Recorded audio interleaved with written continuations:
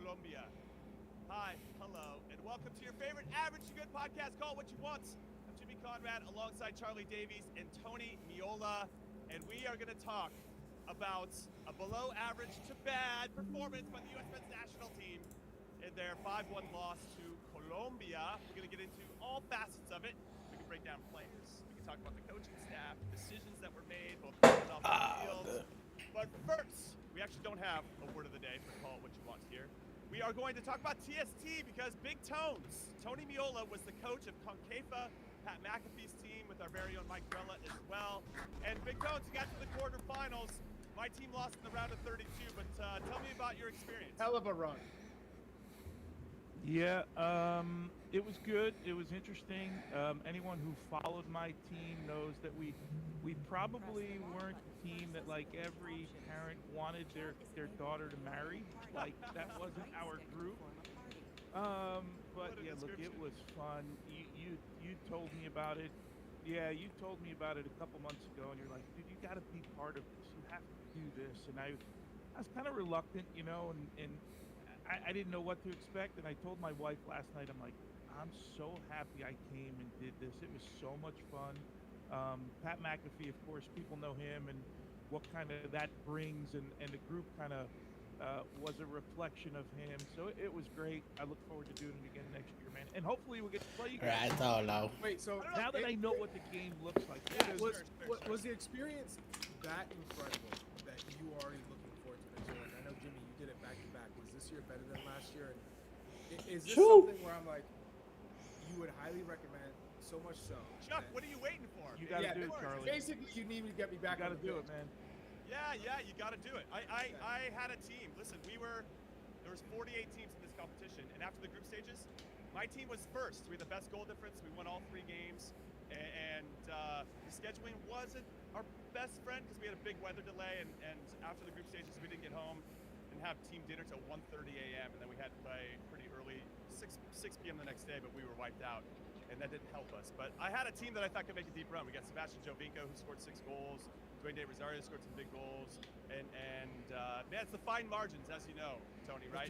Was Jovinko better than you thought he'd be for this? He's such a good. I love that guy. I didn't know much about him coming in, and he could have come in with a lot of, attitude or arrogance, but none of that. He came in by himself, was there the first day, trained hard every single time, was a great teammate. And what I love is that he wants to come back and play again next year. So wow. So that kind of that answers your question a little bit. And we're like, hey, maybe you could recruit some of your friends. Maybe some of your friends want to come over and play as well. So it was a great experience, and obviously my team, Quick Goal FC, you take some learnings from it, and you hope that we can do better next year. But I'm excited to get back there as well. But it's a fun tournament, and I wish the last 4 teams the very best today and tomorrow. I was talking about it with Clint a little bit, and saying, maybe we should get out there and get going again. Like, I called Clint and said, dude, you want to play this year? And he was reluctant because I don't think he had the best experience. I think he was doing a lot more managing and coaching last time than just playing. And I think if you just out there as a player, I think you'd feel a lot different about it. But, yeah, I agree.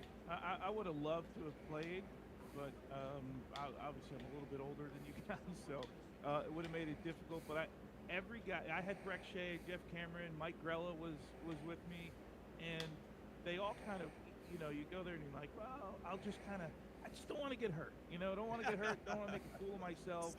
Then all of a sudden, you know that the juices get flowing, and you compete. I mean, it's what you do.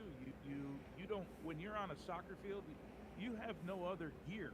Like you guys, I mean, I saw you play, Jimmy, and like you don't have another gear when you get out there. When you step aside, you're a different person. But when you get in, even though you don't, we understand that we don't move and we don't get it done the same way. Like we get it, but you still want to win. I mean, that's what you're there to do. And then you get in those games, and Charlie, the one thing that's amazing to me about you're never out of the game.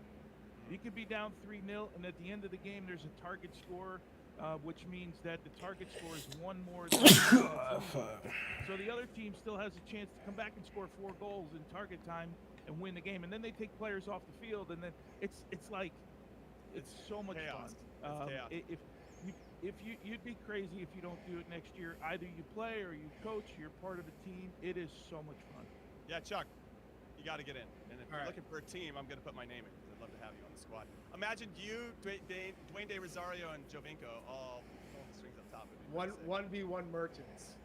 Charlie, Exactly right. Charlie, I just want to tell you, our team gets paid to play. You can go, Jimmy, and you can have the nice No. uniform and all that stuff. Listen. gonna throw that out That might change in All the future. We understand that the market's changing.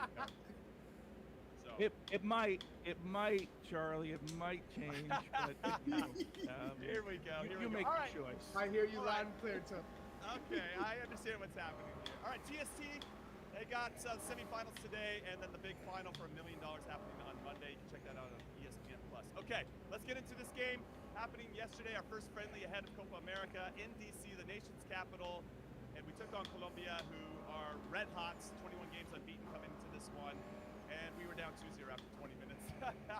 So not a great start, and what's interesting, before we really get into it, is that this was the first time in U.S. men's national team history that all the players that started were from the top 5 leagues in Europe, which I feel like there's some irony there because that's a lineup that a lot of fans are clamoring for, and that's what we've been trying to aim for, right? That we're evolving as a national team, we're trying to get all of our players playing at the highest level possible. We achieve that to some degree, and obviously we're going to keep trying to push through that glass ceiling, and we get them all starting against a very good team, and we get absolutely slapped. No, So- absolutely punished, bamboozled, and that stat couldn't be more dog-ish than one of the worst stats I've heard in a long time, because that means absolutely nil. Oh, we got all our starting lineup in the top 5 leagues. I get it. Who gives a rat's? I get it. You still got to go out and perform. I know. Are I you get kidding it. me? So I'm just saying it's ironic. you know what? That You know what? stat. You know what pisses me off the most? Oh, here we go. Go ahead, Chuck. All right, I'm going in. Here we go. Here he goes. So, I obviously had a Revolution game, so I couldn't really pay attention to the game live and see everything that happened. So I'm hearing word of mouth. I'm trying to block everything out. I don't want to take anyone's comments before I see the game, right? I don't want it to sway me. So I get home. It's a late game.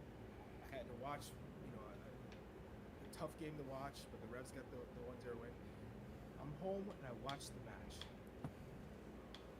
And it was probably worse than what people had told me initially. Did you get a drink after the first 20 minutes? Did you pour yourself a milk beverage? It was so painful to watch. And you're just thinking about what ideas, how is this group moving forward? We saw World Cup qualifying, the ups and downs. We saw a World Cup in the group stages and the knockout round. Show me now how this group is going to move forward. Because that's one thing to get to a World Cup and you say, okay, young group, inexperience. All those excuses about young team, no experience, out the window. You're playing Colombia. Now, Colombia, yes, they're good as hell. They're not France. They're not England. Right? They're a really good team. They're strong. I think they could beat England right now, to be honest. I don't think so. Not when England's playing at their best. But regardless, this show was so telling of where we are realistically. When you're talking about top 20 teams in the world, we are so far off it. So far off it because it's not about how many passes did we get out, how much possession did we have. If you're looking at the actual stats of the game, it's like, oh, the U.S. had possession, 52. No, it's not about that. It's in the international game. It's when you get those opportunities, how you get those opportunities, you finish. That's the world-class players that you're seeing in international football. It's about how you make the most of the turnovers that you force in the transition game.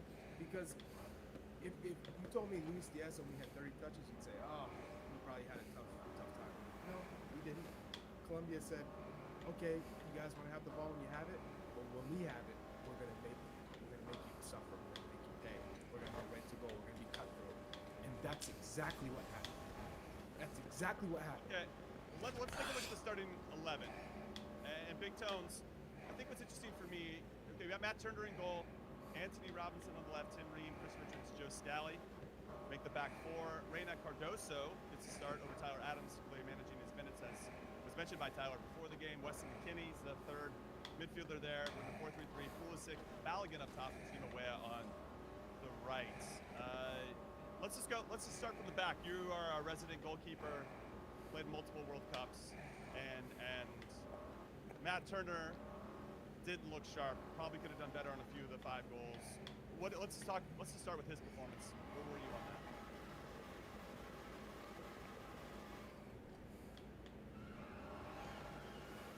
Three tones here.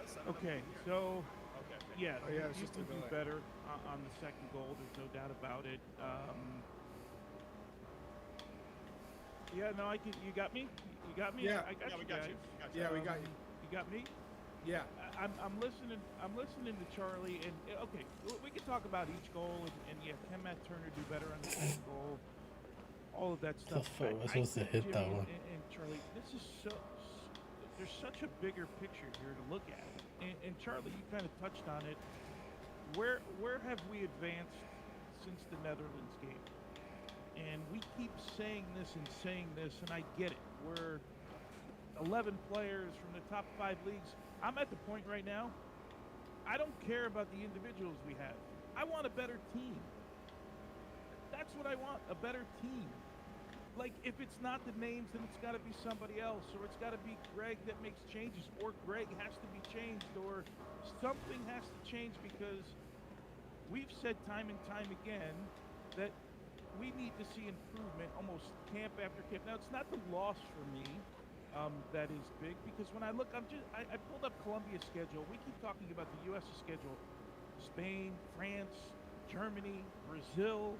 I mean, you look at the forget South America qualifying. I mean, they play teams, top-notch teams all the time. So when they get to a moment like this, they're not really in awe. They're good players. I feel like we've gone through this exercise with Mexico, with Panama, with Jamaica, Canada, and this is where it comes to bite you in the backside. So these games are vitally important if we're going to be ready for Copa America. Right now, is there anything to lead you to believe that this team is ready to compete in Copa America in a couple of days? No, it's a great For me, question. the answer is no. No. Yeah, no. Yes. Where was the intensity in the game? The passing. I want to see tempo. You're talking about heading into Copa America. Where was the tempo? Where was the? I know it's not an official game, but smacking guys. Where was the toughness? Where was the grit? Where was the players being cutthroat? It looked so predictable and boring. That's what I was shocked about. It looked so predictable and boring. In that first half, how many times did we just go down the left? Anthony Robinson, Christian Pulisic. This is where we're going. Every single time, there was no creativity. Looking at players, trying to get them isolated 1v1, switching the point of attack, playing. If you're gonna sit in the mid block, then invite them in, play 1-2s, get into the attacking third, create some more chances, take some more shots. There was nothing of it.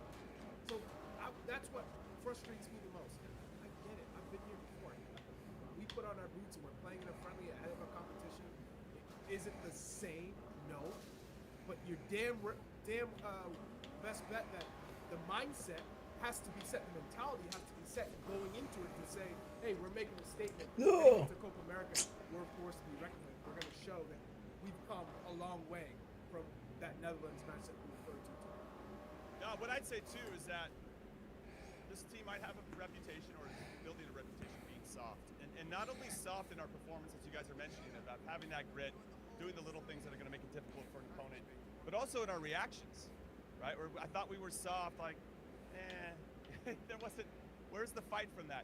One of the good sequences that I saw, and this kind of speaks to it too, where it felt like we were just playing from one player to the next player. We weren't skipping anybody. But I remember Chris Richardson had a really nice pass out to Anthony Robinson in the first half, and he ended up creating something on that left side, because that's where the space was. There was an identification, there was a quickness to the play, to the ideas, to recognizing what Colombia was giving us, and then we punished them for that, and we ended up getting a good opportunity, or at least getting into in a meaningful way with some numbers in the box. And that's what you're really aiming to do, is can we create those numerical advantages, and then put ourselves in a good position to hopefully have a good chance. And that was one of the few things. Another thing I want to note is that Balogun had a shot on goal maybe 30 seconds into the game, And I don't know if the dude touched it for the next 30 minutes. I remember watching it and like 30, I'm like, oh yeah, Balogun touched it again. He might have touched it in between, but it wasn't something that I noted. So that, again, is a problem for us. How do we bring the number 9 in? At this point, if I'm playing against us, you like just shut down the wings. That's what the Netherlands did in the round of 16 of the World Cup. They just took away our wing play, tried to stack us up there, knowing that we don't really like to play through the middle all that much. But the goal that we got, and then you had Jesus Ferreira checking to the defensive center mid to get the ball on the ball. You had no threat. The guy just wanted to, he just wanted to get a touch. You look at Balogun. Balogun had 17 touches in 17 minutes. 17 touches. He's not a striker that can just sit up there and not be involved in the play. I get it. He's not Erling Haaland. He needs to get on the ball. He needs to. 17 touches. That's just not it. You got to figure out a way. No, 100%. Yeah. But so Jimmy, you go ahead, Thomas. Go ahead. No, I'm just listening to you talk, and part of it, you answered what I was thinking, just by saying, I remember this one sequence when, and I'm like, that's part of the problem. Like, you remember one sequence. Like, I want to remember like the flow of the game, and hey, we were attacking down the right-hand side, and we were punishing them time and time again, or we were playing balls over the top, and we were punishing them time and time again, or we found so much space in the midfield, and then we're sitting here going, you remember this one time? Right? Remember the one chance that our forward had? Remember this moment? Like, if you're a Colombian fan right now, think about your conversation. Remember the flow we had in the middle of the field and how we were able to get into the final third really fairly easy, right? How we turned the ball over so easily with maybe not even a full press, but just kind of hanging out. All of a sudden you see a bad pass and you pick it off and you go. Like, there was a rhythm to Colombia that you can, when you go to these coaching schools, they tell you there's really nothing in a play until you see it, in a rhythm until you see it 5, 6, 7, 8 times. Right. And then you can go, okay, well, this team is playing over the top, or this team wants to play wide and swing crosses in. Like, give me one thing that happened 5, 6, 7 times. I can't think of one. Oh, and that's where I see the problem. Well, you know what's even more of a concern? Yeah. Is that the simple fact that when the game was 2-1, and you felt, okay, maybe there's a chance they can get back in this game, and the momentum, will swing in the U.S.'s direction, and they'll start putting the pressure of the player higher up the field. And it was a great pass from Balogun to Leia, a good run from Leia to initiate that whole sequence.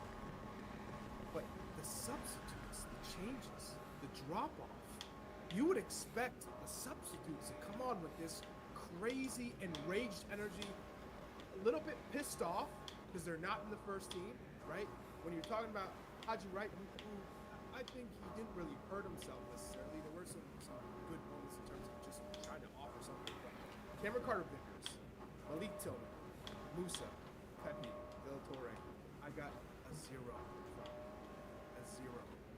In terms of effort, in terms of effectiveness, sharp. And so that, for me, the depth, we talked about depth with this team. I didn't see it. Maybe it's depth when you're talking about Jamaica and Canada and Mexico. We have depth. We don't have depth when you're talking about Colombia. You're talking about Brazil and Uruguay. We don't have depth. So that's when I was like, man, you got to change something up. Well, you know what I thought was interesting was where we got the first goal. I mean, Timo Weah actually comes inside and comes central, and that creates a little bit of unpredictability from a Colombia perspective.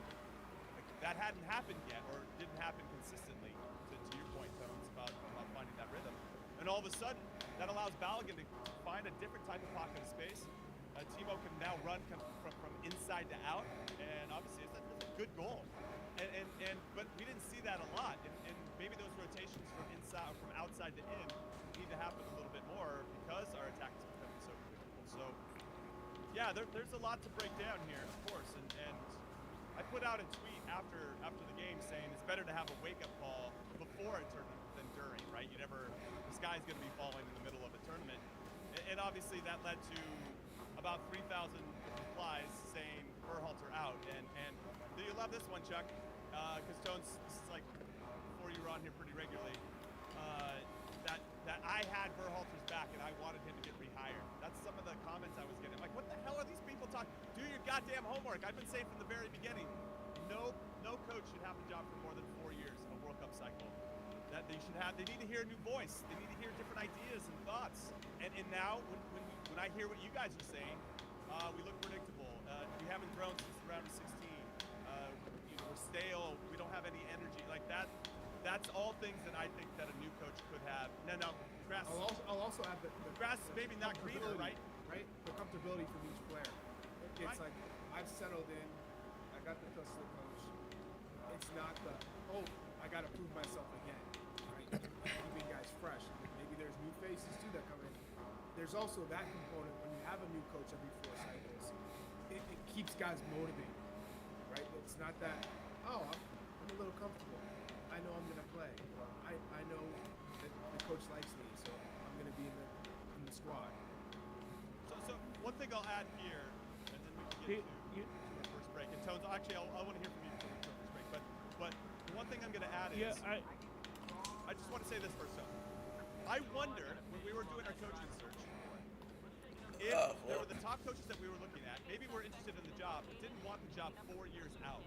Right? They wanted to get the job maybe closer to the start of the World Cup. So I wonder if there is maybe something after the Copa America, maybe later in the year when those top coaches might be a little bit more interested, saying, hey, I'll take it 18 months out, or I'll take it a year out, and then I'll lead your country. Yes, Copa America is one thing, but the World Cup, this is the biggest deal.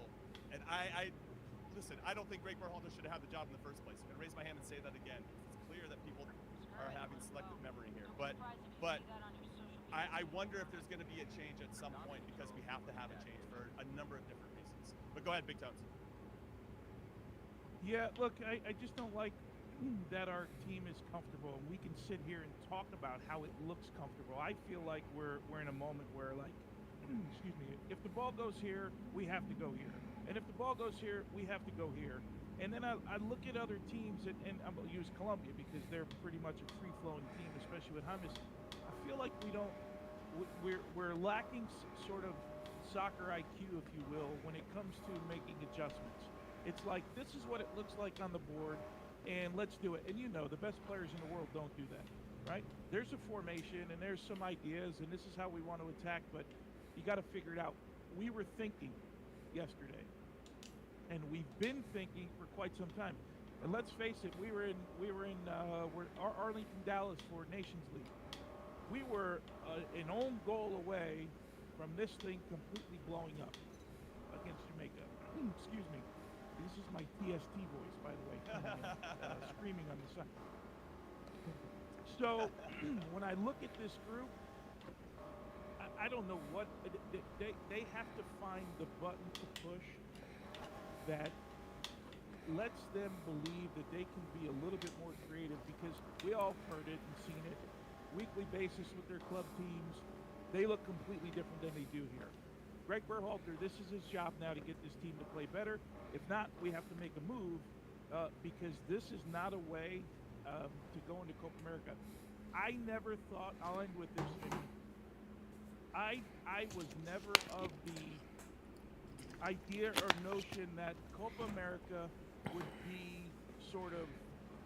be this important for Greg Berhalter and his job. I always thought, leading into this, there's no way they're going to get rid of Greg Berhalter after Copa America. I think that a poor Copa America could mean trouble for Greg Berhalter. Yeah, and I'm going to get your thoughts on that. Could mean or should mean both.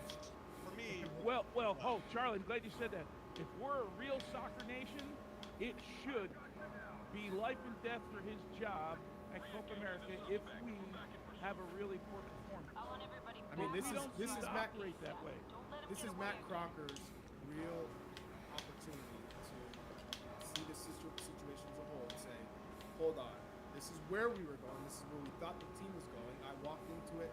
I gave the opportunity. I gave him the benefit of the doubt, given that the players wanted Greg back. Right. This is the main reason why Greg's in the position he's in. The players said we want him back. Well, this is the proof. How far have you come? What are the ideas? And if we keep seeing 5-1, 4-0, 3-0, and getting smacked.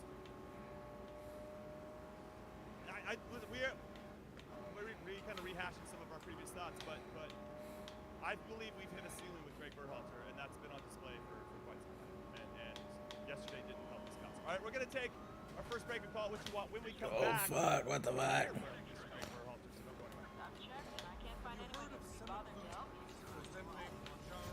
Oh my gosh. Quítate.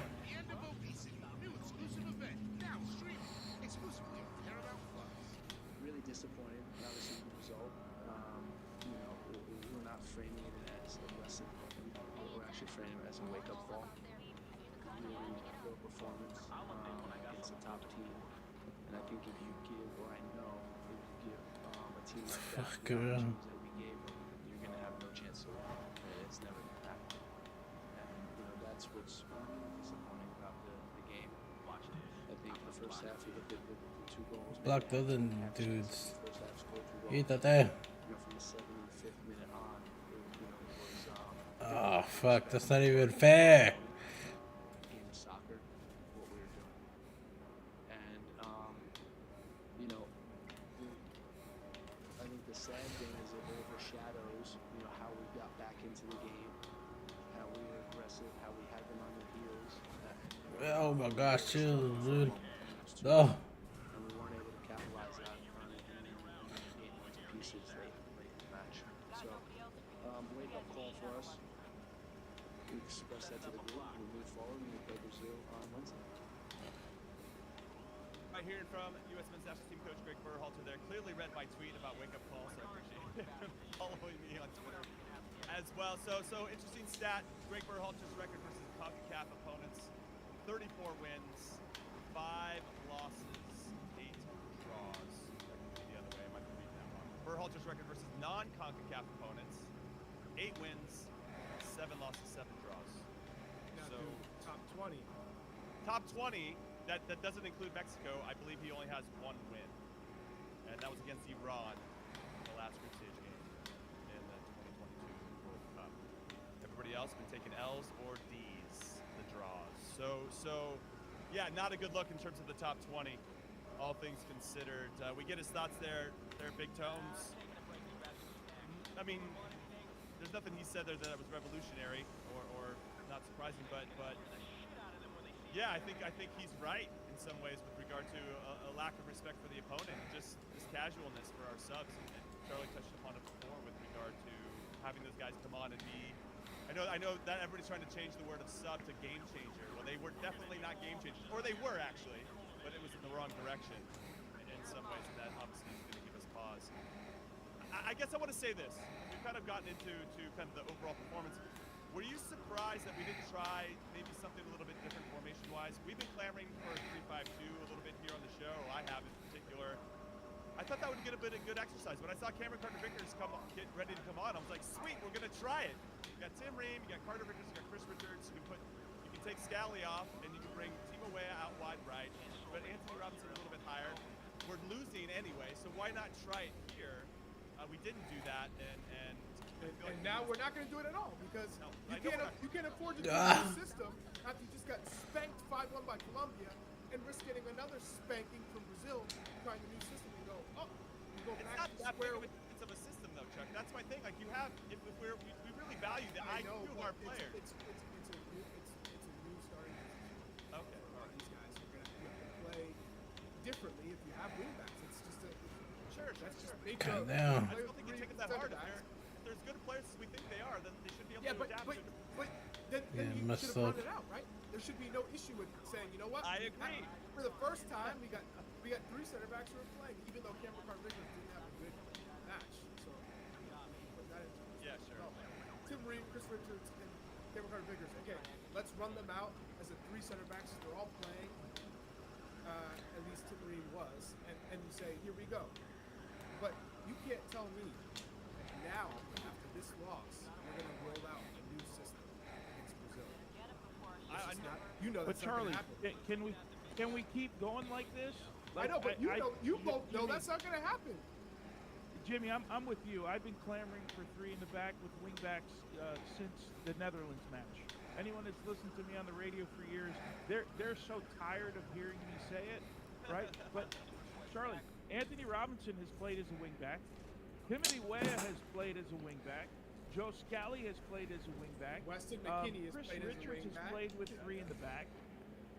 Like, I mean, seriously, the reason we don't play with in this system for me is because when everybody's healthy, one of Tyler, Weston, or Yunus Musa has to be sacrificed in the middle of the field. And I don't think he wants to do that. That's Right. the reason I don't think we play. If you remember, when he got the job again the second time, he said in one of those early interviews, we were going to see three in the back. And when I say he, Greg, of course. Right. Greg said we were going to see at some point three in the back. I don't think we've seen it once, not even at the end of the game. I don't get it. How hard is it if you're going to try it? Hell, yesterday was a pretty good moment to say, Yeah, what right. I'm doing is not working. Let me put the guy. You know what? Think about it. If he just went in halftime and said, okay, guys, we're going second half, three in the back. Don't you think, even if he didn't work on it, everyone would all of a sudden be on high alert? Like, holy cow, man, three in the back. Okay, what do I got to do? Okay, I'm a wing back. I got to do this. I'm three backs. Like, you'd have been like scrambling in your. At least you would have changed something up. Right. But you know the definition of insanity, and we didn't change anything yesterday. No, we didn't. I'm actually going back to, and I'm trying to find the slides really quick. Maybe people in the YouTube comments or our producers can help me here. Did we play three in the back against Mexico in the first Nations League final in Denver? We did. We did, right? And Mark McKenzie made a mistake early, and I think that He gave it to Tecatito. Tecatito took it off him, scored, and then. And I actually thought McKenzie was pretty good the rest of the game, but he had that one mistake, and that's the stuff that people remember. And I remember Tim Ream got beat, right? Because they got cut in on him, and he just got isolated in a way that maybe in a back four he wouldn't have been in the same way. And I think these are the couple moments where we give up some goals, and then we completely throw it out. It can't work. But maybe it can if we continue to suck. Well, you have to look at the personnel that you had. Do you remember who was playing alongside Tim Ream? I'm trying to get up that. I'll give you a hint. He plays in Germany. He has not touched the field. Greg. On Anthony Brooks. Yeah. So if you're playing Tim Ream and John Anthony Brooks, who are not fleet of foot, right, and you're playing a high line against a Mexican side at that time that was a much different Mexican side, with Chucky Lozano and Tecatito and Diego Lainez, who were confident this was, a Mexican side that was much more advanced than they are now. It's like night and day what we're seeing. And they got torched for pace, so they had to sit back in low blocks. Right. And remember, and it was like, oh, Yeah. you're just hoping. And then set pieces was our big advantage on set pieces. Weston McKinney was great in the Yeah. air. Gio Reyna scored off a corner and kind of came down. So, I mean, that's No. I remember. those are the I got. This lineup isn't right that I'm seeing online, but the players are right. Serginho Dest was playing on the left side. I remember he kept running into Christian Pulisic. So that would be the one area as we transition from the back to the front of if we have like Anthony Robinson and Christian trying to occupy the same channel out wide, how do they coexist in that space? It feels like Christian's become a lot more comfortable cutting inside or setting up shop inside and allowing Anthony to do that. But Dest started on the left side that game, which probably wasn't going to help the back three, and then Yedlin was on the right side, and then Kellen Acosta was sitting in the middle in front of that back three as well. So yeah, and Weston McKinney were also the other midfielder. I wonder if that I just bring that game up because I wonder if there was enough there from a negative perspective that just Ray kind of Yes, I'm never going back. I think so. Yes. To answer your question, yes, I think so. But we're talking about apples and oranges at that point. That was a squad that was hodgepodge. You had Jackson Rule starting in midfield in the semifinal against Honduras, which was also not a great match from the U.S. They struggled. They were lucky to win that game 1-0. Yeah, I remember. Remember, P-Folk scored in the 90th minute or so. They still got the job done. But if I'm looking at that lineup, That was the team June is so 6th. different From June when, 6th, 2021. So it's been 3 years now since we've tried a back. I don't know. I just feel like our personnel's different. I think our players have. What did you make of, like, all right, we'll start with Matt Turner, because I thought his distribution was really important. It's one thing to say, man, you're going to be picking just long balls, whatever, but he just didn't look comfortable or confident. He was making, poor touches, poor passes. It showed that he hasn't played at all. This is the first time I said, wow, this is really showing what happens to a keeper who is not playing every week.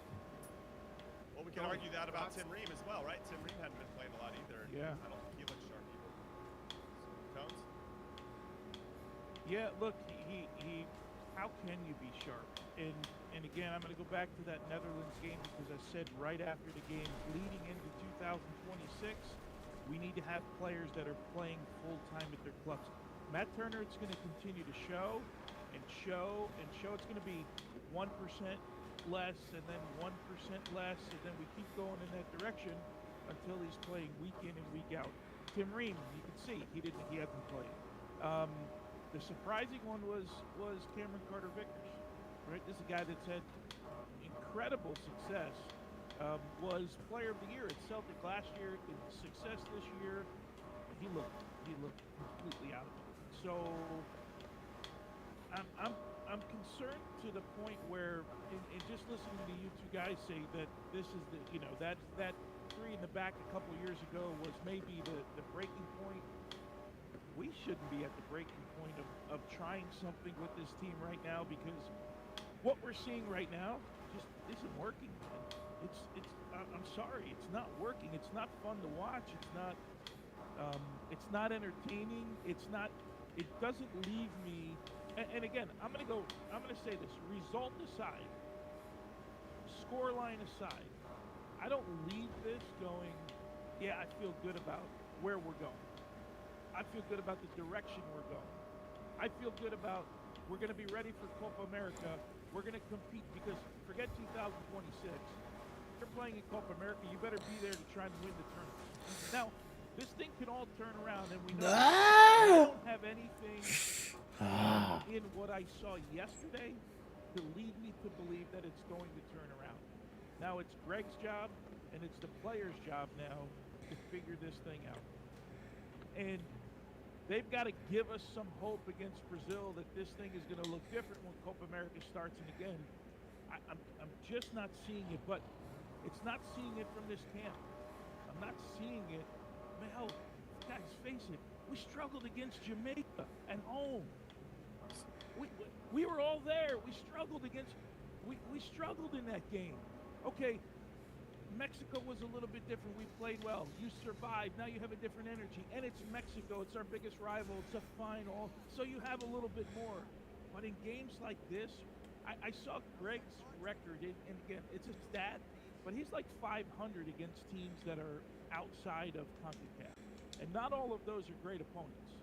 So I want to leave the Brazil match feeling like, okay, we made some adjustments. Big Tones just wants the some hope hope. that kills you, Jim. It's the hope that kills you, man. I think what's interesting, and to add a little bit to what you're saying, is when I watched the game yesterday, it felt like, and obviously it didn't help that we gave up 2 goals in the first 20 minutes, but our response wasn't great after that. And even though we had some moments at halftime, there were some adjustments, we score.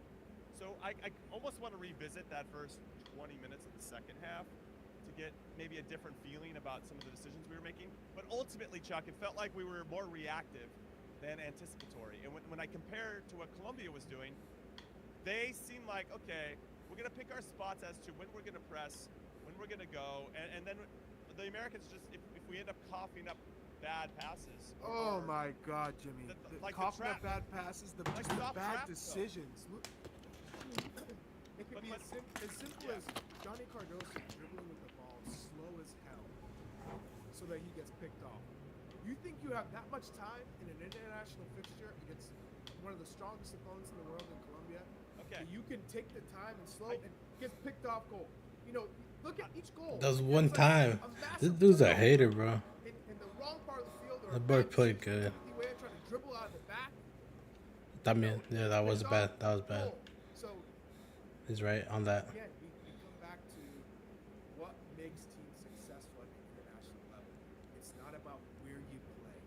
It's not about we have all our players playing at the biggest clubs or signed at the biggest clubs or all the best. It has no idea. It's as a team, as a unit. Is there an identity? Are they coming with the right intensity, the mentality, the tempo? Do they have a game plan against the Colombia side? Okay, where are they vulnerable? Are we going to press them in certain situations? Are we going to defend? Where's the creativity coming from? Are we going to be effective on set pieces? Just triggers, certain triggers throughout the game that we can all see. Hey, they get it. They can look at each other just without speaking. They understand where they're supposed to be, what they want to do, and we're not seeing that. So that's what I'm frustrated at when you're watching this game. Sure. Sitting at home going, man, this is on home soil against Colombia. And yeah, you're playing in Maryland, but this has to be better. Well, I'm glad you brought up the first point about it doesn't matter where you play. That was the biggest thing I took away from my World Cup experience when I was playing. It didn't matter where you played before. It doesn't matter where you're going to play afterwards. Like, are you ready in this moment to show up and play? And yesterday, our guys were not enough of that. Now, speaking about Johnny Cardoso and any of the guys that were on the ball, Timo Weah trying to do too much, I think, in that one particular moment. But it's not always on the ball carrier. It's also how the ball is being supported. I believe that maybe some of these guys would make different decisions if there was a little bit more energy in how we're supporting the ball. I just want to throw that in there because it's not always on the player with the ball. Yes, that player has to take the responsibility to make the final decision. But listen, you understand that if I get the You're ball, dribbling in the back. I get that. I don't care what I get options that. you have. You got to be smart in that situation. I understand that. But what I'm saying is, if we really want to be a team that's trying to possess and play, then those options have to be very clear. And to your point about what Colombia was doing, when I think about, okay, if we can't find, let's say, Gio Reyna in a particular pocket of space, then there has to be that quick identification that, okay, they're taking this away from us. How fast can we get to our plan B or plan C? We suck at that. We consistently suck at that, and that pisses me off, that we can't solve problems in real time. Like, okay, cool, I'm seeing this. Hey, guys, without speaking, are you also seeing this, and are we ready to then adapt accordingly? And that gets frustrating. And that's on the coaching staff, that's on the players, and it's just, I'm frustrated, which ultimately sums up how we're all feeling. I'm hot right now. Wait, I'm triggered. before that, Balogun. Where are we in Balogun? How do you feel about Balogun?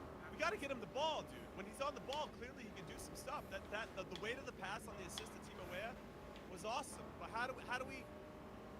He actually kind of comes out of his area where we probably whatever zone that the Greg Burrell, he loves the zones. I mean, there's all these zones in coaching. You guys are unfamiliar with all. I don't know how many tones in the field, like 80,000 zones. Anyway, if he pulls out of his zone, all of a sudden that's going to ask questions of the Colombian defense that maybe he hadn't asked yet. And then Timo Weah is running from a different starting spot to get himself into a good space. And they couldn't answer. They don't use him the right way. Well, that goes without. They don't use him the right way. You have a We're player very like that. wing-heavy. He's not, like I said, Erling Haaland just sits up there and he's not involved in the play. And then when he gets the ball, he's surrounded by two center backs. That's not his game. That's not his game, and that's how we're using him. Like he's a target striker. Yeah. Well, let's talk about it a little bit more after our last Charlie, break. Call what you want. Oh, go ahead, Tones. Get in. Actually, you know what? No break. Get in here, Tones. Yeah, What do you got? I'm just. You're the guy to answer this. What is his way of playing? Because how many times have we come out of a game and Greg has said to us in press conferences, we need to find flow more. We need to understand his runs more. And then what's the reverse of that? That Flo needs to find the right runs to fit into the other 10 guys. What type of striker is he for you? He is not a lone striker. He's not a 9. In terms of, you need someone who's going to play as a lone striker to have the strength to hold up the ball and basically occupy two center backs. He is not that guy. He's not going to win any aerial balls. He's not going to bring down balls with center backs draped all over him. He doesn't have that low center of gravity and strength to hold off these big center backs. That's not his game.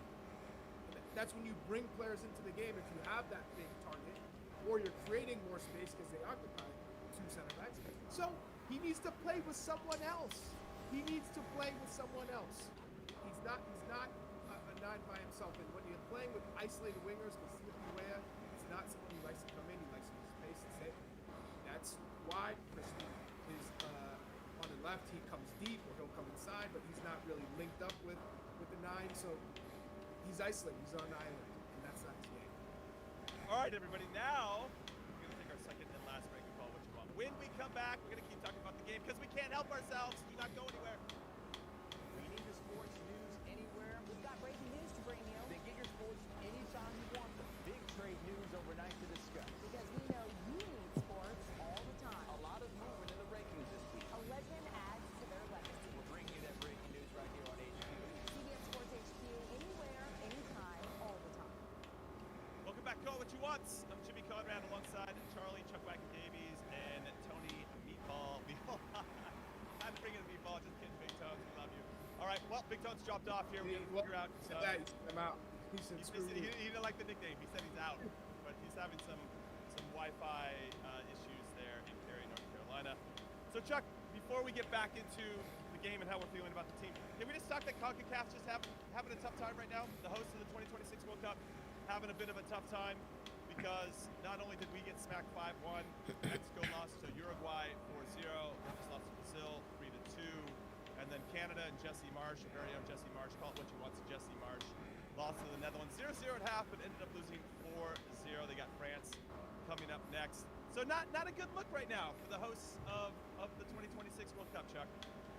No, not at all. Like just seeing how Mexico was bullied. Although in this Brazil game they gave a little bit of a movement. Again, this is against a Brazil team that had gone up 2-0, kind of settled. Then they made it 2-2, and then Brazil said, you know what? Actually, we're gonna Turn it back up again. we're gonna bring in Vinicius Jr. We're gonna bring in Paqueta, and then we're gonna bring in Endrick. And so you can see the difference in the way that the Mexicans and the Brazilians played. And Mexico is just not a good team. And when it comes down to it, they don't have enough strong individuals, and they're just not a good team. And then Canada, they got completely. They just look tired. Yeah, they just got completely outplayed. I mean, Alphonso Davies, their best player, had one of the worst performances I've seen in a Canadian shirt. So it's difficult for CONCACAF, which also comes back to the U.S. and whole is we can beat these teams who might be strong in our region, but if you're comparing them to Argentina, and France, and Portugal, and Germany, it's just not even close. Yeah, it's interesting times. Again, I'm very, very curious to see how we are going to respond against Brazil on Wednesday because we need a response. And from what I understand, they started a B squad against Mexico, but they're looking to start an A squad in Orlando against us. So good. Listen, we're gonna. All right, given that, what are your expectations? What are your expectations now? Well, I want to see us play on the front foot a little bit and just be thoughtful about when we don't have the ball. Where are we trying to win it? Where are we forcing the game so that we can have the numerical advantage, or at least have an even number, so that when we win it, we are in a better position to transition with a little bit more purpose. So that's, I mean, I know I'm getting kind of soccer nerd here, but I want to see how we're moving in that, and then taking what the game gives us, Chuck. Sometimes, and Tony, I mean, sometimes we could always just try to force it into these same zones and areas where they're clearly taking that away. Can we adapt and make those decisions quickly? And that's going to be a big challenge for us, not only in this game, but just throughout this Copa America tournament. Big Tones, where are you? Yeah, I just want to see us be a little bit more fluid. Like I said earlier, I feel like the ball goes here, so we have to run here. Like, we don't make, you went on about adjustments. I'm with you. We don't make those adjustments. Shut up. Are we scared? Shut up. Are we tired? Are we being conservative? Are we, I don't know. I mean, at this point, we're playing Brazil. I mean, whatever other idea that we have that you may have been holding on to for a little while, because I'm with you, Jimmy. I never really see a plan B. It's always, let's just keep beating plan A on the head and see if it works for this match. let's try it, man. Like, do we have anything to lose? Really? You're playing No. Brazil. Does anyone? Does anyone? They might win, right? They might win. Who knows? But is anyone sitting here going, okay, we're going to dominate Brazil? So would you have a problem? Would either of you have a problem if Greg said, okay, we're going to sit in a low block tonight. We're going to become a counterattacking team. I would say go for it. Just try it. Try it. Right. But what we did against Spain. All right, Josie and Charlie, you guys run like hell and just make it annoying for Xabi and Xabi Alonso, right? Xabi and make the center backs try and make the game. Okay, and then in the counter, you guys do what you do. Landon, Clint, Josie, Charlie, it's almost like the four of you guys just go. And we were effective as hell. It worked, and then against the lower teams in CONCACAF, we played our game. We were on the front foot. Now we were dictating possession. We were being creative. We were trying things, and you can't play the same way against every team. It just won't work. You just can't do it. You got to change depending on who you're playing and look at some of the weak spots. I thought not at the national team level. If you're talking about coaching, that's why I think Bob Bradley was very good because we always had a game plan. There was always a tactical game plan, and we could make adjustments. We made good adjustments in the game, given what was asked. And you know, you were there, Tony, with the 2002 World Cup against Portugal. You know, Portugal was like one of the best teams in the world. But it was the way that you guys came in, the right mentality, and it wasn't that you dictated the tempo of the possession, but you were very effective in the way that you guys played.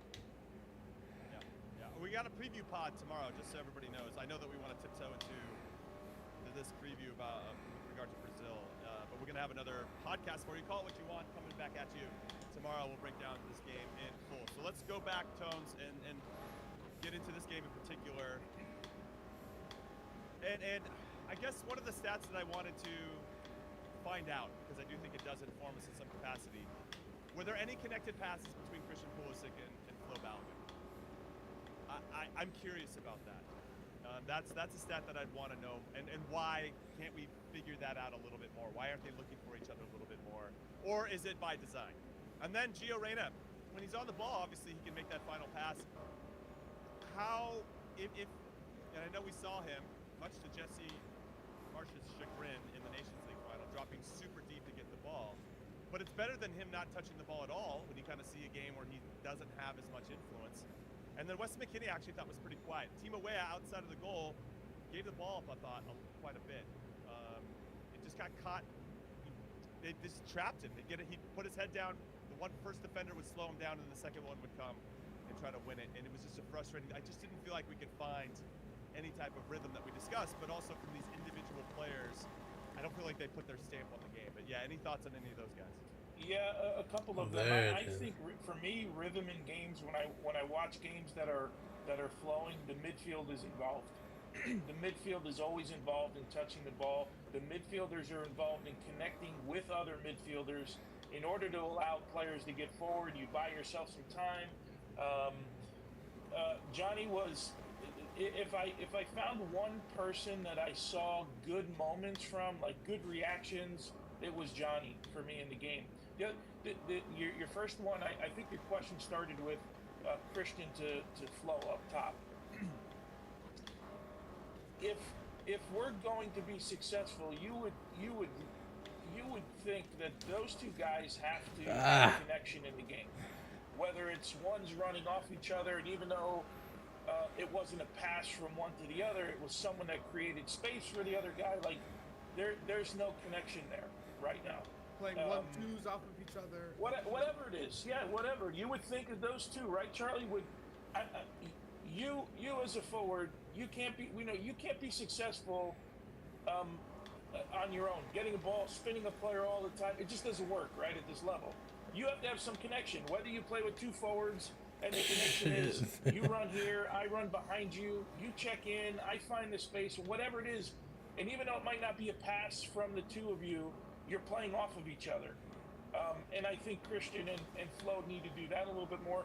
I'm with you. People got on me because I said a couple days ago, Tim Weah needs to be more involved in actions. And of course, he scores a goal, and everyone says, see, the guy doesn't know what he's talking about. I just don't think he's that involved in games. He looks good, gets the ball, he runs at players, but in the end, yeah, it was a great goal. That's what we need more of him. And if it doesn't result in a goal, it results in the pass that leads to a goal or leads to opening up the play. But yeah, look, I'm struggling to find positives in this thing, Jimmy, to your question, and find even, I hate talking about moments, because when you just talk about moments, it means you didn't play well. You know, it means that you, here, I'll leave you, last one on this part of it. When I call a game, I always say, I just want to know what the team is trying to do when I'm calling a game. That doesn't mean you're going to win or you're going to lose. I just want to, I want to feel when I'm calling that game that I know what Team A is trying to do and I know what Team B is trying to do. And then normally the team that executes their plan better, and I say normally because freaky things happen, that's the team that wins. Explain to me, if you can, what the U.S. was trying to do. Forget the result. What was the plan yesterday? That was my point. It felt like they were just going down the left to Anthony Robinson or Christian Pulisic and trying to do the same exact damn cross every single time. And like you, Tony, if I'm calling a game, I go, are they doing enough going forward? What are the ideas? What's the movement like? Is it the same movement? Because it was the same movement every time. Are they closing space down quick enough? What's that intensity like to close down a ball? And if you don't win it, you smack them, you foul them, right? To slow the game down. And don't let them think that they're dictating the game and they're confident on the ball. Are we finding tactical advantages? Is Gio Reyna finding freedom in the attacking third? To pop his head up, run at the back line, suck the defenders at him, and then find Christian or find Balogun. Like we saw in the Nations League final in Vegas when they absolutely dismantled Mexico and then they dismantled Canada. We weren't seeing anything from that. From that moment, we thought, okay, there's some connections. That was the best I'd ever seen the U.S. play in that Nations League. Not this past one in Dallas, the one before that in Vegas. That was the best I'd ever seen when B.J. Callahan was on the sidelines. We have not seen anything evolve from that. They have not improved from that. And I get. Oh, it's shit. Colombia, it's not Mexico, it's not Canada. I get that. But you would still see more instances throughout the match where we're threatening, where there's diagonals, where we're switching the point of attack, where we're not just overlapping every time. We are playing 1-2s. Christian is working out an advantage with Balogun, and they're going wide to suck the Colombians to one side, and then they're finding Leia on the opposite side. Or Weston McKennie's getting more involved, making late runs out of midfield. But it's too slow. It's too pragmatic. And Tony, like Shut up. This is how we're playing. Quítate. Every single time we get on the ball, and this is the way it has to be every time. Let's go. It's not, okay, let's try something new. I'm going to be, one of those players who takes the game and makes the game because I feel that this is what the game needs to be. Okay, so I want to give a shout out to Ivis, one of our producers, who said only 2 passes in the first 45 minutes between Christian Pulisic and Flo Balogun. Pulisic got subbed at halftime. They're managing his minutes after what was reported as Greg saying a long season at Milan, and they want to make sure they bring him along accordingly. No problem with that. Now, Balogun, McKennie, and Timo Weah had the fewest first half touches for the U.S. men's national team. And to your point, Chuck, when you talk about, and you as well, Tony, when our attack felt somewhat predictable, get the ball, somehow if we can get Christian isolated 1v1, great. If he can get it, and then we can have Anthony overlapping him to create a numerical advantage, even better. But it didn't really seem like we were trying to do the same on the right side, or if Timo did Zero! And right, if Scally got it, it was going backwards. That's it. Then let's talk Scally then. Because Scally, we haven't talked about every Joe Scally. pass This is our negative. last topic, Joe Scally. I feel like our balance is off. We're going to be heavily dependent on Anthony Robinson being our only outlet to kind of get out of the back. Scally, who had a big assignment with Yugioh, it's not an easy guy to mark and pay attention to. So I want to give him some grace there because his job probably was just to slow him down and knock him forward. But he did not provide anything. So do you think Serginho Dest and Serginho Dest was playing right back, he would also step back? No. He wouldn't have. can't- No. you- Well, then he would have forced the defense to defend. But think about the team balance. You're taking out one of your most attacking players, who's your right back, and one who likes to dwell on the ball and be creative. You're replacing him with a player who's defensive minded, who gets on the ball and plays Well, in this game, backwards. Well, what is he going to do against Brazil? I'll say most Against games. Brazil. Any international game. I've seen him play. He's mostly playing backwards or That's fair. sideways. That's fair. He's not going forward. He's certainly, sure as hell, not taking anybody one-on-one. You best believe that.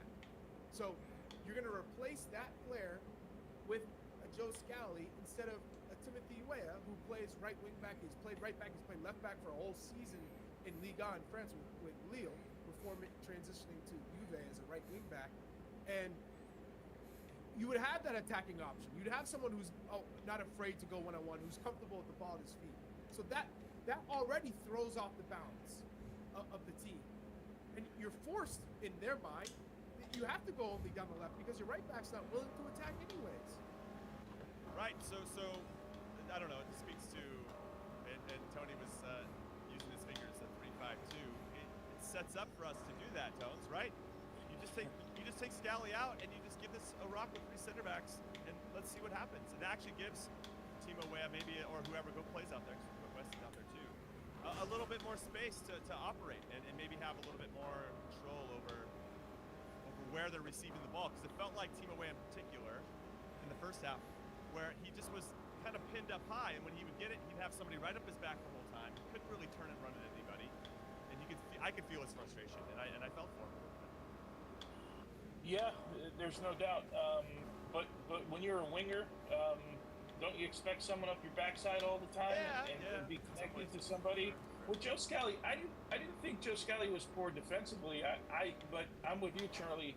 There's nothing in the attack, and maybe yesterday because of the matchup on the left-hand side or on the U.S.'s right-hand side, you're like, okay, I have to sacrifice a little bit here because Diaz is the player that he is, right? So maybe I sacrifice some attacking on the right-hand side for getting down the left-hand side where we think we can exploit them. If that were the case, I'd actually feel more comfortable that was part of the game plan. But going forward, I don't think Joe Scally's going to give you the same dimension that Serginho Dest is going to give you. I just, when I watch him play, I don't get that same type of feeling out of Joe Scally, but Oh fuck. That's defending. Ah shit. Just like in Nations League. Whatever, screw it. He had a red card. He had Alphonso Davies. He did a great job defending. And you're not going to get anything in the attacking phase of the game. Makes us even more predictable. Which is my point. So, I know I see Erlen Holland in the chat. He's trying his best to trigger me. I'm not going to be triggered by what you got to say. But I love the chat. These guys. Now they're passionate. They care. I love it too. Everyone's going in. But what I'm saying is we need to have the ability to play freely and not the same patterns and not the same attacking space every time. Because as much as you are scared of Luis Diaz when he's coming down that side, you can also take advantage of him not defending on that side. You got to make them work. And we didn't make it work. All right, so let's finish this. Any silver linings from this? I mean, for me, as I kind of had a bit of an optimistic take on my tweet, just that I'm glad that this happened now as opposed to during the tournament where it can get quite calamitous. And Tony and I know just from GST alone, you lose a game and the sky's falling, especially in the group stages. Thankfully, Tony figured it out. His team got to the quarterfinals, but there are definitely some learnings to take away from this. Now, ultimately, though, you got to see some reactions, and that is where we're going to find out for sure how much there were, or what the silver lining was, or silver linings were in this particular match. But that would be my big takeaway. I'm glad we got punched in the face in a friendly as opposed to the tournament itself. Yeah, Anything I'm from you? always glad to get punched in the face. Well, wait, listen, that's an important punch in the face. I know that I said that, and then everybody's like, we've had so many instances of getting punched in the face. I didn't want Greg Berhalter in for the second cycle, so get off my back, everybody. All right? I get it. Everybody in the chat's like, you're scared to say, sap Greg. Zach Gregg, I said don't rehire him from the very beginning. I'll die on that hill. The fact I don't need to see it after every single game. That's what everybody wants. And we need to put pressure. We've been saying it from the. Oh, dude, I didn't want to get into it. And that's what Jesse Marsh was saying, right? The whole time. We don't put pressure in the media on our team, on the coaches, on the players. You're not going to fire the guy before the tournament, right? So I'm also being realistic about this. So you let him play the tournament. I think you get rid of him now. Now that you rehired him, which I didn't want in the first place. Okay. You guys all triggered Jimmy. I'm triggered. I'm triggered. He's triggered. I think no matter, honestly, whatever happens in the Copa America, we've hit our ceiling with Greg. I mean, we'd have to win it for me to want to keep him, or like make this miraculous, awesome run. We're playing so ridiculous, which we've not seen any evidence of, so I don't expect it to happen. For him to stay, and then I think you bring in somebody new. Who that is, that's a conversation for another podcast. But that's my silver linings. We got punched in the face. I don't like it either, but it's going to force our players to answer some questions that maybe they need answered, and hopefully that'll help us get sharp against Brazil and then Copa America. Big Tones, any silver linings for you?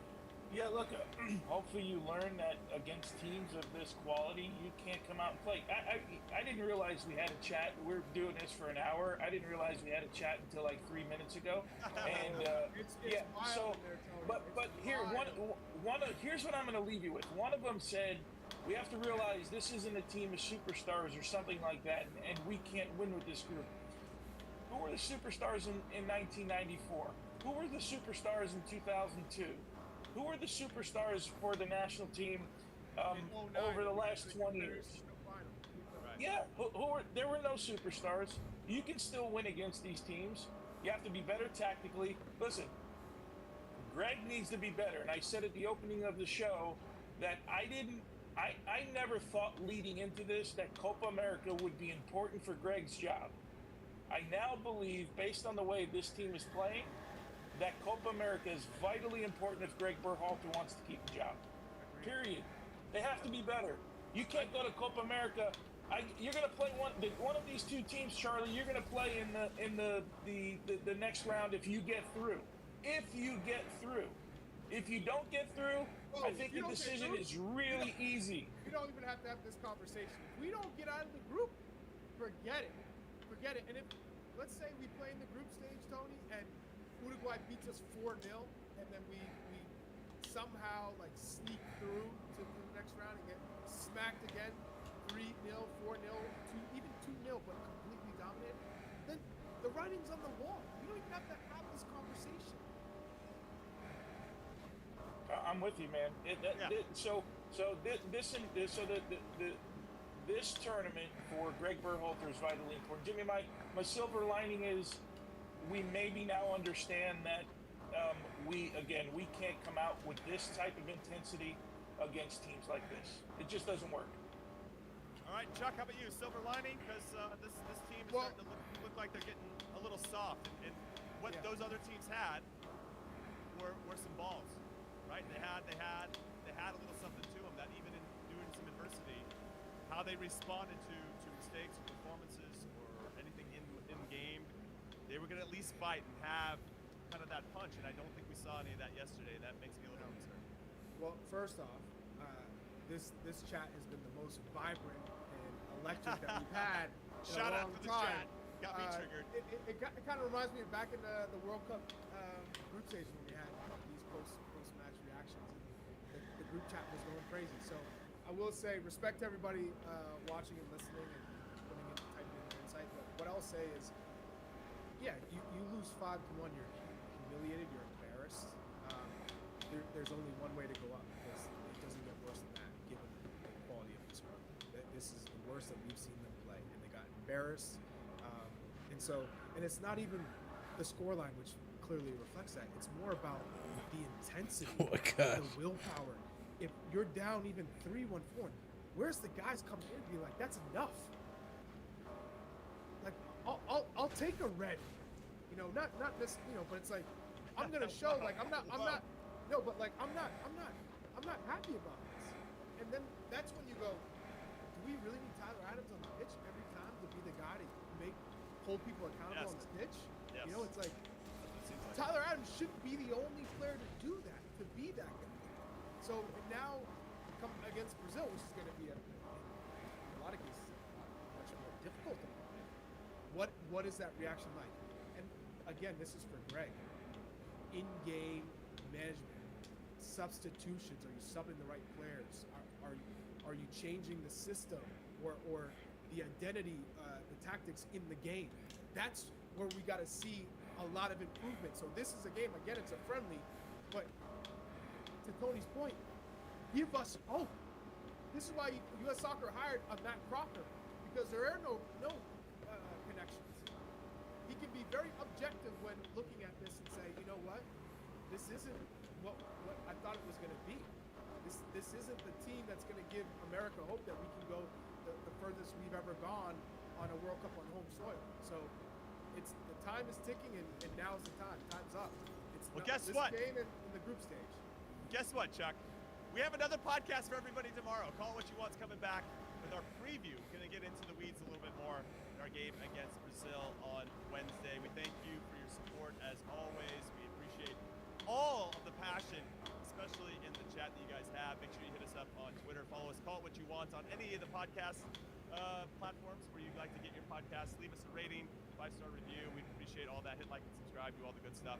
And I need to go for a walk. I'm just going to go just get some air. I think I need some air. So thank you for listening and watching as always, and we'll see you tomorrow for our preview against Brazil. See you soon. Later. Spicy. Hello and welcome back to the Give and Go. I'm your co-host Reynoso here with my boy Soltero. What's up, guys? Bro, the Copa America. The Copa America happening here in the United States has arrived. 16 teams, the best teams in the Americas. 4 groups with the top 2 making it out. The oldest international continental tournament dating back to 1916. And Argentina is the defending champion. The Copa America is here, bro. How are you feeling? Amazing, man. Truly. There's so many narratives that we're going to dive into. And what I'm more excited about personally is the journey of the CONCACAF teams. I just got to get straight to it, man. As a resident of CONCACAF myself, this is what it's all about. Going to these massive major tournaments, because let's be honest, man, I mean, Gold Cup, probably one of the worst tournaments out there, right? Let's just be completely honest, let's be completely open. But now we get to pit our best, the USA, Canada, Mexico, Jamaica, Panama. We get to pit them, Costa Rica, I can't forget them, against the best football that's played in the Americas, and that's down south, my friend. And I cannot wait to see every single CONCACAF team's performances here, whether it's good, whether it's bad. That's why I'm here. That's why I'm excited. And dude, 8 years ago when it was held here in the States, it was a vibe, bro. I went to every single game in Dallas and Houston. I saw Colombia, I saw Argentina, I saw the USA, I saw Mexico. And the crowd, the scenes were incredible, man. We get that again, but this time, bro, I think honestly most of the teams are a lot better than they were 8 years ago. So this is going to be a spectacle. There's the opposite perspective of the big brother dynamic that CONMEBOL has with CONCACAF. They want to retain their title. They want to show that they have better football being played at their level, and that CONCACAF is just some measly confederation. So there's a lot of pride on the line in this tournament, which I really like. Yeah. And you're right, we haven't seen these sort of matchups since 2016. 8 years, bro. 8 years. A lot has happened since then. So let's get right into it. Group A has Argentina, Canada, Chile, and Peru. We have to start the discussion off with the defending champions, Argentina, arriving here, coached once again by Lionel Scaloni, ranked #1 in the world after winning the 2022 FIFA World Cup, defeating France in penalties in a crazy, crazy match, and ultimately proving themselves as the best international team in the world. And when it comes to the Copa America, they're joint holders of the most titles as well, with 15 Copa America winners. And guess what? They're the defending champions of this tournament as well. Yeah. My goodness. They have guys like Messi, Di Maria, McAllister, Garnacho joining the team, Enzo Fernandez, Julian Alvarez, Lautaro Martinez, Rodrigo de Paul, Otamendi, Romero, Emi Martinez. This team is pure grit. This team is pure chemistry. This team is ready to compete for another Copa America. Shit. What's even better is that they're in first place right now, the CONMEBOL World Cup qualifying rankings, with 15 points accumulated. They've been by far the best team in CONMEBOL. It's the best team in the world, bro. The best team in the world, and they're in the midst of creating a dynasty. We almost don't even need to do a preview for Argentina because their team writes itself. They are the best team in the world. They're the reigning world champions, the reigning Copa America champions, and that is a status that most teams never get to feel. 2 titles to their name as reigning champions. Only Spain have recently done that over a decade ago, and they actually achieved something great, a 3 title in a row achievement. That's something that's on the plate for Argentina in this tournament. But I mean, dude, you just listed the players that start for Argentina. They're one of the best in their positions, not just in the Americas, but in the world. And when you look at the rest of the squad, it's so stacked. It's so deep. For every starting player, there is a backup ready to come on and make an impact. There's 2 A teams for Argentina, and both teams could honestly probably win this tournament. They are that talented. They are that stacked. We've seen how adaptive Scaloni can be to win a tournament. This team is so well-rounded, bro. It's the perfect blend of aggression, flair, passion, and technique. And then, of course, you have the GOAT. You have the GOAT in Lionel Messi, who's still playing at an incredibly high level, and he's shifted his game so well as he's gotten older. Much more of a playmaker now, but he still has the ability to score off of a set piece, to wriggle between 2 or 3 defenders and somehow get a shot up. He has the vision of some of the best playmakers in the world still, and of course he still has the technique to pull all of these crazy things off. Argentina is the best team going into this tournament. They're title contenders, and for me, in general, they are my favorites. The favorites, and just to poke some jokes at him, getting gifted another easy group in a major tournament. Oh, yeah, well, come on. Argentina can't do it without help, bro. Come on. Some things don't change in this world, bro, and that's one of those things. It's luck. It's not help. It's luck, all right? It's luck. Yeah, this is objectively the easiest group in the tournament. That's why I don't really have much to preview here, because they're going to get first place in this group. And honestly, realistically, looking at their whole path in this tournament, they only really have to get by Ecuador, I believe, in the semifinals, and they're in the final. Good Lord. If you look at, oh my God, you're right. I didn't even reject it afterwards, but you're right. They play second place in Group B, which will either be like Mexico or Venezuela. Those 2 are definitely going to lose to Argentina in the quarters. Ecuador, who will probably top their group in Group B, will face them in the semis. They get past them, they're in a final right away. Yeah. I think what's more fun to look at when you see this Argentina team is who is going to be the main players in certain positions. There's the age-old debate at this point, Julian Alvarez or Lautaro Martinez. Yep. Who's really going to get that starting position? Because at club level, things haven't changed. Alvarez still is the kind of like super sub at Manchester City, and Martinez is the guy, the goal scorer in Serie A. But we saw at the World Cup, it was actually Alvarez who ended up being the better option at the number 9 position. I wonder what's going to happen. I wonder if Scaloni's going to try and tweak it, or if he's just going to go with Alvarez first off. That's going to be something to look for. And then also the question is, do you play Enzo Fernandez, considering he's not a bad season at Chelsea, but are there better options? I've seen Lo Celso get some playing time. Definitely.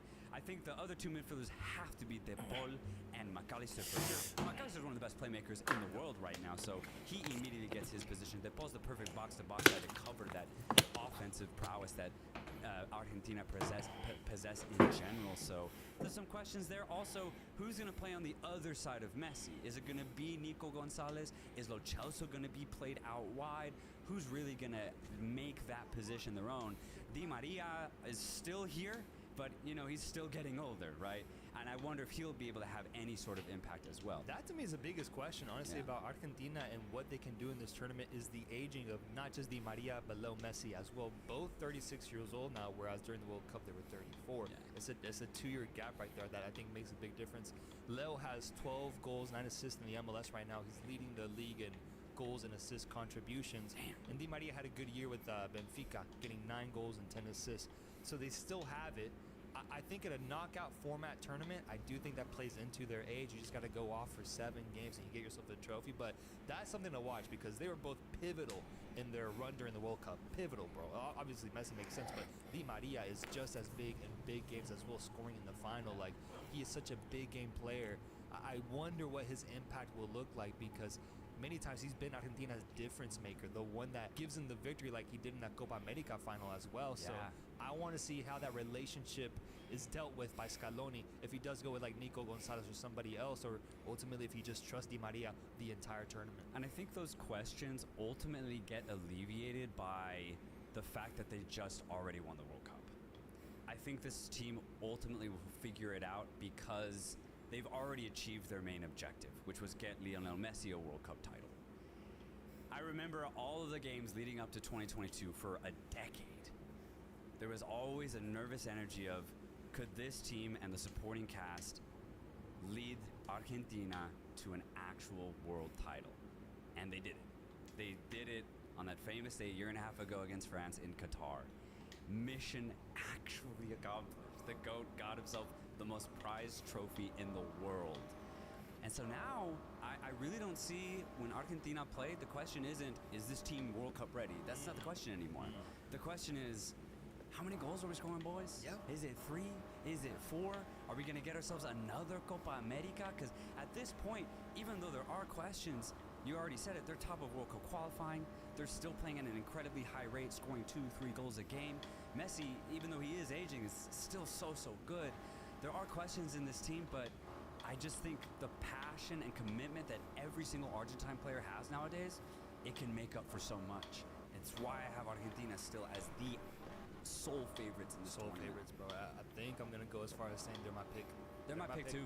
They're my pick to win it, man, because looking at the World Cup qualifying results too, they've defeated Brazil in Brazil just this past year, bro. Like major results. I think the biggest, not red flag, but the biggest concern maybe is the rise of Uruguay, because they were able to get a result on Argentina. I just wonder if in a knockout setting, like in a big final, can they actually defeat this Argentine side who showed time and time again that they can face adversity in big stages and overcome it? I'm going to trust that so far in this tournament, man. I'm going to trust that completely. So I'm going Argentina in this tournament, man. I'm going Argentina, and this easy path that they have to the final, I think only helps them. Now as for the rest of this group. It's wide open, brother. It is wide open, bro. It's open season out here. Let me hear it. Who's your pick for number 2 in this group? We got Chile, Peru, and Canada. What if we go through all 3 teams and then see how it Okay, we'll make it a little more exciting. Yeah, let's do that. Let's do it then. Let's start with... So let's start with a team on the opposite end of the spectrum, Argentina. Let's go Peru. Okay. Let's start with Peru because this team is in horrendous form. Terrible. Bottom of World Cup qualifying. Haven't been able to get a win. And I think they've only scored 1 goal, I think. And that was in their last match. It took them 6 tries. It is grim for this Peruvian side, and it hurts my heart a little, you know, because their golden generation between, 2016 and you could even go up to like 2020, honestly, like 2021, was so magical, and they played with such a swagger to them that rivaled Argentina, that rivaled Brazil, at least on the pitch. And to see them play now, it breaks my fucking heart, man. It really does. Because they still have that energy. You can see it. They still want to play that classic, free-flowing Peruvian style football. You know, the problem is they just can't. They just can't, bro. They don't have the players. The generation that has followed this golden generation it's the opposite of gold, man. It's blunt. There's nothing here. It's dirt, dude. And just not even to be disrespectful, I think Peruvians would agree with me. The talent pool, bro, is just it's so much lower, and that's why Peru are playing the way that they are right now. They tried to get a new coach. Maybe he can instill some new ideas because, again, the passion's there, the energy is there. We saw that in their last game against Venezuela. It is there, but there's just so many holes in this team. The talent is not there anymore. And they are low-key are still kind of relying on some pretty old players like Andre Carrillo still here, Luis Advíncula still here. Paolo Guerrero at 40 years old has gotten called up, and he probably will come off the bench in this game, or in this tournament. So I'm just saying, it's just not looking good for Peru. And I just don't think there's any hope right now. I don't know how else to put this, bro. Not looking good. I think this is the lowest point in their transition phase. This is it right now. This tournament arrived during the darkest days, the beautiful, bright, glory days of Gareca, are way past us now. What a beautiful time, beautiful moment. It could bring a tear to my eye. Reynoso didn't work out for them, and then they got rid of him, and Jorge Fossati is now coaching them, ranked at number 32, but this team just doesn't have it, bro. They just don't have it. 10th in World Cup qualifying for Conmebol with 2 points, 0 wins, 2 draws, 4 losses. In their history, they're 2-time Copa America winners, and they're known for punching above their weight because in the last 4 of the 5 Copas, they've made it to the semifinals. And it's a crazy stat. Like they in their peak, in their prime, they were able to get really deep runs in the Copa America. They weren't able to get silverware, but that's okay. It's Peru. At the end of the day, it's okay. But I just don't see that. I don't think I see them having that same underdog aspect to them as they did in the past. And that usually is what they have going for them in these tournaments. I don't think that's there anymore. I really don't. So for me, the best I could see for them is 3rd place or 4th place in this group. Other players that they're still relying on is Pedro Gallese, for example. Oh, yeah. Back. Renato Tapia still here. And then from the upcoming players, I guess the ones that stood out to me were Santa Maria, Brian Reina, La Padula, and Piero Quispe are the only ones I really kind of noted as players that could potentially have some sort of future for this team. But overall, it's pretty dark for Peru, and I'm curious to hear what the Peruvian fans would think about their team right now. Is the whole country as low on them as we are right now? How are you guys feeling? Are you scared a little bit? Are you a little scared for what's coming? Because I've just never seen Peru in this shape in the last 10 years going into Copa America. Usually there's a lot more excitement. There's a lot more optimism. This time it's the complete opposite. Yeah, because even though they were on a clear decline after 2018, they were a game away from getting to this last World Cup. They were still pretty close and pretty competitive, but it just has gotten worse. I thought they were going to be able to stabilize and balance out their squad after that World Cup failure, but no, it keeps going south for Peru. And you mentioned some new players that have come into the fray for Peru and have played well. They're giving their hearts out every time they don the jersey. It's just not enough. And if that's the problem, then I think you just have to have a reality check, completely push the reset button, and try and figure this out. Because obviously the way that Peru have been playing, nothing's working. So this is an opportunity for the players at this tournament and for the coach to just be like, all right, guys, like, let's just try something. Pressure. Maybe we go pure defense, right? Maybe we go less on the attack, or maybe we just go full faith in the new guys. There's a lot of opportunity here for Peru, but there's zero expectation. I'm gonna say it though. I don't have them in last place. I don't have them in last place in this group. I will say that it's going second place, as I said earlier, is wide open, but I do have Peru in last place. Fair. I do have them in last place. All I'll say is I don't have them in last place. We'll find out who is there. Last 2 teams to review is Chile and Canada. Do you want to go South American with it, or do you want to review the first CONCACAF side in this tournament? What are you feeling on Let's finish off the South American talk. Chile, coached by Peru's ex, Ricardo Gareca, man. That's what it feels like. That's literally what this feels like in the same group. I'm excited for that Chile-Peru matchup specifically for that.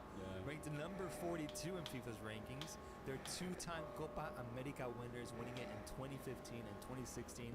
Bro, I love it when golden generations actually get to lift silverware to fully represent the heights that they reached. And Chile did it back-to-back times, bro. Like the fact that they did the Copa America in 2015, 2016, Chile was like, we're so good right now, we can do this twice. We can prove that it wasn't just a fluke one time. We can do it back-to-back times. I think that's such a cool thing to have, be a part of your country's history. So if you're Chilean, you must be so proud of those 2 victories coming up against Argentina, I believe. Like that's just so cool. Such a cool title to lift. So they're 2-time Copa America champions. And you still have some old heads here, bro. Oh, yeah. Guys like Alexis Sanchez still playing, Claudio Bravo, Fernando Isla, Edu Vargas, they're all still here. And there's some exciting talent, I would say, at least some more positive talent coming through the ranks with guys like Cortez, Maripan, Paulo Diaz, Suazo, Diego Valdez from America, Marcelino Núñez, Dario Osorio, Victor Davila, your boy from León, who's now in, I believe, Moscow, playing in Russia. And Brereton Diaz as well. So there's names here that I think are really positive. That looks much more brighter, much more better than Peru in comparison. They currently sit in 8th place in World Cup qualifiers with 5 points, 1 win, 2 draws, 3 losses. So it hasn't been really positive in that sense in qualifying. It's not been good. But ultimately for me, Chile is one of those really unpredictable sides, man. because they have Gareca at the helm, his willingness to play young players and get the most out of them is usually one of his best traits. And so he usually knows how to punch above his weight, just like he did with that Peru team. So I think that's a big factor in determining where Chile is going to land because of what Gareca can do specifically, but also knowing the fact that they're in a really easy group. As long as they take on that loss to Argentina on the chin and they keep their heads up high, they can still get second place pretty comfortably if they just prove that they're the better team here. So I think there's something working in favor for Chile going into this tournament. I'm just interested to see what side of Chile will we get. No, I agree about that point on Gareca. It's why I'm slightly hopeful about Chile going into this tournament, because Gareca does have a knack about maximizing his players. Even if they don't play at the highest level, he seems to be able to get the best out of them. And Chile themselves are in such weird form, honestly almost just as bad as Peru's. But you look at the squad and you're like, okay, well, the squad isn't as bad as Peru's. So there is something here with Gareca, with the squad, and watching their last friendly against France in March, I think I saw some really good things, even though they ultimately did lose that match. A couple things I want to highlight. So you have Edu Vargas up top. He's a veteran. I mean, he was part of the teams that won the Copa America. Behind him, though, you have Alexis Sanchez, and I like this new position for Sanchez because obviously in his prime he was a part of the front line, going on players one-on-one. But nowadays, he doesn't have the legs, but he still has the technique and the IQ. So what that allows is for Sanchez to roam freely. He becomes the main playmaker for this side, and I think it's a really good product that you get out of this because he can come in really deep, combine with his wingers, combine with his fullbacks or his midfielders to build a play. And he has the IQ and the technique to actually pull it off. I really like Sanchez in this kind of pocket role. When you look at this left-hand side for Chile, it's really bright from an attacking perspective. Victor Davila is in his prime right now, and then behind him you have Gabriel Suazo, who plays in France, also a good player on the ball. If they're combining with Sanchez, if they're combining with Nunez, they can break off the dribble, off the pass against most defenses. The only thing for Chile right now is players like Davila and Suazo have never been established at the international level. They now get this opportunity here at the Copa America to announce themselves as international level players.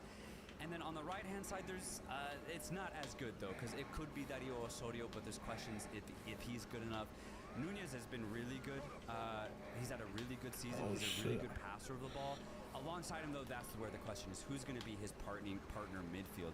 Could it be Echeverria? Could it be Eric Pulgar? Maybe Diego Valdés if you want to go attacking. There's questions there. But the backline could be good, too, if you play like Paulo Diaz, Maripan. So I think there's a lot of good with Chile. Not enough to make them title contenders, but enough to truly contest for second place in this group. So although they've had a really poor start to qualifying, they've got some points that I really like about them. No, I agree completely. Come on. I think that Chile was in a really dark period like 2 years ago. I remember they were trying to transition that golden generation out. And just like I had mentioned that Peru is like right now in the darkest phase right now. I think Chile's finally starting to turn that corner into like they can start seeing the end of the tunnel. And it's starting to look really, really bright because you mentioned I feel like there's a lot of potential breakout candidates on this Chile side going into this tournament. Victor Davila, you mentioned, isn't established at the international level, but this is the time to do it. I think he's like 24 years old. It'd be perfect for him. I haven't seen him play, but people are saying, Chileans are saying in comment sections that Dario Osorio is a potential breakout candidate. 20 years old, playing for Midtjylland in Denmark, I believe.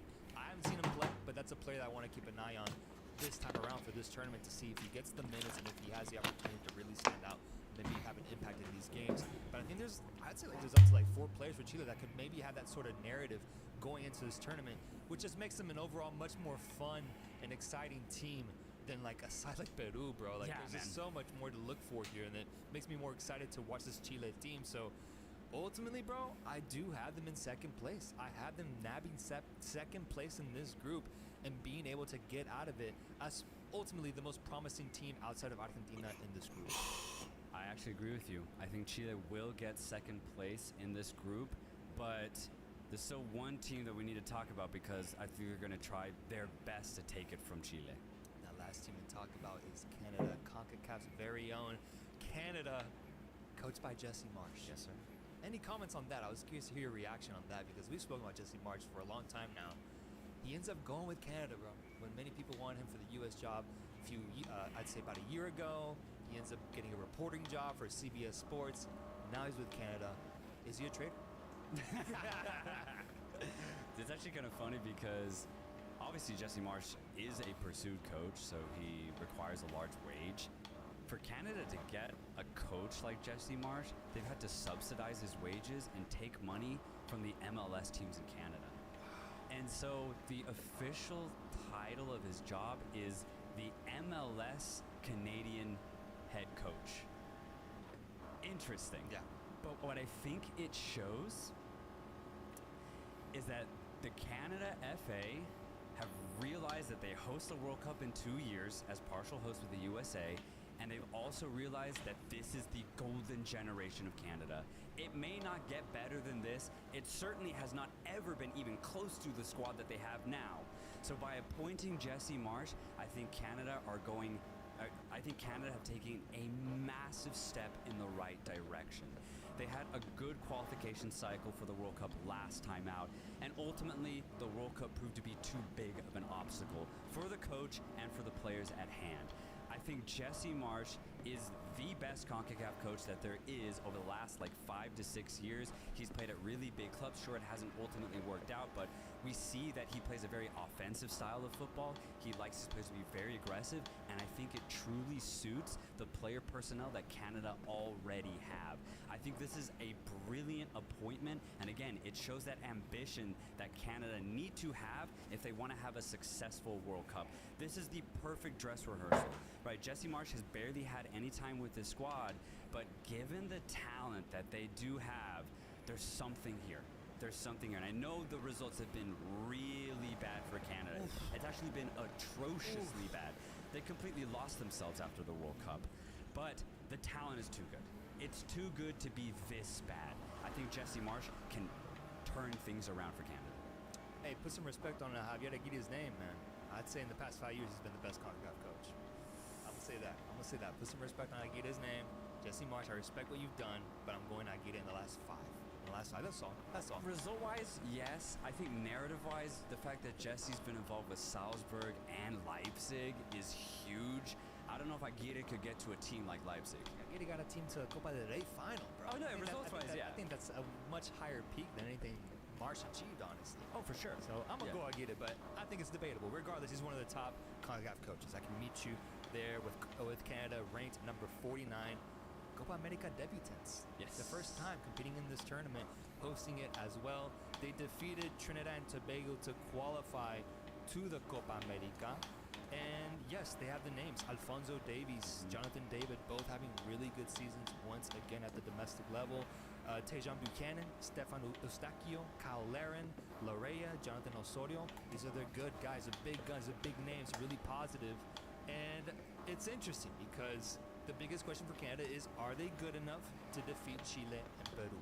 I think on paper, they are. They're able to play up to that level. Where I get worried for Canada, man, is the mental aspect.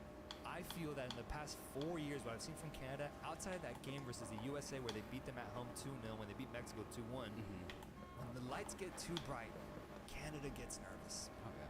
And it makes me really worried for what's coming because there's an added aspect of playing South American teams where egos get put on the line, where there's pride, where it's a lot more physical, a lot more dirty, you could say. I get worried for Canada's appearance in this tournament, man, because when those lights are really notable, especially in the Canada-Peru matchup, which I actually think will be very huge, they have to win that game. That game's going to be a banger. It's going to be a banger, It's going to be a banger. But that's a game they have to win. I don't know if I can trust them to get that result.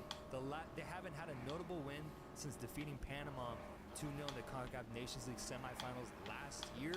Since then, bro, it's been pretty bad. The results have been pretty bad, and even just a couple days ago, getting killed by the Netherlands 4-0. That was a different result, though. That was different. I know, but still, bro, it just isn't looking good for them going into this tournament, in my opinion. I'm worried about the mental aspect for them, and I do think that Jesse Marsh, just now joining the team, hasn't had enough time to really impose his tactics, his playing style, into the way that he ultimately wants to see this team pan out. So I have them getting fourth, ultimately because I do think that Peruvian grit, that ability to show up in big matches, just will find a way to get a victory against ultimately the measly Canadian side that we've seen so far. No, yeah, that does make sense. I do just think Jesse Marsh will have a really good impact. And I think the players, he's called up the best squad. There's zero qualms with the players and the FA, even though Canada doesn't have the most money, you know, especially when you compare it to the USA, Mexico, and South America. But I think Jesse Marsh will prove to be the difference for Canada. And when you have players like Alphonso Davies, Jonathan David, Stefan Eustáquio, Ismael Kone, by the way, who has a brilliant season in the championship this year. When you have those type of players, they can beat Peru. I have Canada finishing in third. That's the thing, though. You would think that if they're able to beat Peru, they have to be good enough to beat Chile. Oh, and then they are. They are. I say if they don't get last, then they gotta get second. I can't accept third place. I like that. I like that. With this Canadian team. I like that. The thing is that I have it 50-50 for second place. Okay. I'm saying, okay, how about 51-49, right? So I have 51 why I have Chile in second place, Yeah. but I have Canada right there. There. Yeah. But ultimately, I'm picking Argentina and Chile to go through. Won't be surprised if Canada figure it out right now. I mean, I won't be surprised either if they get a 1-0 result against Peru and even 1-0 against Chile, but I also wouldn't be surprised with the opposite. Peru just beats them like La Padula gets a Right, goal and right, they just can't score. Like, I won't be surprised. This establishes a pattern of concern that I have with CONCACAF teams not named the USA in this tournament. I'm worried. This is a good theme I'm too. worried. Let's keep this theme going because it's a definite one that people should be aware of. So ultimately for Group A, you have Argentina in first, Chile in second, Canada in third, and Peru in fourth. I have Peru in third, Canada fourth. Folks, let me know, what do you think about Group A? Who's going through in this group? Is Canada getting last? Is Peru getting last? Or maybe even Chile? Or are you predicting the Argentine demise here? Let us know in the comments down below. That'd be nuts, man. That'd be nuts. Group B has Ecuador, Jamaica, Venezuela, and Mexico, baby. Mexico in this group. Where the hell do we start with this group? Where do we start? I'm gonna let you control this group because it has your beloved Mexico. I'm gonna let you do whatever you want here. Let's get the Mexico talk out the way. Let's get it out the way. Mexico arrives into this tournament coached by Jimmy Lozano, ranked number 14 in the world rankings. Crazy. This fucking team, man. This fucking team. Every time I watch them play, I have the same thoughts going in my head. I have the same reactions. It's become a routine. It's become a pattern. Actually, I wrote something down here. Got a little paper here that I need to show y'all. Yeah. Because every time I watch this Mexico team, I think so many different things. For example, watching Mexico play feels like. That's the title. That's what I wrote down here. Okay. Watching Mexico play feels like watching your sister make out with a complete and utter loser and then paying that loser $150 for letting you watch. You know what I'm saying? You get what I'm saying, bro? It feels like going to a Peso Pluma concert and being deaf. And I don't want to be insensitive to the deaf community, so I'll make a joke about people who can hear. Okay. It's like hearing the amazing Interstellar piano song build up and then never hearing the climax. Imagine that, brother. It feels like grabbing a cold, fresh Coke on a warm Sunday and having it be flatter than Stanley. That's a book that I read growing up. A flat soda is the worst thing in the world. It feels like getting invited to go eat tacos and going to Taco Bell instead. Now, I love Taco Bell, but it's the excitement, the hope of, homemade tacos. That's the part that gets you, and that's the hope. It's the hope that gets you. It feels like when you decide to get gas the morning after, instead of going directly after work, so you wake up and forget you have to get gas, and then remember while you're rushing on your way to work the next morning. That's what this shit feels like, bro. It feels like being a Drake fan after Not Like Us got released by Kendrick Lamar. It feels like having to pick between Joe Biden and Trump to be your president. Let's get political with it. It feels like being a Barca fan post Messi. Watching Mexico play. No, that's good. Watching Mexico play feels like eating a meal without YouTube. No entertainment. All you hear is yourself crunching, bro. That's one of the worst feelings in the world. Does that put it in perspective, brother? Oh, Does yeah. that put it in perspective?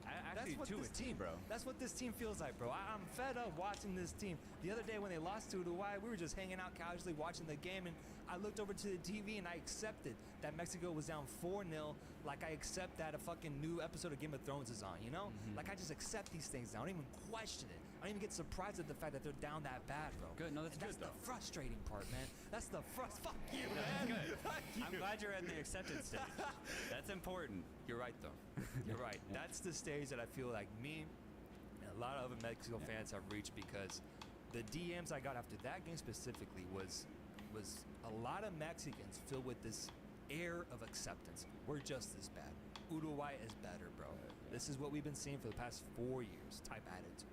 And that's different, because usually, well, almost every time, I've always found a way to have some sort of optimism about the national team, whether it comes to Nations League finals, whether it comes to getting out of the World Cup group in 2022, any tournament. I've always found a reason for why Mexico can make it out, and I've convinced myself of that. But this might be the first tournament where that doesn't happen. This might be the first time in our podcast history where I don't have Mexico getting out of the group. And that's a really depressing feeling, bro. It's not a good feeling whatsoever, but it's where I'm at. And it's where I feel like a lot of other Mexican fans are at as well. This team has guys like Cesar Montes, Israel Reyes, Luis Chavez, Pineda, Orbelín Pineda, Edson Alvarez, Julián Quiñones, Santi Jimenez, and most notably, Malagón. He's going to be out, got injured, so Acevedo will be getting the start in this entire tournament. Look, man, I'll just give it to you straight. This is what I think would be the best starting 11. I'm going to just say this now. Okay. If Mexico wants any chance of getting out of the group stage, I'm not saying this wins them the tournament. Right. I'm not saying this wins them any sort of matchup in the knockout stages. I'm just saying, you want to get out of the group, Reynoso's got the keys. Okay. If Jimmy Lozano watches the podcast, I hope that he just copy and paste this format, because this is the team to get us out of the group. Acevedo at back, Montes and Vasquez as our center backs, Arteaga on the left, Israel Reyes on the right. I want him on the right. Luis Chavez on the left, Alvarez in the middle, and then I'm going to go Chiquito Sanchez as the pairing midfielder there. And up top, give me Julián Quiñones, Santi Jimenez, and Roberto Alvarado from Chivas. That's the formula. That's the formula right there if you want to do it. If not, suit yourself. I don't care anymore. I don't care anymore. Do whatever you like, Jimmy. I don't care about this shit anymore. Do what you like, but I'm just telling you, that will give us the best. This lineup will give us the best blend of talent, quality, chemistry that we can offer. And I'm not saying that's enough to do any damage. I'm just saying that's the best we can do. And so that's ultimately where I'm at with this Mexican team. You know how watching them play makes me feel now. And I think I don't have them getting out of this group. I don't either. And it is shocking to say that, considering that prior to the 2022 FIFA World Cup, every other tournament before that, the question in Mexico was, how far can we go? Was it quarters? Was it semis? Could we actually make a semifinal appearance in a Copa America or even a World Cup? Could we get to that quarters? It was a genuine feeling. It was a genuine expectation and belief that we thought Mexico could go there. We could win it. Exactly. So it's crazy that now there's an acceptance of Mexico just isn't good anymore. But that is the reality. And I'm glad that you got those DMs that are just like, okay, yeah, Uruguay 4-0 sadly does make sense now, because when you look at the quality and the issues that Mexico have, it's not the issues is not tactical, it's not a coaching staff problem, it's not an ego problem, it's not even economic anymore. It really is just the simple fact that Mexico doesn't have the quality anymore. That's it. And so if you're Mexico, you have to approach this tournament just like Peru. You have to have zero expectation. You have to completely redefine yourself, because over the last, I think, 3-4 years, Mexico and the Mexican people, and I think the players and the supporters have clung on to the fact that, okay, we still might be good, right? But now that we know Mexico's not, let's redefine ourselves, right? Mexico, maybe they get real gritty in this tournament, right? Maybe they take a very physical approach, which I would actually like, because I think Liga MX players have gotten a little soft over the last couple of years. Sure. I think they need to get a little bit more physical. Obviously, there's new players like Israel Reyes, Julián Quiñones. Can they just come onto the fray and have a really good tournament, have a really good showing for themselves? Because this is a big opportunity for players like this, especially Quiñones, who is a naturalized Mexican, never got to play for Colombia, but he gets to play in a Copa America. Like, this is a really emotional narrative for players like Quiñones. So tap into that, because unfortunately, there's just not much else to tap into, to be completely honest. I think the two standouts are Edson Alvarez, obviously. He is a top player. Reads the game incredibly well. Very good from a defensive mid position. Bro, where would we be at if we didn't have that? That would be a That's scary what I've been thought. asking myself lately. Yeah. Like, that Honduras game where he got the game time goal in the last minute, like, I think that represents his impact. He is obviously the best Mexican that we have right now in terms of translating his game at the club level over to the international level, because Santi's been killing it, but he hasn't been able to do that at the international level. Where would we be without Edson Alvarez right now? I think we'd be even lower, And that's the thing is, I think it sounds crazy when you say it like this, but it is true. Obviously, in Leagues Cup and CONCACAF Champions League, it's been pretty back and forth now between the MLS and Liga MX. So basically, when you look at the squad that Mexico are bringing, bro, they're bringing an MLS quality side to the tournament. That's it. And that can't cut it. It's why Mexico can't touch the USA anymore, because they don't have players that play at the highest level outside of Alvarez. That's it. You already mentioned Jimenez. He has had an amazing season in the Eredivisie, but he has an incredible supporting cast around him. When you look at what he has at Mexico, it's just not even close to the same thing. Yeah. So for Jimenez, he has to work twice as hard to have the same impact with the Mexican jersey. So it just doesn't look good when you look at Mexico. And I don't have them getting out of this group. But all I do hope is that the players just try to approach this tournament with a clean slate. Clean slate. The golden generation's gone. You know you're not good anymore. So just fight. Show something. Show some sort of passion. Do everything you can to leave your heart, blood, sweat, and tears out on that pitch, and I'll be happy. Here are the positives, because this is what they're calling the group of life, is that there's Jamaica, Venezuela, and Ecuador in this group. Mexico has Jamaica's number.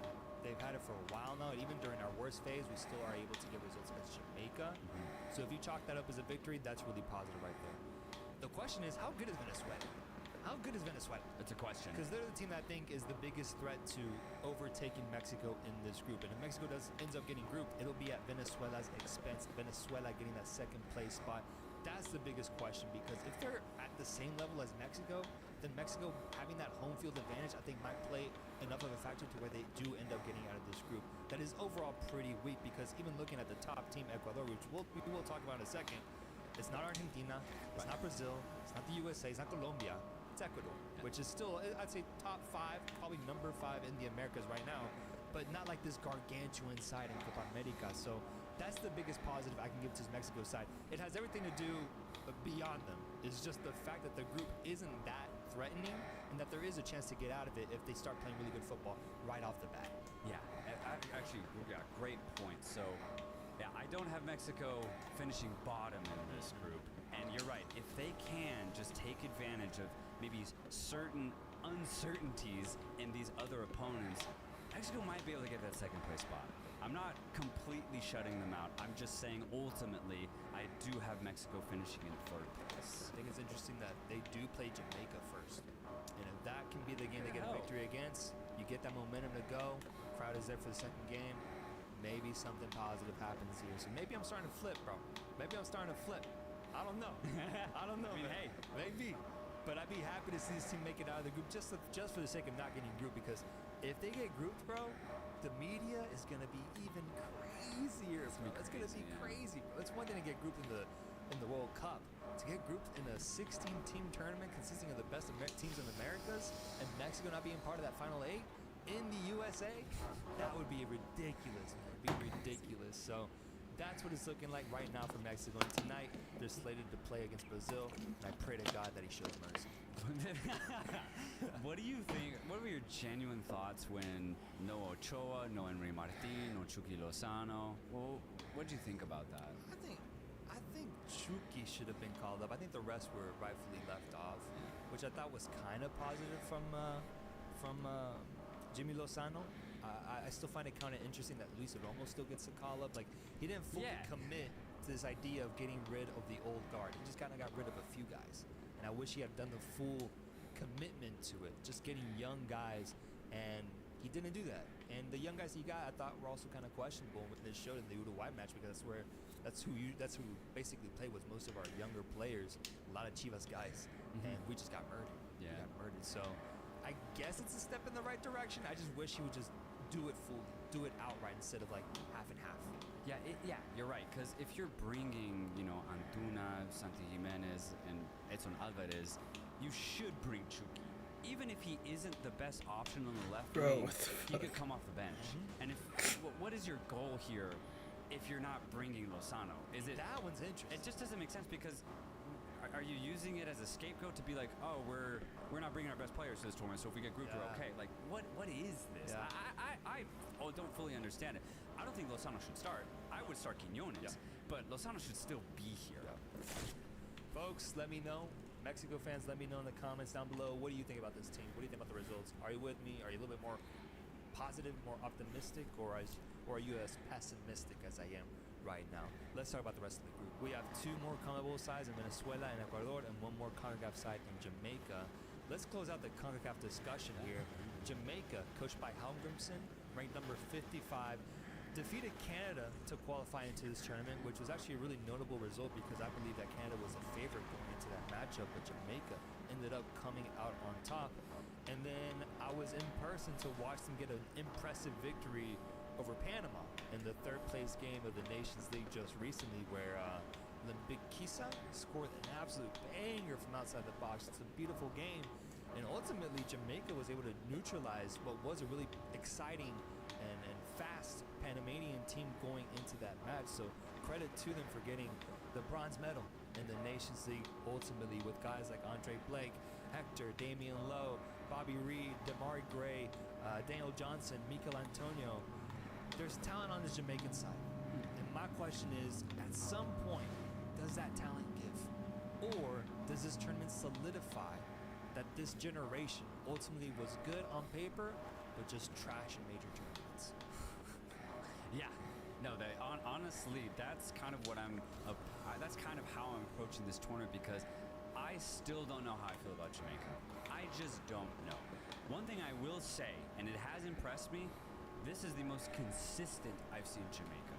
Ever since Helmgrimson came on to the Jamaican project, he has brought a really nice balance and consistency to this side. You already mentioned those 2 performances against Canada and Panama and the USA, right? They almost pulled it off, a victory against the USA. Those performances, which just happened, really proved to me that Jamaica have a very specific way of playing now. They used to be so hot and cold. Like, they would go to the Gold Cup final and then have the worst World Cup qualifying cycle.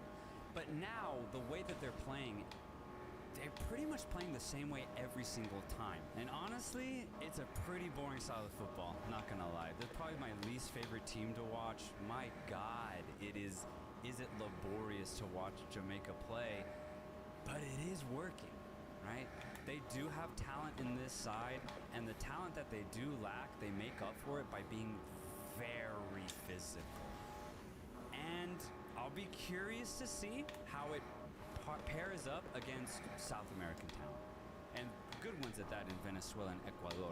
And Mexico has always been a challenge for Jamaica. They've never been able to crack Mexico. I'm wondering if Jamaica are building on something, right? They've shown that they low-key might be. So this would be the perfect opportunity for Jamaica to really test how much they've learned with Helmgrimson over the last 2 years. This is the perfect test for them, because this is not going to be easy, bro. Mexico, Ecuador, Venezuela, these are tough opponents for Jamaica. The way they've been playing, though, might tell me they're going to at least keep it close in every game. It's up to Jamaica to decide if they want Mexico to finish 4th, or if they want Mexico to finish 3rd or 2nd. Jamaica beats Mexico in that first game. Good Lord. Mexico's getting 4th. Because I think Venezuela has the capabilities of beating Mexico. I think Ecuador can beat Mexico as well. Jamaica is the one that I'm questionable about. Same. I've always been questionable. But they have the talent. They've been playing really well. I like the performance they put up against the USA. And what they did against Panama as well, I think is really, really positive. So I'm with you. But ultimately, I think they're just going to continue this pattern of disappointing in major tournaments. And I think the home advantage for Mexico will give them better placement in this group. And I think Venezuela and Ecuador are both better teams overall than Jamaica. So I do have Jamaica in last place, especially if they start the tournament off with a loss to Mexico. It's going to be tough to bounce back from that. That'd be so tough. Yeah, you're right. That opener is actually huge for both Jamaica and Mexico. It does suck, too, that there's no Damari Gray due to an injury. That's a big miss. And then no Leon Bailey. That is a massive miss because he had such a good season with Aston Villa. But it's no surprise, considering that he's been very outspoken against the Jamaican FA. It's just depressing. It's disappointing. I understand it. It just sucks, though, because, I mean, Jamaica, the Copa America in the USA, come on. The stage doesn't get bigger for a Caribbean nation like Jamaica, and Bailey could have been a part of that, but he ultimately rejected it, and that's very, very disappointing. Other players like Brentford's Ethan Pinock, I'm not sure if he's injured, but he played in Brentford's last game. Weird that he's not here. But that's just how it is. There still is Michael Antonio, Bobby De Cordova-Reid. Both of these guys have been very committed since Halvrensen came as coach. That's really positive. And then they still have players like Shamar Nicholson has been pretty good in Jamaica jersey.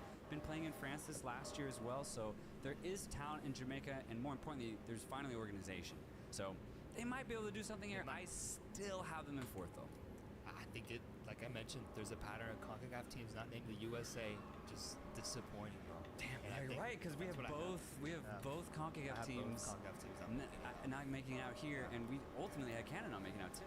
Damn, that's half so far. Half so far in Conmebol, topping this group with Ecuador and Venezuela. Let's talk about Venezuela. Venezuela, coached by Fernando Batista, ranked number 54 in FIFA's rankings.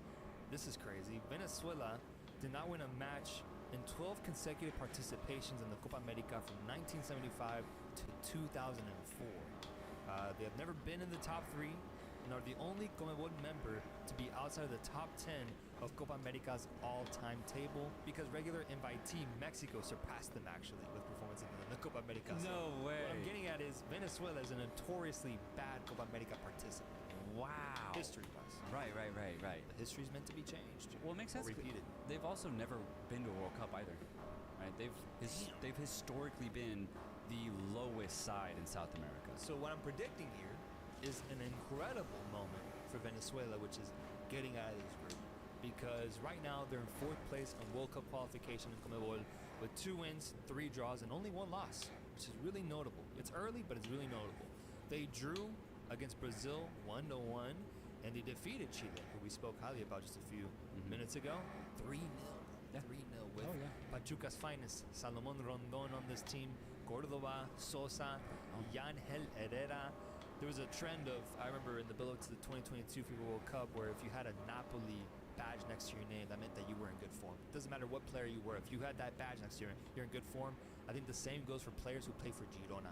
If you have the Girona badge next to your name, you're in great form. Everything's working for you. And I would say the same for Bayer Leverkusen players too. This man, Yangel Herrera, guided that midfield to an incredible Champions League position this year in La Liga. You have guys like Darwin Machis, Jordan Osorio, Jefferson Savarino, John Aramburo. There's talent on this Venezuelan team. They have a golden opportunity in the group of life. The only question I have is, are they good enough to beat Mexico at home? That's it. I'm very curious to see Venezuela play in this tournament, and I don't think I've ever said that, honestly. They surprised in 2011. They went to the semifinal under their, legend Juan Arango, but that was the only and the last time that I've seen Venezuela high in footballing terms. And now I might be a little high on this team because of these recent performances. It's not just the results either. It really is how they're playing. Venezuela looks like they're enjoying football out there. Everybody looks very happy, very committed to the team. And honestly, football is such a mental game. That's like the biggest hurdle.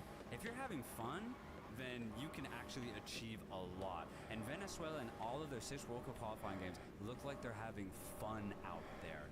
And then you add in the quality of players like Darwin Machis, Yangel Herrera, Jose Martinez, Christian Cáceres, by the way, could be 2 really good defensive midfielders that really shine in this tournament. We're very excited to see them.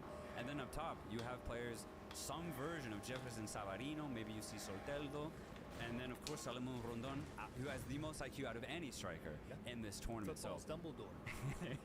yeah, exactly.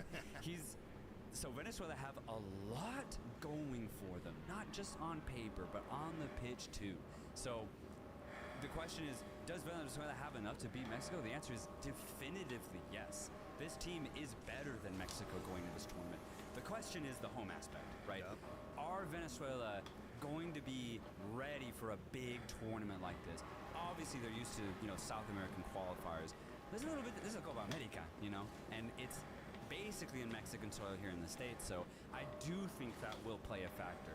Especially if Mexico get a good win against Jamaica, I think Venezuela will find it to be a very, very tough match, and it will be tight no matter what. Venezuela aren't, world beaters here, but I do think if you just had to pit them paper versus paper, Venezuela actually have the better team right now. Venezuela has a chance here, man. They have a chance here. They'll be facing Mexico in their second match in this tournament. So it'll come off of that Jamaica-Mexico match. Venezuela plays Ecuador first. I mean, just the context. Venezuela loses to Ecuador. Mexico beats Jamaica. Going into the second game, it can be much, much more different. So what I have written down here is I have Venezuela and Mexico being interchangeable. I have them being interchangeable. Yeah, me too. Like the home aspect, the mentality aspect. I could see it being a really tight 0-0 game. Maybe it ends up being a 0-0 result, honestly. But I could see this game just going either way and either team qualifying through. But there is that opportunity for Venezuela in this group because I just see Jamaica as a far weaker side in terms of the way they play together as a team, and Mexico as very, very vulnerable. So to my Venezuelans, I'm curious to hear, what do you think about your team right now? Do you think you guys have the abilities to make it out of this group and to ultimately get a result against Mexico at home? I want to know what you guys think. And the final team in this group is the team that we both have topping this group. Yes? Oh, yeah, Yes? please, yeah. Ecuador. Ecuador, coached by Felix Sanchez, ranked number 31. Ecuador are one of only 2 CONMEBOL members who have never won a continental title. The other one is in this group, Venezuela as well. Yeah. So that's interesting. Both teams have never even placed in the top 3, which is also very interesting. 5th in World Cup qualification in CONMEBOL with 3 wins, 2 draws, and 1 loss. Notable results include losing to Argentina 1-0, defeating Uruguay, and tying Colombia. So it's a good level that they're at right now. Great level. Guys like Grueso, I've told you before, the best names in football exist within this Ecuadorian team, bro. Grueso, Moises Caicedo, Johan Julio, Hincapié, Estupiñán, Pacho, Felix Torres, Preciado, Sarmiento, Gonzalo Plata, and then Valencia, and then the Golden Boy, probably the most exciting youngster to watch in this tournament, Kendry Paez, who is starting for this team at, I believe, 16 years old, bro. Ridiculous. Crazy. The South American Lamine Yamal, if you will. Yeah. They can make it tough against anyone, bro. They can make it tough against anyone. Just going off the results, they don't get blown out. They don't get blown out at all. Like, they keep all results really, really tight. My question for Ecuador, because I do see them topping this group, is can they upset a Brazil and Argentina? Can they upset an elite team in this tournament? That's my question, because they got to get over that hump, bro. They got to get over that, which they've never been truly able to do in Copa America. And they have a really good chance now with topping this group, getting a very favorable quarterfinal matchup against second place in Group A, which will be either Chile, Peru, or Canada. Getting the result there, playing against Argentina semifinal, and getting a result there to go to the final. That's their path. They can do it. I'm just curious to see if they actually do. Oh man, I am so curious about this Ecuador side. Curious, excited. They were one of my favorite teams actually at the World Cup, just from a watching perspective, like just to see how they play. They were so dynamic. They have such fun players to watch out for. And the thing is, I think the Ecuador FA also realized that. They saw the good performances that they had at the World Cup and the good qualification cycle that they had, and I think they're doubled down. They are doubling down on this talent because they appointed a really good coach, Felix Sanchez.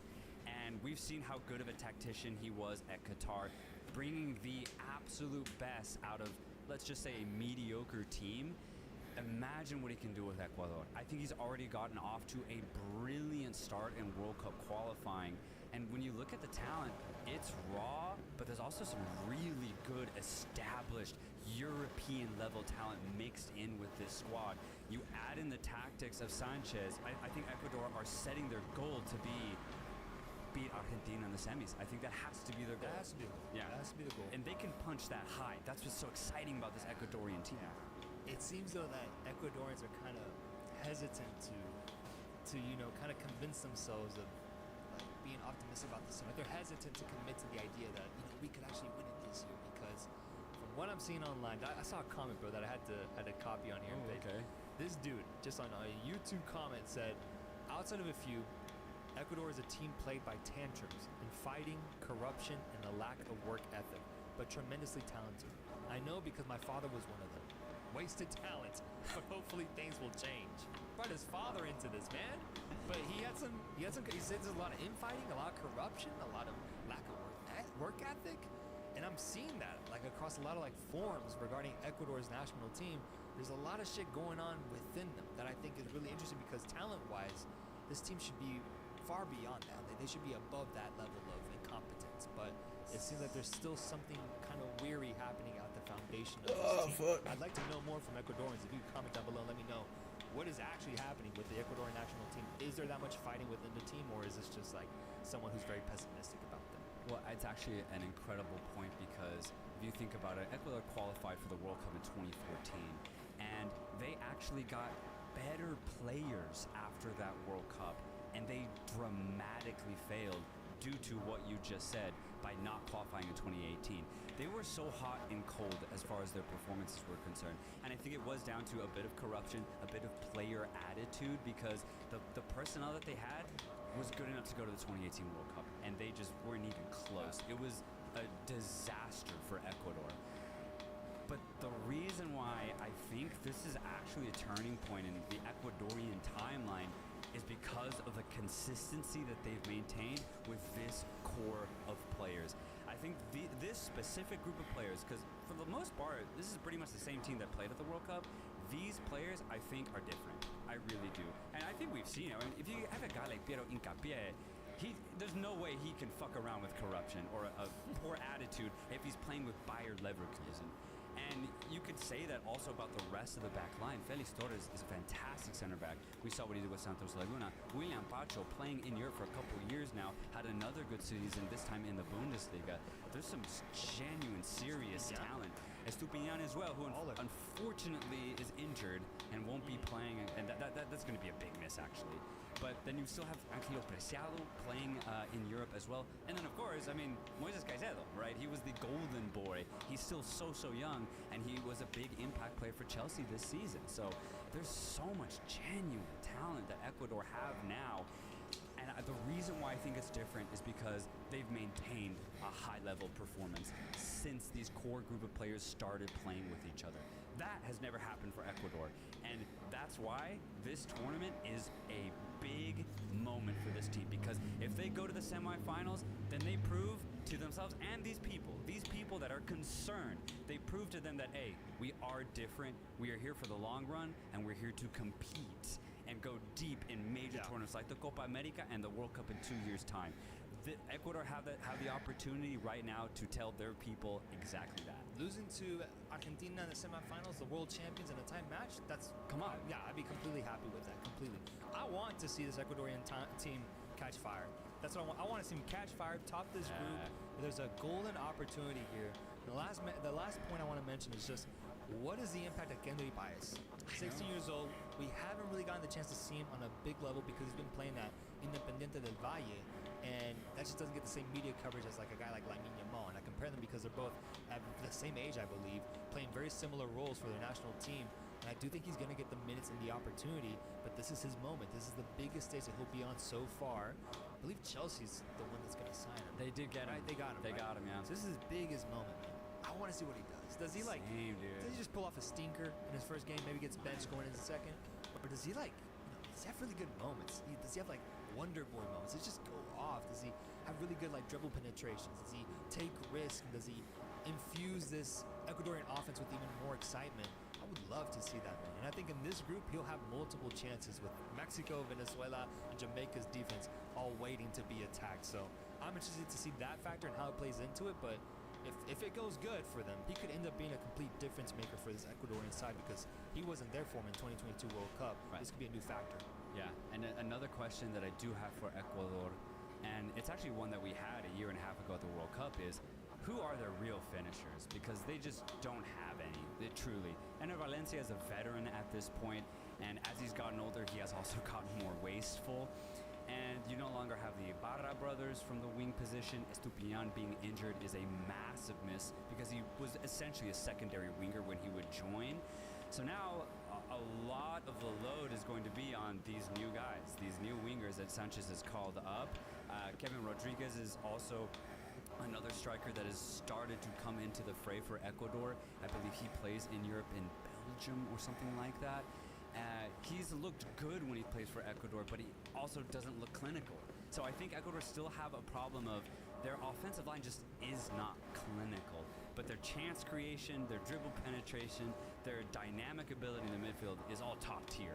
So they have so many good things, but I just do wonder if the lack of finishing is going to ultimately hurt them. And in a game against Argentina, they're going to need guys to finish. For Group B, we have Mexico first, Ecuador second, Jamaica third, Venezuela fourth. Nah, man, I try to convince myself. Now for Group B, we have Ecuador first, Venezuela second, Mexico third, Jamaica and fourth. That's how I have it. Let me know. And the moment has arrived. Group C is here to be analyzed. We have Bolivia, Panama, USA, and Uruguay in this group. I want to get straight to talking about the USA because we've already touched on them so many times in the past year, I would say, in the build-up to this tournament. Hosting this tournament. And people have already heard a lot of your passionate takes regarding the USA.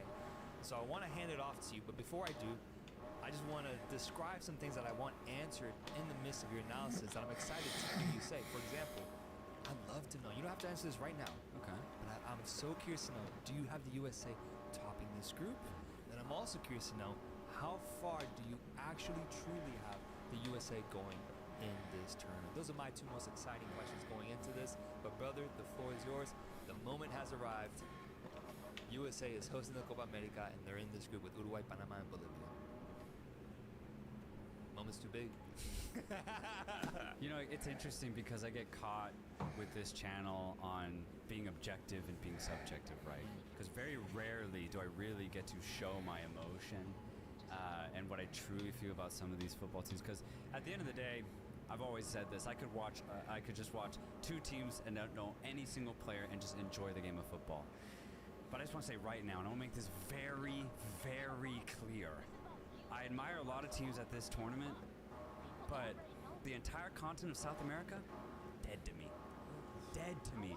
Add in Mexico too. I do not give a shit about Canada, about Jamaica, Costa Rica, Panama, Chile, Bolivia, Argentina, Brazil. They are dead to me. There's only one team that I really have my eye on this entire tournament, and it's the USA, baby. That's it. This is what it's all about. We've dominated CONCACAF for 3 straight years now. The next best team to us, Mexico, cannot even touch us. We are undefeated against them. We kill them every single time we play them. Sure, it's tight for a little bit, but our quality immediately shows. And by the end of the 90th minute, it is clear who is dramatically better, and it's the USA. We are kings of CONCACAF, and that's why I'm so excited about this tournament, because this is the next step, bro.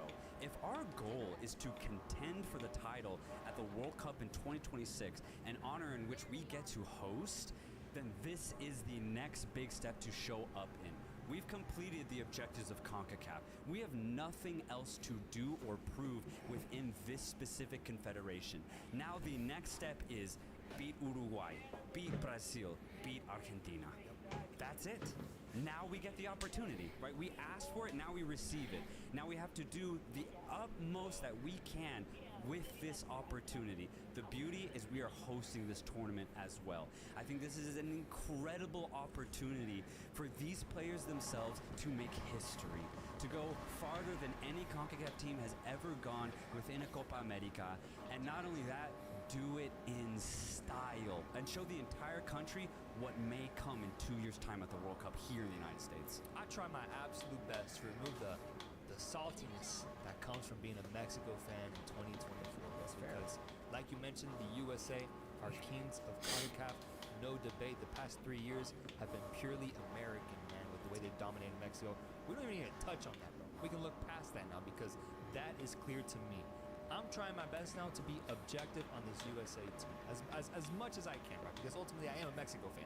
But I'm going to try my absolute best because looking at the USA squad, it's really, really exciting. And the opportunity at hand, which you already touched on, is so dope, bro. Hosting a Copa America and a World Cup with the trajectory that they're on is something that we've never really seen before with the American team in the past. So that part really excites me. And the part that gets me the most, bro, is that looking at the USA objectively, it is tough to give them that extra credit of being a team worthy of beating Uruguay, Brazil, and Argentina going into this tournament because they do suffer from ultimately what is CONCACAF's curse. It sucks. Which Mexico had for decades. When they had great teams year after year after year, it always held them back. The idea that you do end up dominating CONCACAF, but ultimately you don't end up facing competition that truly tests you. There's like a Fuck, limitation, oh, there's a shit. ceiling. And that part ultimately ended up affecting Mexico a lot because we saw, 5-6 straight round of 16 exits that you could directly correlate to those circumstances of being in CONCACAF. So that's the biggest thing, because when I look at the USA, they've dominated CONCACAF, but in friendlies, they've been bested by Germany, by Serbia, by Japan, Slovenia. They lost to Netherlands in the World Cup round of 16. Thing is, those are friendlies. I'm not going to be too tough on that. Those are friendlies. I understand that. But I do think now is the time when I'm finally going to get my answer. Now is the time. And I'm not even talking about the Copa America. I'm talking about an hour from now, bro. When they play against you, when they play against Colombia, bro. Easy, When they play against the hottest team in the world, I think I might get some iteration of an answer as to where the USA is looking, depending on who they start. But regardless of that, when it comes Copa America time, I think it's going to be awesome as a neutral person here to see how the USA competes against Uruguay, Brazil, Colombia, and anybody else, man, because I'm ready to get that answer. It's been 3 years now, this build-up. I want a clear answer on, can the USA play up to that level, or are they just clearly a level below? And that's Yeah, why where the the USA fuck- can't oh, fail shit. at this tournament. They can't. They have to succeed because they have answered all the CONCACAF questions. Yeah. And now to break beyond the limitation that is very real if you're a CONCACAF member, they have to succeed. Because otherwise, they haven't succeeded at anything, right? You can win a Nations League in CONCACAF? Sure. But if you can't beat the best in South America, then there is absolutely no way you're going to be in a quarterfinal at the World Cup. There's no way. This is the opportunity. But it is tough because when you try to analyze, can the USA get out of this group? Can they beat whoever they face in the quarterfinals? The only way you can do it is just by pure projection.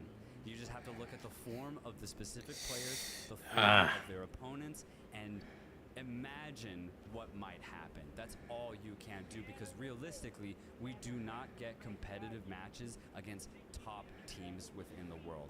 So it's a massive limitation. But here's one thing I will say, bro. This is the best squad in CONCACAF history.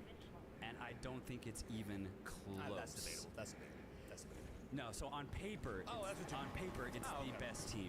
Now, obviously, there are teams that have the achievements to back up why they're the best team. So, for example, Mexico between 2005 and 2018, probably one of the best CONCACAF teams in history. Costa Rica in 2014, between 2012 and 2014, one of the best CONCACAF teams in history. The USA in 2002, qualifying for the quarterfinals in the World Cup, massive achievement. If those teams were able to achieve what they were able to do, I just see very good things for this squad on paper. Essentially, their potential can be very high. It's why I have a lot of pressure on them in this Copa America and ultimately 2 years' time at the World Cup, because they cannot waste this talent. This is clearly the golden generation within the United States of America from a footballing perspective. It has to equate to something. Right? And if our past generations were able to punch above their weight, for example, the USA 8 years ago went to the semis, right? Obviously, South American countries I don't think were as good 8 years ago, but USA went to the semis in the Copa America 8 years ago, bro. If they were able to do that, then this golden generation has to achieve the same thing. Otherwise, if the USA do not get to the semifinals this time out, it is a failure. Getting out of the group should be the bare minimum, and beating the quarterfinalists, no matter who it is, should be the bare minimum, considering how far you have to go in a tournament, right? Yeah. So, if the only team I would give a pass on the USA is going to be Argentina, that's it. Every other team, even though Brazil's much better than us on paper, even though Uruguay's also better than us on paper, the USA has to be able to beat those teams to prove to themselves that they actually are capable of being world beaters. Yeah, I mean that's what I have written down here. I think their make or break moment will be the quarterfinals, no matter what, because they're going to get either Brazil or Colombia. Most likely Brazil, the way I project it, but even if it's Colombia, quarterfinal matchup against one of the hottest teams in the world, you have to get that result, especially Colombia. You have to get the result, and then the semifinals from there, we'll see what happens against Brazil. But that is what is at stake for this team. The way you're speaking about them so highly, if they want to achieve grand things, they have to do it here at the Copa America. And it'll be dope because we'll see them ultimately face off against two elite South American sides, no matter what, with them having Uruguay in their group, and then a knockout round matchup against a really good South American team. I like that. I think that's a good test. Just to mention some names, you got Christian. Well, I'll go through it. So here's why think the USA can match up against Uruguay, against Colombia, and Brazil. All of our players, for the most part, now there's some holes and I'll mention them, all of our players are in tip-top form, bro. Christian Pulisic coming off the best season of his career. He is eager to take this USA squad to the next level as well. 12 goals, 8 assists in Serie A. I think he was even deemed like one of the best players by like the AC Milan supporters. So he's had an incredible season. That's one person that we have up top. And then on the other side, Timothy Weah that had a really good year, not statistically, but you can see the way that he played the whole time. That's a really good asset to have. A guy who was in full rotation at Juventus as well. You look at the midfield, Weston McKennie is truly one of the best passing midfielders in the Americas. Not just in CONCACAF, he is one of the best midfielders in all of the Americas. We have that at our disposal. And then we have a lot of different players that we can pair him with, right? We could go Johnny Cardoso, who plays for Real Betis, who had played for Internacional beforehand. We could go Luca de la Torre, who plays for Celta Vigo. We could do Tyler Adams. He could be interesting because he hasn't played much this season. He's coming off of a massive injury. But at his best, he's a very active box-to-box midfielder. But then we could also put Gio Reyna, right? He was only, 20, 21 years of age. Unfortunately, has not had a good season at club level. But we've seen what he's capable of. And when he gets on his horse, he can go past 3 defenders like they're not even there. That's the type of talent that the USA has at our disposal. Anthony Robinson coming off an incredible season, getting assist after assist for Fulham from a fullback position. We have that. And we have Chris Richards, who got into this balling out Crystal Palace team as one of the starting center backs in the Premier League. We have Tim Ream, Fulham captain. Didn't get as much playing time this season, but still, the IQ that he has, the experience that he has is invaluable for the United States. Where we do have a hole, right back. Serginho Dest is injured. That's going to be the hole that we're going to really struggle to fill because the next guy up, Joe Scally, it's a downgrade, right? Especially from an offensive perspective. If we really utilize those widths, we are missing a major hole in that right back position. I say we should put Scally there simply because he has the Bundesliga experience with Mönchengladbach, and I mean he still gets assists every now and then. He's just not as offensive going, but he at least has the balance and the awareness to defend and know when to track back when he gets too forward. The other hole is striker. I'm really curious to see what Berhalter is going to do because Balogun obviously didn't have that good of a season this year with Monaco, but he was still completely in rotation and trusted by the coach. Do we play Haji Wright? Do we get Josh Sargent in that role? Unfortunately, he might have a little bit of an injury, which could be interesting. We could put Pepe there as well. I think that number 9 position is wide open for anybody to take. I do wish we had a more informed striker, and just who's going to be that third midfielder, just because Adams is injured. So I think those are the 3 questions that the USA needs to answer as this tournament progresses, but everywhere else, it is elite talent. It's the striking position that concerns me, to be honest. Oh, yeah. Comparing that to the elite teams that are here, they all have a go-to striker that I think there's no question who's starting up top for them. Whereas for the USA, that's a spot that used to be utilized by Clint Dempsey, and he was part of that run that made it deep in the Copa America 8 years ago. I think not having that is a big, I would say, flaw in this USA team, at least in the sense that Balogun didn't end up having the season we had hoped for him to have, so he could ascend into that position. It's just going to be, this is where Greg Berhalter gets involved. What decision does he make? Who does he start? Does he read it game by game and just decide based on performances? That is ultimately what he should do, but even the best, I don't think the best version of Balogun is comparable to the best versions of the South American sides involved. And that's the part that worries me. Because the wingers are great. Absolutely not. But right. That's the thing is that they balance it out by having excellent wingers because overall, I would actually say we have wingers on par with Colombia, on par with Uruguay, right? Fuck, the only dude. teams that I say are definitively by a margin better than us is Brazil and Argentina. Uruguay. They are better than us, but not by a definitive margin. Okay. We could beat Uruguay. Yeah. We could beat Uruguay. Beating Brazil, beating Argentina, that's a tough task. So then, who gets first in this group? I have to go USA. You have to go I have to go USA no matter who they play. And even being objective, I do believe that the USA can beat Uruguay. It's going to be a crazy test, though. This is going to be the hardest opponent that we've faced since the World Cup, since the Netherlands, especially since it's a competitive match.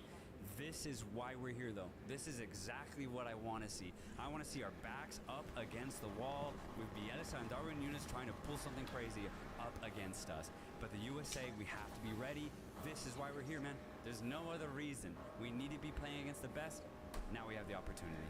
I have USA in second place. It's make or break for them. It's make or break for them, and not just for the USA. It's make or break for Greg Berhalter, in my opinion. I need to see him showcase the level of quality that you claim he has. I need to see it now at this tournament. We're going to get that answer. That's the beautiful thing about this tournament. But for me, Greg Berhalter's been an inconsistent coach, in my opinion. I've wanted more from the USA team for the way that you speak about them talent-wise. If he can match the talent that he has, then they can go deep in this tournament. So I'm ready to get that answer as well. But I have Uruguay besting USA in this group, so they end up getting first. That's where we're at, though. USA getting out of the group, though, is ultimately the best thing possible.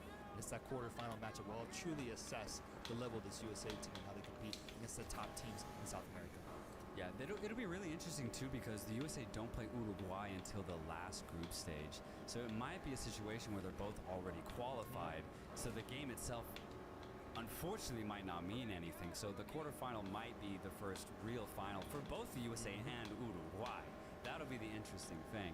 Now, the best case scenario is that Panama and Bolivia show up and it forces the USA and Uruguay to really go at each other, because then they'll be more prepared for a quarterfinal. I actually hope that happens, because if it just ends up being a dud, USA Uruguay, then I'll be concerned about not being ready enough for the quarters. Yeah, it's a waste of a matchup. It'd be a waste of a matchup. It's a waste of a matchup. Yeah. Panama and Bolivia, I think, might have something to say in this group, though. That's what's crazy. It's a tough group, though. It's a tough group. Let's move on over to Uruguay, just so we can flesh out the top team. Uruguay is here, coached by Marcelo Bielsa, coming off of a complete trashing on the Mexican side, 4-0 this week, ranked at number 15, and joint title holders of the most Copa Americas in history. 15 titles to their names. Yeah. So many fucking titles.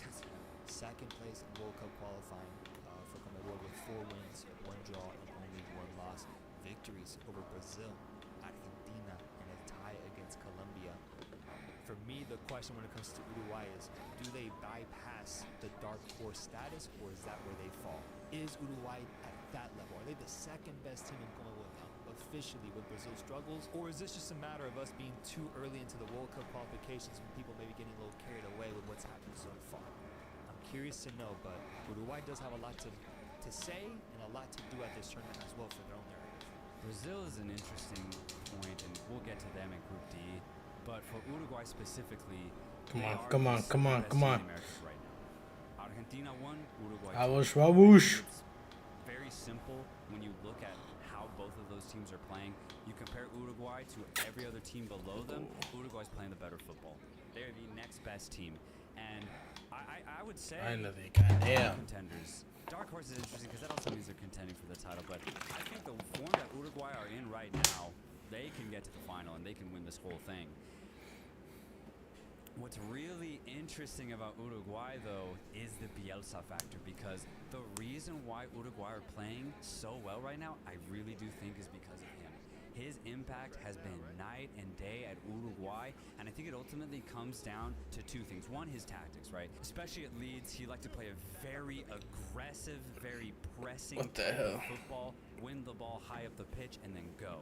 When you have players like Valverde, Ugarte, Darwin Núñez, Pelistri, that fits pretty well to this Uruguay mold already. So you add in the aggression and the fact that Uruguay are playing at a very efficient rate in front of goal right now, you get a really aggressive offensive product in Uruguay. That's all Bielsa. I think the second factor why Uruguay are playing at a really high level right now is because when you look at their last 2 World Cup performances, they looked a little lost, truly. And I think it was mainly because they were relying on a lot of their old guard. And they should have. Edinson Cavani, Luis Suarez, man, what they did in 2010 and 2014 will go down in history. Legends, the storybooks for Uruguay. So it makes sense that they still try to rely on them in 2018 and 2022.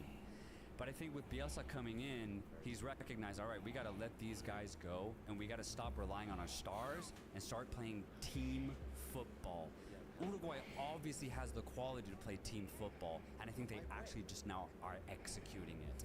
So those 2 factors, Bielsa's tactics, and now that Uruguay are playing like a team, I think equates to Uruguay playing top football.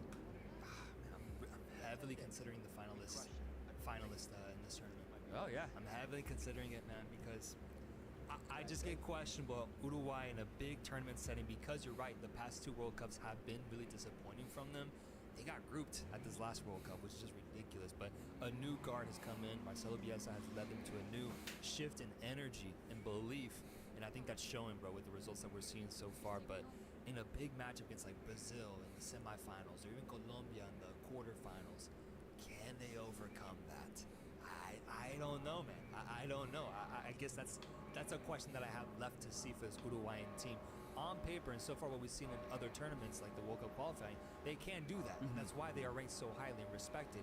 For me, it's just that the bright lights moment for a team that hasn't truly been there in the sense of now they don't have their veterans. Now it's just the youngsters. Ronald Araujo, Valverde Ugarte as that pivot in the midfield. Nicolás de la Cruz, Darwin Núñez, Bentancur, Rochette, like these guys haven't really been in a big tournament setting with the lights bright, shining bright on them.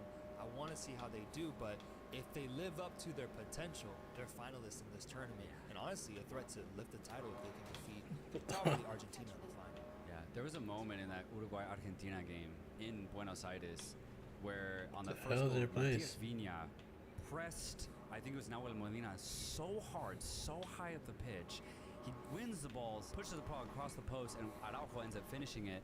And I had not seen Uruguay do that The since hell's the 2000. entrance? Bro, I remember, yeah, it was away from home, no? It was away from home, and it was just nuts to see how aggressive they were.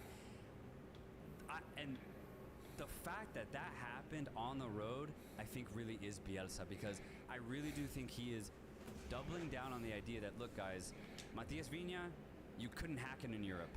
But within this scheme that I have set up, you can be successful. And I think he's told that to pretty much every single player, because the way they're playing right now is with an air of extreme confidence. It's why I think that they can succeed in a semifinal or finals situation now, because I think their mentality has completely changed. I'm interested to see, man. I'm interested to see because they haven't lifted the Copa America since 2011, I believe. So I know Uruguayans are thirsting for another victory here. And the thing is, the talent has arrived, man. They got world-class talent on this team now. I want to see them actually live up to that potential. So that's why I'm going Uruguay in first place. I'm very interested to see what does the USA-Uruguay matchup look like, because for as much as that tells about the USA, it'll actually say a lot about Uruguay as well. If it ends up being competitive, right? Because it is the third matchup of the round. So I'm interested to see this entire Uruguayan experience, bro. And it could end up being a really positive one if it lives up to the potential. And then it gets interesting with the other 2 teams left in this tournament with Panama and Bolivia. You want to go Conmebol or you want to go CONCACAF? How can I give it to you? Let's go Panama, because I do think that if things go their way, they could at least try and guarantee a third place finish. Will things go their way? That's the question, right? And it's the question we've been asking about Panama for the last 18 months. Yeah. If you look at their form in 2023, they have never had a better year. Never. This is Panama's golden generation. And yes, they qualified for the World Cup in 2018, but that was barely. And I think that that told a story in of itself, because that Panamanian team was so hot and cold. Yeah. They would perform at very high rates and then they'd lose to the USA 5-0, right? It just never really made sense for Panama. But over the last 18 months, we've seen Panama repeatedly get results against teams that are lesser than them. The reason why that's a big point is because they've never been able to do that in their history. Every time they play a team that's below them, they win. It's no longer a weird squabble for them or, a weird mental issue for them. They know they're better now, and they show it. True. Not only that, this is the first time Panama are the best team in Central America now. For the longest time it was Honduras, then for the longest time it was Costa Rica. Now it's definitively Panama. They are the best team in Central America. I think that's also a massive shift in the football in Central America. That's a dope thing that Panama have going for them. We've already said it, but I'll say it again. Thomas Christensen has this team running like a well-oiled machine. Every single player in their specific position knows exactly what to do given any specific circumstance. They have such good chemistry with each other, and it really does show. But that ultimate question is, can they punch above their weight? They have not proven that yet. They haven't been able to do it. They had an opportunity against Jamaica, they failed. They had an opportunity against Mexico, they failed. Last year, they had an opportunity against Canada, they failed. So they simply cannot beat teams that are better than them. Even if it's a marginal difference, they can't meet them at their opponent's level. One thing I will say to end this is I am a bit optimistic, though, because I think the fact that they are now consistent means they're building on top of something, right? So maybe they haven't been able to punch above their weight yet, right? If we say consistency was the first step for Panama, maybe they are in that second step, right? And the only way to prove that they can beat teams better than them is they have to now consistently play against teams that are better than them. And in this group, they get exactly that, I think, in pretty much every game. So this is the perfect test for this specific Panama side. And that's why I believe that all of this will amount to July 1st, Monday, 8 p.m. Central Time. Don't even bother watching Panama USA. Don't bother watching Panama Uruguay. Panama's best moment will come against Bolivia in that third round matchup at 8 p.m. July 1st, Monday. Let's go. Tune in, folks. Panama's getting a result over Bolivia. That's what all that amounts to. I think it's a so. result over Bolivia to get third place. Yeah, That's it. and I'd be happy with that. Honestly, like considering that you have USA and Uruguay in your group, Brother, come on. And they're trying to achieve big things, bro. Like they can't let Panama get in the way. Oh no. And I don't mean that disrespectfully. I mean in the sense of the narrative for those teams right now is just on a different level than Panama's. And I respect Panama so much, but they're not there yet. They're just not. And I think where they do match up with is Bolivia's narrative. And I think they can overcome that Bolivian air that it can oftentimes be threatening. They're going to overcome that. They're going to beat the Bolivians, and they're going to get 3 points, and they're going to celebrate that like they just won the Copa America itself, because that'll be indicative of the progress they've done these past 2 years with Thomas Christensen at the helm. I think that'll be an awesome result, honestly. Beating a CONMEBOL team. Even if it's Bolivia, I think it'll be a big result for Panama, given that, yes, you're right. I think the thing they care about most right now is being the best Central American team at this moment. But then also, I think they're more focused on 2026. With USA, Mexico, and Canada already through, it's Panama's time to rise to the occasion and qualify into the tournament. That's their goal. That's their narrative. It isn't about making an impact here at the Copa America. Yeah, it isn't. I see this specifically as just a test. That's it. This will be just really good data to collect for when they have really hard games in CONCACAF. Yeah, exactly. Exactly. When they have really hard games against Costa Rica and Honduras to qualify for the next World Cup, they'll be able to look at these performances and be like, all right, let's avoid these problems. Let's accentuate these positives, right? I think that's why Panama are here. But I'm really glad that they are here, though, because without tests like these, they may just sink back into that inconsistent Panama that we've seen before. But I think this will keep their heads level and be like, all right, like if we want to do well at the World Cup, let's at least try to do well here. So yeah, I think this will be fun for Panama. You know what's crazy though, man? First game is against Uruguay. Let's say they tie that 2-2. Be crazy, man. Tournament's wide open for Panama from that moment on. Oh yeah. You got a game against Bolivia, and then maybe you get another tie or another result against USA. You got yourselves a tournament, man. Yeah. Like that's what's at stake for them, with the sense that they do face off against the harder teams first. But if they can be that surprising factor for either the USA or Uruguay, they can be the reason for why one of those two teams underwhelms at this tournament. And they do have the capabilities, the talent, the coaching to do it. I'm just not as confident that they can do it in such a big stage. Yeah, I think that's the problem. If you had this game one-off, like in a random month, like in October, I think Panama could beat the USA. They could beat Uruguay. But yeah, in a tournament setting under the brightest lights, I don't think Panama will do it. But yeah, they have some really fun players. You got them third? I got them third. I got them third. In fourth place, I have Bolivia. Yeah. Bolivia, coached by Antonio Carlos Zago, ranked number 85 in this tournament. One-time Copa America winners in 1963. I think this is one of the dopest international trophies that's ever been earned, because they won it in the 60s when they hosted it. And people claim that a big reason why they won it was because of the altitude in Bolivia. The fact that they were the only ones that really knew how to deal with it and how to thrive in those circumstances. So much so that they went undefeated in that tournament. Bolivia went undefeated. I think that's dope, bro. That's the ultimate hosting job right there. Hosting teams, but giving yourself an advantage purely because of where you're hosting the tournament at. And they played into it, and they won it in 1963. So congratulations to Bolivia. I hope they're still living off of that, because you won't be getting close to the Copa America anytime soon, bro. With the departure of Bolivian legend Marcelo Martins leaving this team. An absolute legend for this team, scoring so many goals for him. I saw him throughout my childhood, bro. That's how long he played, dude. He's leaving the team, and now Bolivia is in a really, tough state with them being in 9th place in World Cup qualifying, 1 win, 0 draws, 5 losses. And it's a team that mainly consists of players that play at Bolivar. I saw that in their last victory in CONMEBOL World Cup qualifiers, they played 6 players from Bolivar and they're starting 11, bro. 6.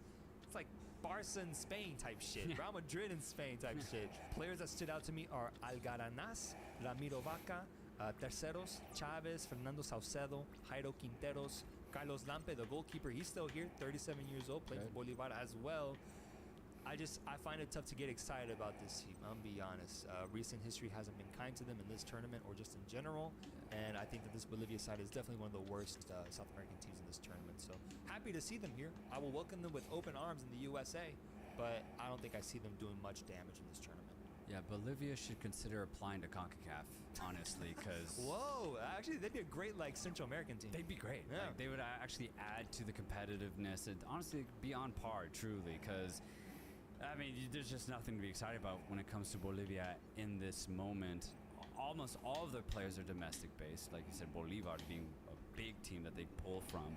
There's I think 1 or 2 players that play in Europe, but not really. Terceros is with Santos, which is really interesting. And he's very young, he's 20 years of age. But just in general, right, Bolivia haven't been notable the last 20 years. And that's just at a minimum, right?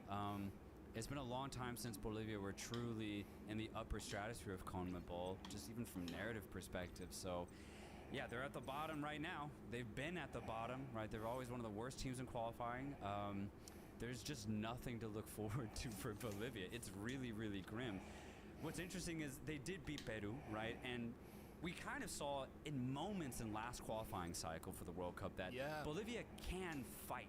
Yeah. And I expect them to fight here against the USA, against Uruguay, against Panama.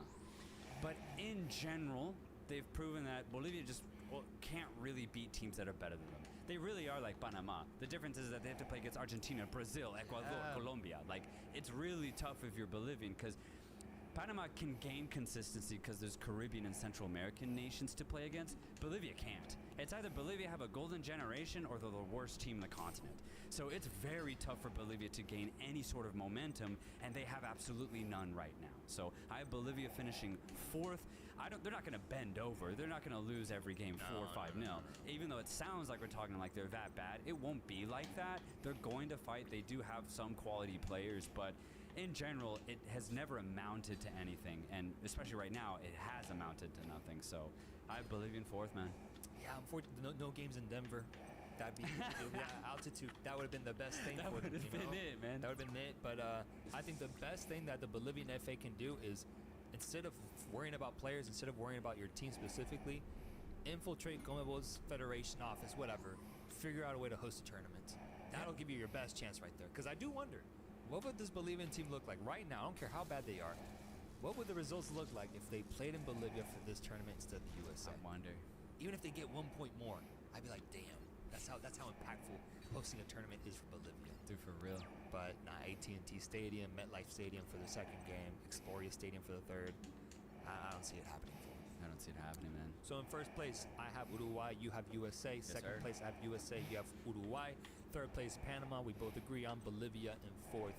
Guys, I need to know, where do you have USA and Uruguay finishing in this tournament? Do any of you have Uruguay getting grouped or USA getting grouped, and Panama maybe pulling off something incredible? Let us know in the comments down below. Copa America is getting really, really exciting. Group D has Brazil, Colombia, Costa Rica, and Paraguay. Where do we start? Brazil, man. I think we have to. Brazil. We absolutely have to. Shout out Brazil. They're so interesting because I have never seen a team get so affected by getting knocked out of a tournament. I've never seen it, bro. That game against Croatia, where Brazil dramatically lost at the death to a very good Croatian side, destroyed that team. Brazilians, even afterwards, when they went back to their clubs, weren't the same for a couple months, and we've seen the results that Brazil have gotten these past couple months in World Cup qualifying, dude, they're mid-table. It is bizarre seeing the Brazilian flag in the middle of a South American table. It doesn't look right. But that's what happened, man. And it makes sense because the way Brazil were playing going into that World Cup, oh my God. They disrespected themselves by not getting the semifinals. Yeah, and all football fans and all lovers of the game disrespected us, slapped us in the face. Slapped us in the face. And I think it makes sense that it affected them so deeply because they knew that they should have gone to the semis. And at that point, they probably believed that they would have gone to the final. Argentina, Brazil final. They robbed us. They robbed Not us. the Croatians, the Brazilians. The Brazilians They did. should have closed that game out. Exactly. Croatia did what any team would have done. It's Brazil's fault entirely. And so that's why I think Brazil have been in this really weird mode and this really weird run of poor form. Chiche, right, obviously left after that World Cup, and I think when he left, also the spirit of that Brazilian team also left because he embodied that team so well, man. In comes Fernando Diniz as the caretaker, and it just didn't work at all whatsoever, so much so that right at the end of the year, they get Dorival Jr., the Sao Paulo man, to take over as either caretaker or as permanent manager. Who knows at this point with Brazil? Their manager situation is always so weird. But that's Brazil. But here's the thing. I think very similar to teams like Germany, they can change their fate on a dime. Like that, bro. Brazil, like that, man. Like that. And it's because they have some of the best talent in the world. And it's as simple as them just turning it on and being like, you know what? Let's ball out. Let's ball out. And they have the capabilities. That's why my biggest question for this Brazilian team is that this six game run of form that we've seen in specifically in World Cup qualification. We've never seen anything like it in our lifetime. I'm 28 years old. I've never seen Brazil have 2 wins, 1 draw, 3 losses over 6 games. Yeah. Which just says so much about the history, the tradition of Brazil, but also about where they're at right now. Are they as bad as that record says, though? And that's something I struggle with because it's very early on in World Cup qualification. I don't want to get carried away. But in some of these losses, bro, they've looked bad. They've looked bad. And against Argentina at home, they look completely inferior. And that really says a lot because if they want any chance of lifting silverware once again here at the Copa America, that's who they're going to have to get past. And they have not shown us the signs of having the capabilities of being able to do that. So yeah, you could say that the players are going to up and that they're going to show up and they're going to ball out, but what is the maximum ceiling of that? Is it still getting kicked out in the semifinals against a really good team? Or is it losing to Argentina once again in the final? I'm scared to say that I believe that it's going to the final and losing to Argentina. Even if they find their form, I still think this Argentina team finds a way to best this Brazilian side. Agreed. If it is an Argentina-Brazil final, I'm going Argentina 99 out of 100 times. Like, even though Brazil has such good players, I mean, we're talking about Ballon d'Or contender Vinicius Jr., maybe one of the youngest bright players in the world right now, and Endrick, who could come off the bench. Rafinha's playing really good football with FC Barcelona this season. He'll be on the right wing. The midfield's pretty stacked. There's just some questions maybe in the back line, but overall, this Brazilian squad has talent and world-class talent at that. But you're right. I think their overall form will result in a limitation, and that limitation is I just don't have Brazil as favorites. They're title contenders for sure, but I think Argentina, for me, are the only team where I'm definitively saying they are my favorites to win the tournament. Brazil is a 9-time Copa America winner and 3rd place in total titles. Other guys you forgot to mention: Alisson, Marquinhos, Bremer, Gabriel, Bruno Guimaraes, Lucas Paqueta, Martinelli, Rodrigo, Vini Jr. No Gabriel Jesus this time. They introduced Endrick into the team, and I think he's ultimately going to become his replacement, for being honest. No Gabriel Jesus in this team. And then there's still questions regarding the fullback position yet again. Who starts in those fullback positions? Is it Jan Couto or is it Danilo? And on this side, is it Arana or is it Wendell from FC Porto? And then a big thing that stood out to me is the quality of the midfield, at least in terms of names, I think has dropped off significantly from what it was in the past, with Andreas Pereira getting the call-up, Douglas Luiz, who's really good, Joao Gomez, Lucas Paqueta, Ederson, and Bruno Guimaraes. It's very good, right? It's good in the context of world football, but for Brazil specifically, I mean, Casemiro isn't here anymore. You got these big names that are missing now. I think it's actually a bit indicative of how much the midfield has fallen recently. Yeah, it's way less flair, but I think they kind of make up for it because a lot of the players in that midfield are maybe a little bit more aggressive, maybe a little bit more box-to-box. I would like to see Bruno Guimaraes alongside Ederson, who went off for Atalanta these last 6 months. And he's been going off there for the last 2 seasons now, but his performance in that Europa League final and also in the Coppa Italia final was phenomenal, truly. He's a really aggressive midfielder, in the similar vein of Casemiro, but he might be a little bit better of a passer. Casemiro was one of the best defensive mids in the world, right, when he was in his prime. I don't think Ederson is that, but he has the right blend of defensive attributes as well as getting the ball and pushing it forward. I really like how dynamic Ederson is. You pair him alongside more of a passing midfielder in Guimaraes, and then maybe Paquetá as the creative. I think Brazil could still have a very successful midfield. I like that. I do. I think Douglas Luiz could also find his way into the midfield as well. He had a great season for Aston Villa. I'm going to get angry if I see Andres Pereira play any minutes in this tournament. What the hell is he doing here, bro? Yeah, he should be purely... Fulham's finest.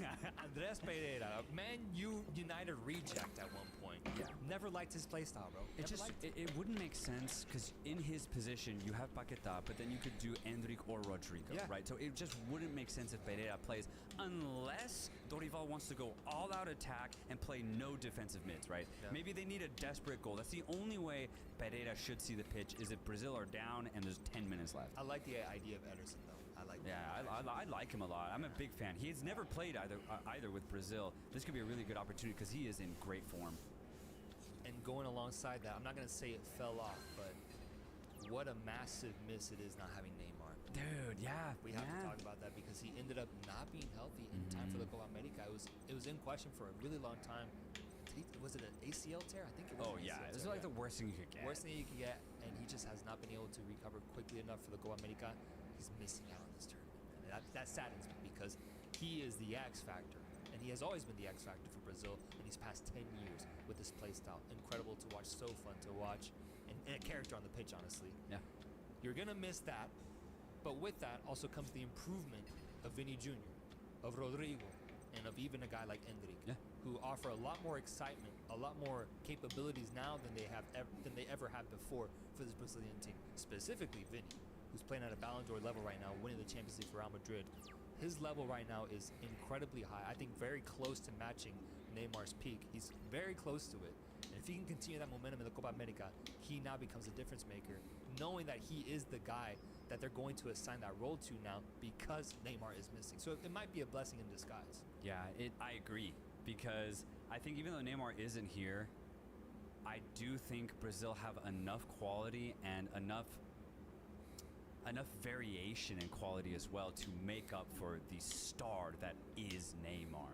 But just personally, I wish Neymar was here because it's in the U.S. You know, obviously, so many thousands, tens of thousands of people would have gone to see him play.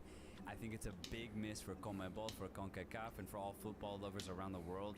It's a massive miss that unfortunately he got that injury way back in September and he will not be here.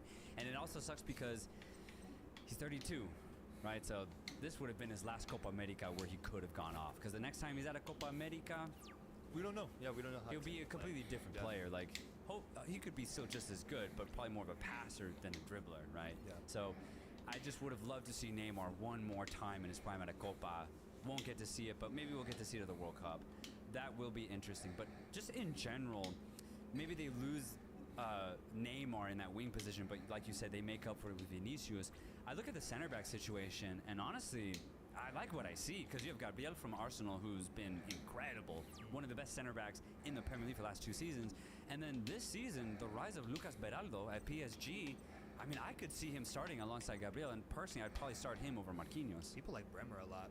Bremer's good, yeah. Bremer's good too, yeah. I like Bremer a lot, but Marquinhos too, yeah. The center back situation looks fine to me. And then goalkeeper Alisson, so solid, one of the top goalkeepers in the world. Exactly. They're finals contenders. For sure. They do have such a tougher path in comparison to Argentina, though. And I wonder how does that play an impact. I could see Argentina having such a simple path that either it improves their play or hurts them in the sense that they don't really truly face off against a competitive side unless you consider Ecuador that. Yeah. Whereas Brazil will have to get past Colombia in the group stage, then either Uruguay or USA in the quarterfinals, and then either Uruguay or USA in the semifinals. Yeah. That's 3 solid teams that they got to get by. And by then, if they beat those 3, then they'll have the confidence of like, okay, maybe now we can beat this Argentine side who's had a cakewalk to the final. That's the only aspect I can see here. But ultimately, they do have a much tougher path to the final, but it's there. They are the best team on paper in the sense that they do have the players to be able to pull off these big results and bring the trophy back home to Brazil. Let's go on. I'm hesitant to give them that over Argentina. Yeah, for sure. And when you look at the caps that a lot of these players have, it's in the low end. Like, a lot of these guys have been in the Brazilian mold for a while, but I mean, outside of the obvious players, these guys haven't really featured for Brazil. So there's also an inexperience factor that's at play for Brazil going into this tournament. I hope that they use that to their advantage, as in use this tournament to forget about the World Cup qualifiers, to forget about 2022. Let's just have a clean slate here. Press the reset button. Let's go, boys. We're ballers. We got Vinny. We got Andrew. We have Martinelli, too, who could come off the bench. Like, there's so much talent. Let's just have fun. Let's ball out. Let's forget everything that has happened in the last 2 years. Speaking of teams that are having fun and balling out, we got Colombia in this group. Yeah. Coached by Nestor Lorenzo, ranked number 12 in FIFA's rankings. One-time Copa America winners back in 2001.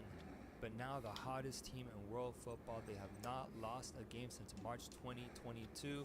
That is yet to be found out, though, today, because they face off against the USA in an hour from now. Will that streak come to an end? We will see. By the time that this video is out, people will know. But hopefully that streak continues, because Colombia is red hot in this moment. 3-win, third place in World Cup qualification with 3 wins and 3 Oh my God! What the fuck? And it's Colombia, honestly, like, this is what I was thinking about. When I think about Colombia right now and how good they've done, are they an example of the positives of missing out on a World Cup? Because they weren't here for the 2022 FIFA World Cup. Fuck and yeah. what they've done since missing out on that tournament and the, honestly, really bad display they had in World Cup qualifiers last time, I think has been really positive and really good. And I think they're a great example of how a team can improve after missing on a World Cup immediately after. Yeah, that's such a great point. And when I look at this Colombian side, it really is just down to they've become very organized and very committed.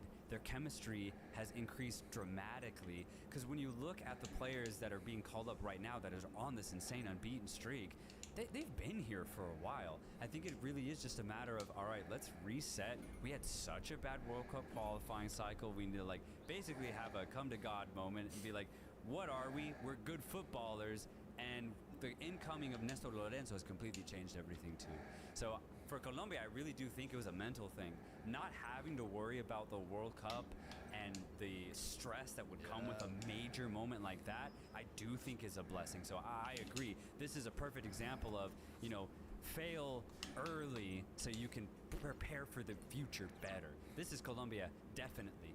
But they also remind me of the current versions of Austria and Hungary, because this team, when you look at the starting 11, there's really not a lot of stars, man. Outside of Luis Diaz, the other players are either just very underrated at club level, or they're just straight up nothing more than just very solid players. But they come together, and through the energy, the inspiration that they show out on the pitch, again, it's reminiscent of the Colombia that we saw back in 2014. So if you're Colombian, you got to be incredibly excited, because I think even if they're not playing at their best, if they bring that energy, it's already proven to be the case, they can beat anybody. It's crazy, bro, because Luis Diaz, I mean, he's great too, but I don't think he's a superstar. He's not a top 10 player in the world, whereas like Gareth Bale for Wales was. He was a top 10 player in the world, but he just didn't. He had a much weaker team at the international level, but even with that, Colombia's able to find a way to get so many good results. Sinistera, I think, is really good. You have the rise of Jan Duran at Aston Villa, who's got a really good finish to the end of the season. James Rodriguez is still here, bro. Crazy, man. He's still here. He's an anomaly, man. An anomaly, bro. International player only at this point, man. Like, he was born and bred for international games, and that is it. Jefferson Lerma, John Arias, Carlos Cuesta, Mojica, John Lukumi, Yasser Asprilla, and I mean the biggest missing piece that won't be here is no Falcao. Falcao's route is finally done with the Colombian national team. But for me, when it comes to Colombia, bro, first question is, can they defeat Brazil or top the group? Do you think they have the capabilities to do that, or is there a clear limitation? No, I think they can. I think Colombia's form is too good to ignore. They are red hot. And Brazil have uncertainties, right? If this was the Brazil before the World Cup, even if Colombia were in this form, I would say no, they couldn't beat them. But with Brazil and given the form that they're in, I think Colombia can beat them. But I also think Brazil can beat Colombia. And that's the thing about Colombia is that I have them as either going to the finals or crashing out in the quarters. Yeah, They're okay, that yeah. type of team this Yeah. year. They're that type of team. I could see them losing to an Uruguay or USA in the quarters, or just making it all the way and going on like a magical Copa America run and lifting it for the first time in over 20 years. It's there and it's in the works for them. So I think that's kind of what makes this team so exciting. If you're a Colombian fan, is that it's kind of like Mexico, bro. At the peak of supporting Mexico, where you're like, we could go deep. Yeah. We might not have the names or the star power as these other squads, but we've got the chemistry. We've got the run of form right now. If we believe in ourselves, we can pull off some incredible results. So that's what's exciting about Colombia, because I have them as a dark horse, and I have them as a team that could truly surprise basically anybody in this tournament. Yeah, I like that a lot, actually, because I have the same approach when it comes to what Colombia can achieve at this tournament. I think Colombia can go to the final, right? It will not be easy, but I think they have the energy and the talent truly to actually get there. Dark horse for sure. And actually, to round it out, I would say joining them, I do think Ecuador could get to the final as well, and I'll put the USA and Uruguay there as well. I think the only favorites is Argentina, and then Brazil's also a title contender. So who gets last in this group? Paraguay or Costa Rica? You already know where I'm going to go. I think it's tough, man. I do think it's tough, but I think you have to go Costa Rica. Fuck. Just simply given the horrendous form that they're in. Paraguay's not in good form either, though. Let's not try and settle that. You know? And Costa Rica has some positives. I like that they're playing so many young players now. Completely new team now. Oh my gosh, Completely young new team. players. I saw that the World Cup qualifier versus St. Kitts, it just happened earlier this week. I liked what I saw from the starting lineup. Only 2 players 30 and older, and they were defenders. 6 players were 25 years old and younger, and they won that game 4-0. Obviously, it's St. Kitts, but still, I like what I'm seeing from Gustavo Alfaro. They're ranked number 52 in FIFA's rankings. Is that ultimately the most positive thing about Costa Rica, is the youth and just kind of this rebuilding period they're in? That's it. Their only bright game over the last 18 months was that playoff against Honduras. It was a good one. It was a good one, but it was against Honduras. But it was a See good what- one. See what I'm I'm kinda so saying? dumb. Yeah, so it's I don't even have this going. The only positive is purely trajectory. There's no results to look at to be like, oh, Costa Rica are on a rise or Costa Rica are doing well, because all of their wins have been against very lower nations. When they play a team that's on their level or above them, Costa Rica have really struggled. That playoffs against Panama, they got killed 2 games, one in Costa Rica, one in Panama, and they really tried to win those matches. But that's the best that Costa Rica could achieve at the time. The only good thing is that they're completely wiping away the golden generation, right? They were still calling up like Celso Borges literally like a year ago. Like, it's crazy. Brian Ruiz just retired right at the last World Cup. Keylor Navas finally hanging up his boots for Costa Rica. He just played his last game in March. Yeah. You see what I'm saying? Like, it's been a very slow process for Costa Rica to get over their golden generation, and it does make sense. They achieved something that no CONCACAF team has achieved in the modern era, so it makes complete sense. But this Costa Rica team now has to completely find out who they are in the modern era now, and they have a lot of young talent to really kind of pick from. Are they any good? Well, they got to start playing games together, man. This is a completely fresh team. They haven't proven anything yet. There's some European talent. There's a lot of Central American talent. I just don't think it'll be enough against Paraguay, and it definitely won't be enough against Colombia or Brazil. They still got a young Joel Campbell coming through the ranks. This guy's still really young, bro. He's pretty young, 31 years old, man. I can't believe it. Bro, he has... I forgot, but I think he has like close to 130 caps. Jeez, and he's 32. It makes sense because it feels like he's been playing for 20 years. Forever. But they have great young talent. Ugalde, I think, is one of the best promising prospects playing in Europe. Zamora, Madrigal, Orlando Gallo, Jalen Mitchell, and then Francisco Calvo is still getting minutes with the team. Yeah, So. Calvo would be a good veteran play for them. Also, Julio Cascante, who plays for Austin FC, he will definitely be the pair alongside Calvo. They will provide the experience. Everyone else is going to have to figure it out. But yeah, I think that's ultimately the most positive thing I can say about Costa Rica. I do feel that they fall into that CONCACAF narrative, which this closes it out for me. I don't have a single CONCACAF team outside of the USA. And the thing is, I don't have a single CONCACAF team finishing in first place. And then I have the USA being the best version of that, getting second. But the rest, third and below, bro. That's I see CONCACAF as just really bad timing ultimately. For as much as I love this tournament being here in the States, I think the time hit these teams at a really bad time.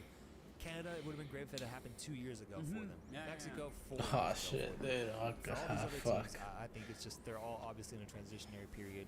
And Panama, I think maybe them 2 years from now would have been a better matchup for them. Yeah. Who knows? But I'm concerned for CONCACAF. I'm very scared. I think Comebol is going to show out, and so I have Costa Rica getting 4th place in this group. USA will make up for all of the That's the CONCACAF's undoings by getting to the finalists. That's So the hope. don't worry about it. That's the hope, bro. That's the hope. And the last team here to review is Paraguay, arriving into the tournament coached by Daniel Guerrero, ranked number 56, currently 7th place in World Cup qualifiers with 1 win, 2 draws, and 3 losses. 2-time winners of the Copa America. Wikipedia says this, not me, but Paraguay can historically be considered South America's best of the rest, as they are ranked 4th in the Copa America's all-time table behind Conmebol's Big Three of Argentina, Uruguay, and Brazil. Damn. Okay, I'll take that. Will you take the fact that the success was in the 40s and 50s? You'll take that. I'll still take it. I think didn't they get out of? It's not hard to get out of the group stage though when there's only 12 teams. But yeah, never mind. Anyway, yeah. Now, am I tripping, or is a front line of Kaku, Sanabria, Almiron, and Enciso obviously the best thing Paraguay has going? It's all they have going for them. But here's the problem: the rest of the team doesn't come anywhere close to those players technically on a technical perspective. So those players can't combine with anybody. So they have to resort to just physical play, choppy play. That's why Paraguay are so poor right now. Because even though they do have good players like Almiron and Kaku Romero, it doesn't mean anything if you can't combine with your fullbacks. It doesn't mean anything if you don't have a real striker to actually send crosses into. Doesn't mean anything if you can't play 1-2s with your midfield, because the rest of Paraguay simply doesn't cut it. Paraguay's fullbacks are a pair of ways. That makes sense? Pair of ways. Way, better way. Yeah, I think that kind of makes sense. It kind of makes sense. That kind of makes sense. Yeah, I think that's the biggest difference that stood out to me was just how, honestly, how good the front line looks, bro. If everyone's healthy and everyone's attending the match too, that's the thing. Julio Enciso was out for majority of the season. He's now getting back into health. I wonder how much confidence the coach will give him. Miguel Almiron, does he have a role in this team right now? Because he didn't play much from Newcastle this year as well. He has a role, but it won't be like a truly impactful one. He'll be a nuisance for defenses, but he's not going to be the guy that you just like swing it to, like you could with Luis Diaz, for example, right? Yeah. He's going to be doing his best, but that's my point. Like, Paraguay have good players, but even them at their best, not that good. Let's be completely honest. When you compare it to Colombia, when you compare it to Brazil, right? Even the USA. So, sure, Paraguay have good players. I think their best assets are in the center back positions. You have Omar Alderete, starting center back for Getafe, and Gustavo Gomez, captain for Palmeiras, right? And he's won title after title in Brazil. That's why Paraguay are able to keep most games tight, though, because their defense is so tight and they're more keen to defend than attack, honestly. That's their best asset. It's their defense. They've only conceded 3 goals in qualifying, so that's pretty good. For 6 games, 3-goal concession, that's actually excellent. The problem is they have 0, and I mean 0 offense. Kaku, no love for Kaku, AFC Champions I love that, man. winner. Kaku, bro, no love. He just can't do it alone. That's the problem. Like, I have a little bit more belief. He can't do it. More belief in this Paraguay side. He can try. They can try. They're getting 3rd, but I'm just saying maybe they're doing a little bit more convincing way than what you think. They're gonna keep it tight, but I don't consider that convincing. Because for me, convincing is, getting a lot of chances on goal. And if you lose that way, then I'd be like, you know what, great game. But for Paraguay, it really is park the bus and just hope Almiron or Kaku can do something crazy. And I just don't respect that style of football. 3-0 win against Costa Rica. What does that do? Okay, yeah. No, that's doable. 2-0 win against Costa Rica. What does that do? That's also, that's more like, I think 3's a lot for Paraguay, but 2's very doable, I say, against Costa Rica. Will we consider that convincingly getting 3rd? What do we mean? They're definitely going to get 3rd. No, I know, but I'm saying the way they get it matters to me, right? Oh, yeah. So I'm saying... No, I need them... No, I'm not even looking at the Costa Rica game. I'm looking at the Brazil-Colombia games. They tie one of those 2. That would be nice. Okay, That would get me. I'd be like, oh shit, I actually underestimated. Even if they finish third, if they tie Colombia or tie Brazil, any of them, they tie them, I would say I underestimated them. What if they lost by 1 goal, played a tie, 90th minute winner from Vinny, 90th minute winner from Luis Diaz? They would have to have several shots on goal. I'll take that. Tight wins don't do it for me. But When it comes to Paraguay, it doesn't do it for me. They hit the post a couple times in the game. Even one time, I'll take that, and they lose 1-0, I'll take that. You'll take that. I'll take that as they did better than I thought they would. I'll hold you to that. Yeah, I'll remember that. Yeah, I'll hold you to that. The Paraguayan bet that we have going then. Okay. Let's see how it goes. But ultimately, I agree. Third place for Paraguay is all I see out of them. Paraguayans, let me know. Let me know what we're missing from your team or what you think will happen in this tournament for Paraguay. Will you guys achieve a ceiling much more higher than we're projecting, or do you all see a third place finish, maybe even worse than fourth? And so that means that for Group D, we have Brazil in first, Colombia in second, Paraguay in third, and Costa Rica in fourth. Let us know your thoughts on Group D. Who do you have winning this group? Is it Brazil? Is it Colombia? Is it fucking Costa Rica? Who is it? Let us know in the comments down below. And that rounds it out for our Copa America preview. We will be back very, very soon with live streams and post-match reactions for every single one of these games. So make sure to comment, like, and subscribe on this video, and join the Give and Go community for what's going to be an insane summer. Until next time, guys, peace.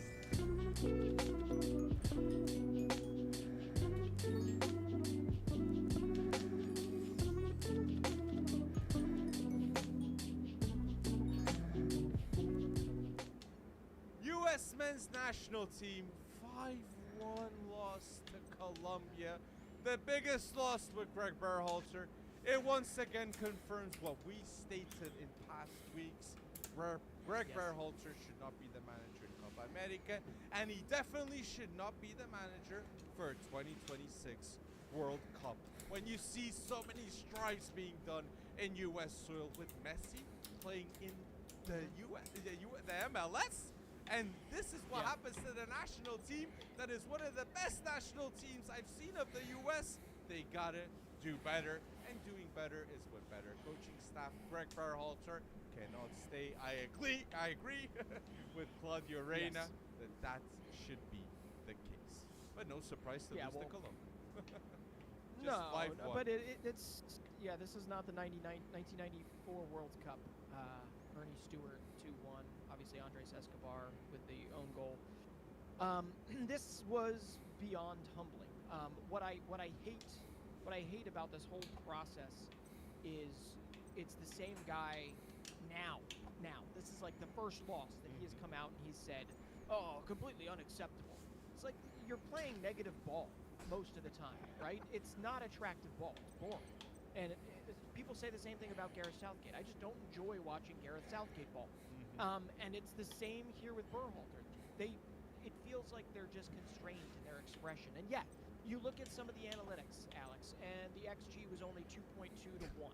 But the defensive frailty that we've shown, the negative goalkeeping, the terrible goalkeeping that is we now have a goalkeeping problem. Absolutely, right? And it's like, it's that meme where you got the person, you got the dog sitting amidst the fire saying this is fine, right? That's what this feels like. It's not fine. It's not. Yes, I'm glad that this was now and not in the opener against, say, a Bolivia. But you're telling me, Greg Berhalter, that you want to change everybody's perception of American soccer, American football, right?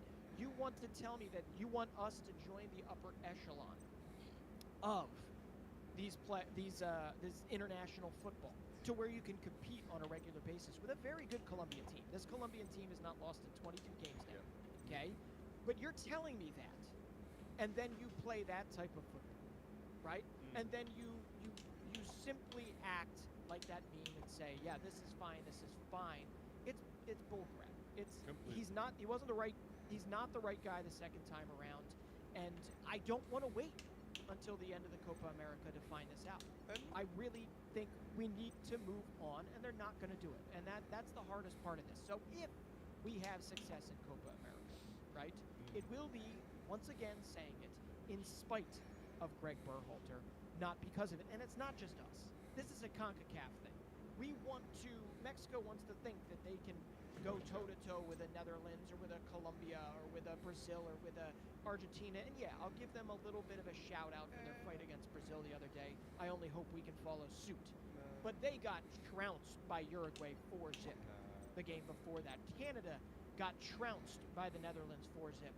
CONCACAF is nothing until we accept that these teams are the reality. This is what we're fighting for. This is what we need to continue. You can't hide. Tim Ream can't make a mistake like he did. Chris Richards can't make a mistake like he did. Johnny can't make a mistake like he did in those types of environments. And where is that precision? I feel like I'm rambling. No, but and to it give kills me. context to people, CONCACAF teams in these past few weeks, Mexico lost 4-0 to Uruguay, which they're going to play U.S. men's national team. U.S. lost 5-1 to a team unbeaten 22 games with Colombia. And the Netherlands beat 4-0 the Canadian team of Jesse Marsh. Then I believe Jesse Marsh would be a better manager than Greg Berhalter for the U.S. men's national team. But these results are unacceptable for the talent that is on their teams, okay? So, yeah, I completely agree with you. Reality check. Reality check. No, but it just goes to show you that there is the changing. His stated goal, Greg Berhalter's stated goal, is that he wants to change the perception of American football, American soccer, right, in the world stage. It's the club guys. It's those guys that are currently doing it. It's those guys, right? Christian Pulisic going into Syria, exactly. They're doing it individually. Collectively right now, what I feel he's doing is he's holding them back. I agree. 100% is holding them back. I would rather go down 5-1, at least creating more than whatever, a few half chances here and there, with a philosophy. than what the way we played like. With a building a new philosophy, building a style of play that you cannot build in weeks, something that's a work of months.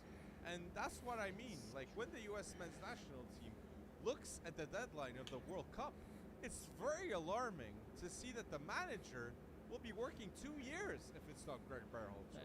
Whoever it is, they got to sack him after Copa America to give more time to this person that respectively will need it to build dynamics, a lot of things. Preferably before, Alex. Preferably before. Copa America. No. Then it would go back to the cycle of, it's the people at the top that they're at fault, and it's not Greg. I know, but he has only beaten Mexico, right? There is no notch in the belt win against any of these guys. I mean, I'm not going to go back and relive the days of Jurgen Klinsmann getting us wins against whatever the Netherlands, and because he didn't do it when it counted, right? But for Greg Berhalter to say that there's been any real progress here, show me. Individually, put it out there. Individually, tell me. Individually, yes. Right, well, he's had like nothing to do with that. No. And like tactically. Right, and I think it's almost a negative that he's buddy-buddy with some of these players here, because we are entering, Alex, into one of the most consequential periods of potential development in U.S. soccer history, right? You have the World Cup coming up. You've got this ridiculously amazing Copa America tournament that's about to take place, West Coast to East Coast. You're going to have Messi on the soil. You're going to, oh my God, it's going to be amazing. And yet the gap has not felt wider between CONCACAF teams and CONMEBOL teams, South American teams, than I've seen in a while. Yes, recency is in effect. And it's not the best Brazil team ever. And it's not the best No, Uruguay. it's not. Uruguay is a good team, but it's not the best. Like, and the gap is bigger. I agree. It doesn't feel good, exactly. And if you were looking for any type of progress, the only progress you can see is in the individual player pool. True. But when it comes down to who's leading the way, and how U.S. Soccer has said, well, he didn't do it the first time, we're going to let his contract expire, and then we're going to hire somebody, Alex, to put on this exhaustive search to go find another manager. Oh, wait. No, yeah, all our metrics are saying, let's hire Greg Berhalter again. Right? And to give him another swing in one of the most consequential periods of U.S. soccer development history, right? amidst a transformational change that MLS is ongoing, you can't make the argument that it was MLS players that made this team, have a bad game. Jedi Robinson, not good, right? I mean, the only one that you can look at, well, you know what? I'm not going to pick on the individual players. It's the guy leading. No, it's the guy leading the show, and it doesn't. If there's a plan, look, if there's he has not been able to illustrate it to anybody. If there's a player, it's Matt Turner, because Matt Turner at club level hasn't showed what is needed to be the U.S. men's national team goalkeeper.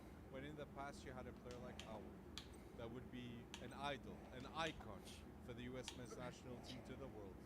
So Gaga Slavina. Come on. Yeah, well, that's the thing is you had Tim Howard, you had Casey Keller, you had Brad Friedel.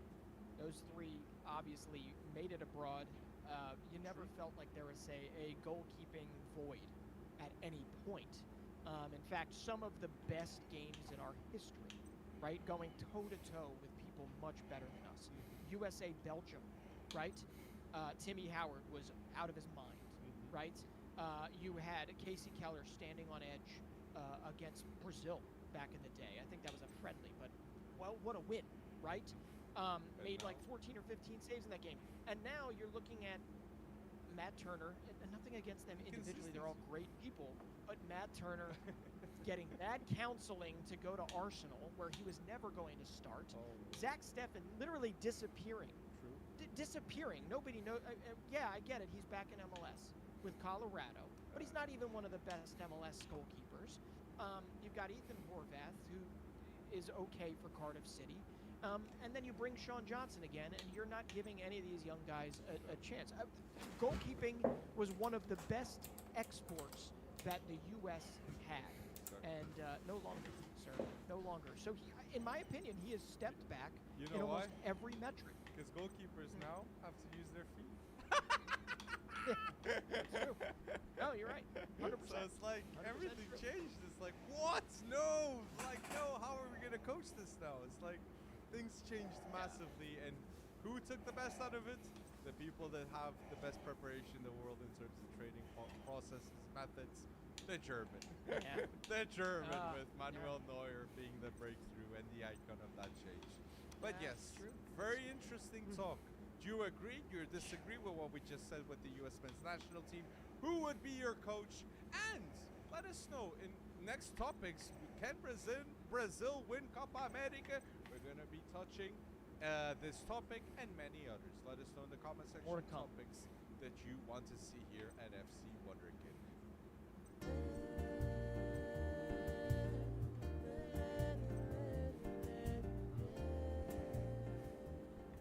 Sí, señores, como este video es un nuevo video para mi canal de YouTube, muchachada querida. Estamos con Will, con Vincent de los futbolitos. Se viene un debate y quiero hablar con ustedes ya mismo, pero primero, preséntense por favor. Will, ¿cómo estás? Hola, me presento como Mr. Factos. Vengo a domar a ver, siento que tenía mucho sin venir, así que estoy bien. ¿Y tú cómo estás, no? Muy contento, muy contento. ¿Vos, Vince? ¿En qué andamos? Muy feliz de estar aquí otra vez en este hermoso canal y más para este debate, que vengo de gala. No sé si veo camiseta de Colombia, Vince, ¿eh? ¿Es tu país favorito en Sudamérica, Colombia, Vince? ¿Favorito en Sudamérica? No, top 3. ¿Te gusta? Top 3, ok, top 3. ¿Actualmente República Dominicana o Colombia en un partido? ¿Quién es favorito? Depende del partido, ¿no? No, te voy a decir, la verdad es que la Dominicana de Firpo está muy fuerte ahora mismo, o sea que guarda. Ok, ¿y vos de qué partido hablas, Will? No entiendo. No sé, depende del partido. Ah, ok.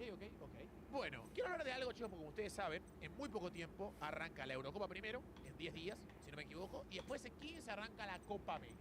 Y evidentemente en un año y medio, 2, se viene lo que es el Mundial de Fútbol. Como ustedes saben, hoy sorprendió al mundo no solamente el fichaje de Mbappé por el Real Madrid, que eso lo sabemos todos, sino que Mbappé en conferencia de prensa, cuando se sumó a la concentración de la selección francesa, no sé por qué, porque a él le gusta generalmente tirar beef. Ya una vez atacó el fútbol sudamericano diciendo que el fútbol europeo era mejor, pero esta vez fue un poco más lejos. Dijo que le preguntaron cómo estaba para la Eurocopa, a lo que Mbappé respondió, solito de cuerpo y con confianza, dijo, muy feliz, me gusta, quiero jugar la Eurocopa, inclusive considero que la Eurocopa es más difícil que el Mundial. Lo dijo así, cosa que evidentemente a mí como argentino y como latinoamericano no me gusta nada, porque le está bajando el precio a las selecciones de CONMEBOL, de CONCACAF, de África también y evidentemente de Oceanía y Asia. ¿Ustedes qué piensan de esto? ¿Están de acuerdo con Kylian? Siendo realista y después podemos explayarnos en el tema, no estoy de acuerdo para nada. Considero que el Mundial tiene más nivel que la Eurocopa. Bien, Vince. De acuerdo con vos, Vince. Porque, a ver, yo hoy respondí, ustedes díganme qué opinan de esto, si es una trameada o es un facto de Cobrix. Estoy convencido que se enfrenta a Georgia, Rumania, Hungría, Escocia o Albania, no saca 3 jugadores de cada equipo. Pero, ojito, es más fácil enfrentar a Argentina, Brasil, Uruguay, entre otros. Llegó al Madrid y arranca a tramear. A ver, yo creo que evidentemente la Eurocopa es un torneo muy difícil, que tiene octavos de final, cuarto, semi y final, que se clasifica como pasa en el Mundial, pero evidentemente las clasificatorias son una murga, porque juega contra Chipre, Madagascar, Namekusein, entre otros. Entonces, evidentemente pasás fácil, clasificás muy fácil a la Euro, y yo creo que justamente lo que hace que sea tan difícil es que el europeo no está acostumbrado a jugar contra el sudamericano. Por ejemplo, no sé si Dinamarca tiene mejor o peor plantel que Colombia. Pero para Dinamarca le cuesta mucho más jugar contra Colombia que jugar contra una selección europea. Porque nunca se enfrentó a Colombia. No sabe cómo le puede ir. Entonces eso no le da valor a lo que dice Mbappé y no le da la razón a Mbappé de que realmente la Eurocopa es más difícil. ¿Por qué? A ver. Porque si jugar contra equipos que no lo conocen y jugar contra vaina, o sea, eso no lo hace más difícil. O sea, cuando tú dices que uno sabe vaina, o sea, para mí yo estoy de acuerdo con Mbappé. Evidentemente, la Eurocopa tiene más nivel que el Mundial porque el mayor nivel del fútbol mundial está en Europa, europeos, y si solamente en la competición en la que se concentran europeos, Europa, pues así. Está bien que tenemos el campeón del mundo que es Argentina, que ganó, ya sabemos, con los favorcitos de Qatar, pero antes de Argentina, la mayoría de campeones del mundo eran europeos. 2018 Francia, 2014 Alemania, 2010 final europea, 2006 europeo. O sea, tenemos que irnos al 2002 para no buscar Europa. O sea, Europa domina las competencias mundiales. Es que yo tengo un dato acá, antes de que te tomara a Will, que lo voy a perdonar. Vince, ¿qué quieres decir? No, te iba a preguntar rápidamente que de dónde es tu ganador del Balón de Oro de este año, dónde vive, de qué país. Es brasileño jugando en un club europeo contra europeos todo el tiempo. Bueno, pero en el Mundial acompañado de europeos. De hecho, si te va la lógica del Balón de Oro, el top 5 Balón de Oro, solamente hay uno que no es europeo, que es Vinicius. Pero después está Bellingham, está Kroos, está Mbappé y está Kane, que todos son europeos. Falta Messi, amigo. Falta Messi. Depende de la Copa América. Falta Messi. Guarda. Falta Messi. Pero a ver, yo te voy a decir un dato que evidentemente es importante recurrir al archivo. A ver, ¿quién estuvieron en el fútbol, Will? ¿Cristiano Ronaldo? ¿Qué dice Cristiano Ronaldo siempre? Las estadísticas nunca engañan. ¿Estamos de acuerdo? Lo dice el bicho. Para mí te invitaste esa frase de la nada, pero... No, las estadísticas nunca engañan. Cuando le preguntaron, una vez le preguntaron, ¿vos sentís que estás jugando mal en los partidos de visitante? Y Cristiano respondió, dime un jugador que tiene más goles que yo hace 5 años fuera de casa. No tiene yo. O sea que básicamente va a las estadísticas. No tienes. En total se jugaron partidos en mundiales entre Conmebol y UEFA 237. 96 victorias para Conmebol, 88 para UEFA. Toma. Se enfrentaron 10 veces en finales de mundiales. 7 victorias para Conmebol, 3 para UEFA. Domados. ¿A dónde voy con esto? Yo creo que simplemente lo que siento, Will, es simplemente esto. Uno tiende siempre a sobrevalorar el fútbol europeo, porque uno suele consumir Premier League, Bundesliga. Sobrevalorar. Obviamente que sí, uno tiende a creer que ¿Cómo se sobrevalorar los número uno? ¿Tú puedes sobrevalorar uno? No, te explico por qué. Porque el fútbol europeo Hey, está get that creado bullshit para out of clubes here. ingleses y la plata son de clubes europeos, pero se nutren muchos clubes Too easy. de Too easy. sudamericanos, inclusive África, que no estamos hablando de África, como está full África, y obviamente algunos equipos también inclusive con Asia, Oceanía, Centroamérica. ¿A qué voy con esto? Que el fútbol europeo esté en la elite no significa que las selecciones sean las mejores. Yo te firmo que Inglaterra prefiere jugar contra Dinamarca que contra Colombia. Eso es lo que yo pienso. ¿A dónde voy con esto? Pero es que, o sea, eso no tiene nada. Sí. O sea, tú acabas de decir un argumento tan vacío. Porque tú dices que se nutren de vaina y que, o sea, juegan en Europa. O sea, ¿por qué no hacen un mundial en el que la selección sea la liga? En que Argentina, en vez de ser todos los jugadores como en Europa, que sea la liga argentina contra la Premier League, contra vaina. O sea, es verdad que hay muchos americanos, todos juegan en Europa contra europeos. La mayoría de equipos europeos tienen más europeos que extranjeros. Esa es la realidad. Cuando Mbappé dice eso, no importa el dato de que, que Conmebol le ha ganado más a la UEFA que al revés. No importa ese dato. No importa, porque no importa. Es literalmente irrelevante. Porque eso es como que los españoles le ganan siempre a los ingleses en Champions, Pero la Premier League no es más difícil que la Liga. ¿Y por qué? Ahí tenés ese argumento justamente. Los Entonces, ingleses se enfrentan todo el tiempo entre ellos. Se conocen. Justamente cuando juegan contra Sevilla no lo conocen. Por eso les gana Sevilla. ¿Qué es más difícil? ¿Ganar la Premier League o ganar la Liga? Ganar la Premier. ¿Y los españoles le ganan siempre a los ingleses? Está bien por eso, pero lo que significa eso significa que... Entonces no tiene nada que ver. Pero sí que tiene que ver, porque evidentemente vos pones en una liga a Colombia y no va a ganarla, pero pones en un mundial a Colombia y quizás le puede ganar a Inglaterra. ¿Me entiendes lo que te quiero decir? Porque es diferente el mano a mano. El techo europeo es más alto que el techo sudamericano, así como el suelo europeo también es más alto que el suelo sudamericano. Pero tengo una pregunta. La verdad? ¿Por qué? ¿Quién Porque es el nivel campeón? Es mejor allá. Bro, es fácil, el nivel es mejor allá. O sea, el béisbol aquí no es un europeo tan bueno que un dominicano, porque es otro nivel. Pero escúchame, béisbol. Escúchame, béisbol. Te hago una pregunta. Te pido disculpas, Will, te pido disculpas. Te hago una pregunta. ¿Quién es el campeón de Europa actualmente? Italia. El Real Madrid. No, de selecciones se le tuvo. Italia. ¿Jugó el Mundial Italia? Ni lo jugó. ¿Quién es el campeón de América? La Argentina. ¿Jugó el Mundial? Sí. ¿A quién le ganó? Al actual campeón del mundo. Pero puede ¿A haber dónde una voy con esto? ¿A dónde voy con esto? Que el mejor de América salió del mejor del mundo y el mejor de Europa ni fue al Mundial. A ver, eso es fácil. La Copa América la ganan siempre los mismos tigres. ¿Quiénes ganan ¿Cuántas Copa América tiene Argentina? 15. ¿Cuánto tiene Brasil? 9. ¿Cuánto tiene Uruguay? 15. Ok, estamos hablando que entre Argentina, Brasil y Uruguay hay 39 Copa América. Pero hay más. Pero hubo más Copas América que Eurocopas. 39 Copa América. ¿Cuántas Eurocopas tiene España? 3. 2. ¿Cuántas Eurocopas tiene Francia? 2. ¿Cuántas Eurocopas tiene Inglaterra? Ninguna. O sea, pero también se divide igual. No, boludo, un campeón de Europa, pero hubo un campeón de Eurocopa, Grecia, Dinamarca, como también en Sudamérica fue campeón de América, Bolivia, fue campeón de Perú, Paraguay. Nadie tiene 15. Pero porque hay más cantidad, porque antes se jugaba cada 2 años la Copa América, no solo 30, por eso tiene tantos Uruguay. Para dársela a Messi, Si no la jugaba, la ganó Uruguay. Bueno, pero ahí él se fue a campeonatos, o sea, de cada país. ¿Quién tiene más mundiales? ¿Quién es el país con más mundiales? Brasil, porque obviamente si se le hiciera más fácil europeo, ganaran ellos el mundial. Es mucho más difícil ganar Eurocopa que un europeo que ganar el mundial. Entonces, Mbappé tiene completamente la razón.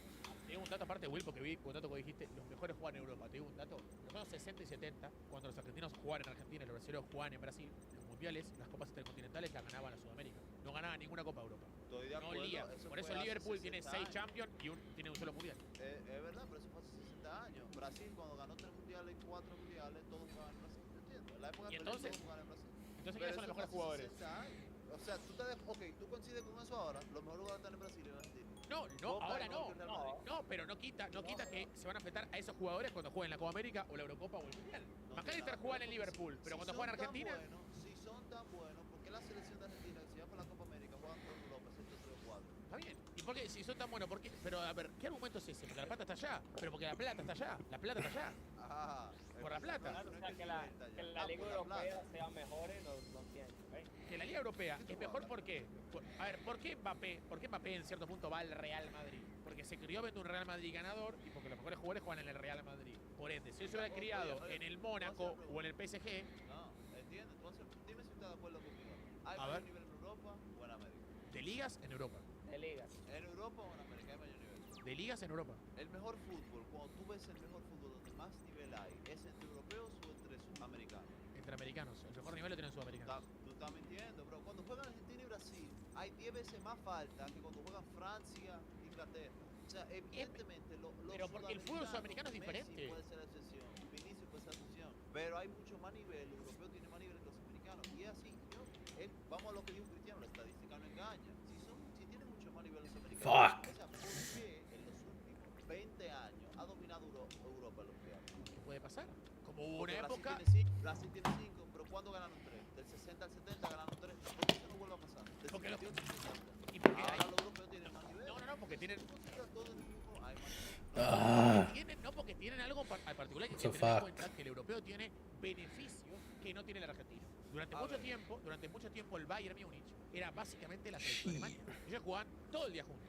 La Argentina, ¿no? Entonces ahí te das cuenta que... España en 2010 eran casi todito el Barça y el Madrid nada más y se iban considerando. Y bueno, y ganaron el Mundial. Justamente por eso ganaron el Mundial.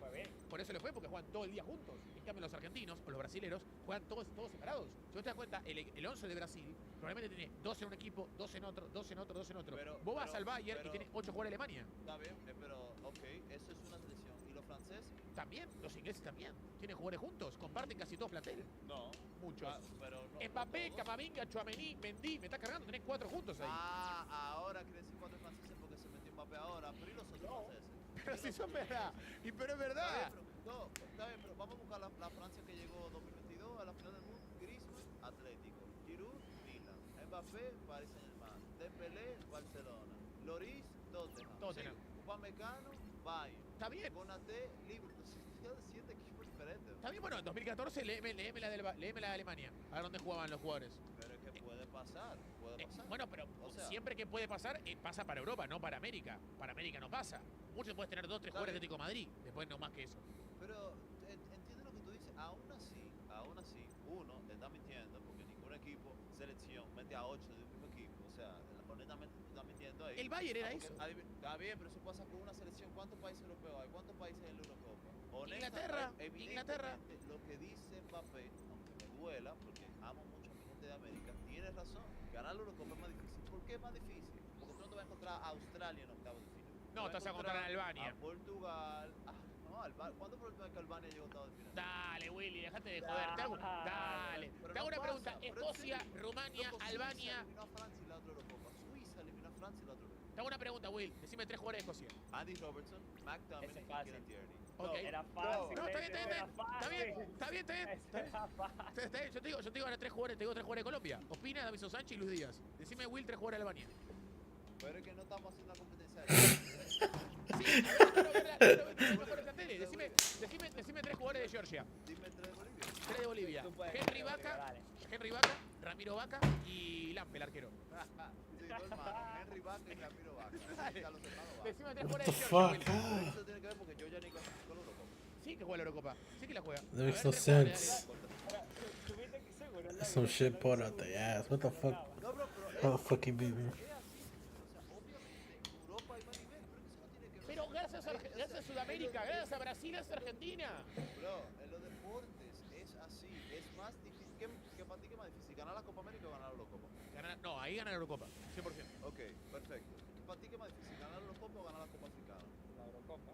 La Eurocopa, pero guarda que Copa Africana es jodida, Está bien, ¿para ti qué es más difícil? ¿Ganar la Eurocopa o ganar la Copa Asiática? La Eurocopa. ¿Para ti qué es más difícil? ¿Ganar la Eurocopa o la Copa de Oro? Nunca vi ese torneo inferior, no lo vi nunca. Está bien, si tuvieras las competiciones de todos esos torneos, ¿tú no crees que es más difícil entonces ganar la Eurocopa?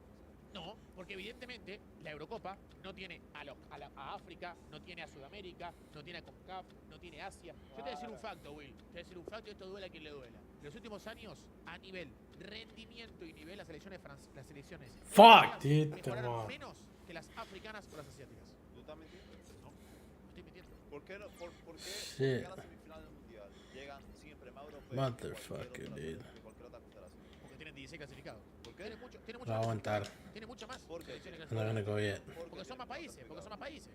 Porque son más países, no porque son más nivel. En el ranking de la FIFA, en el top 100, hay más europeos que en otras confederaciones. ¿Se ve eso no? Está bien, Will, pero evidentemente que es otra cosa. Pues ya. Además, pues pero ya. no es así, Will, no es así. Porque a ver, si vos te das cuenta, el crecimiento del nivel, ¿quién eliminó a España del Mundial? ¿Quién eliminó a España del Mundial 2022? Marruecos, África. Ok, ¿quién eliminó a Argentina en 2018? La campeona del mundo. ¿Quién eliminó a África. la Argentina?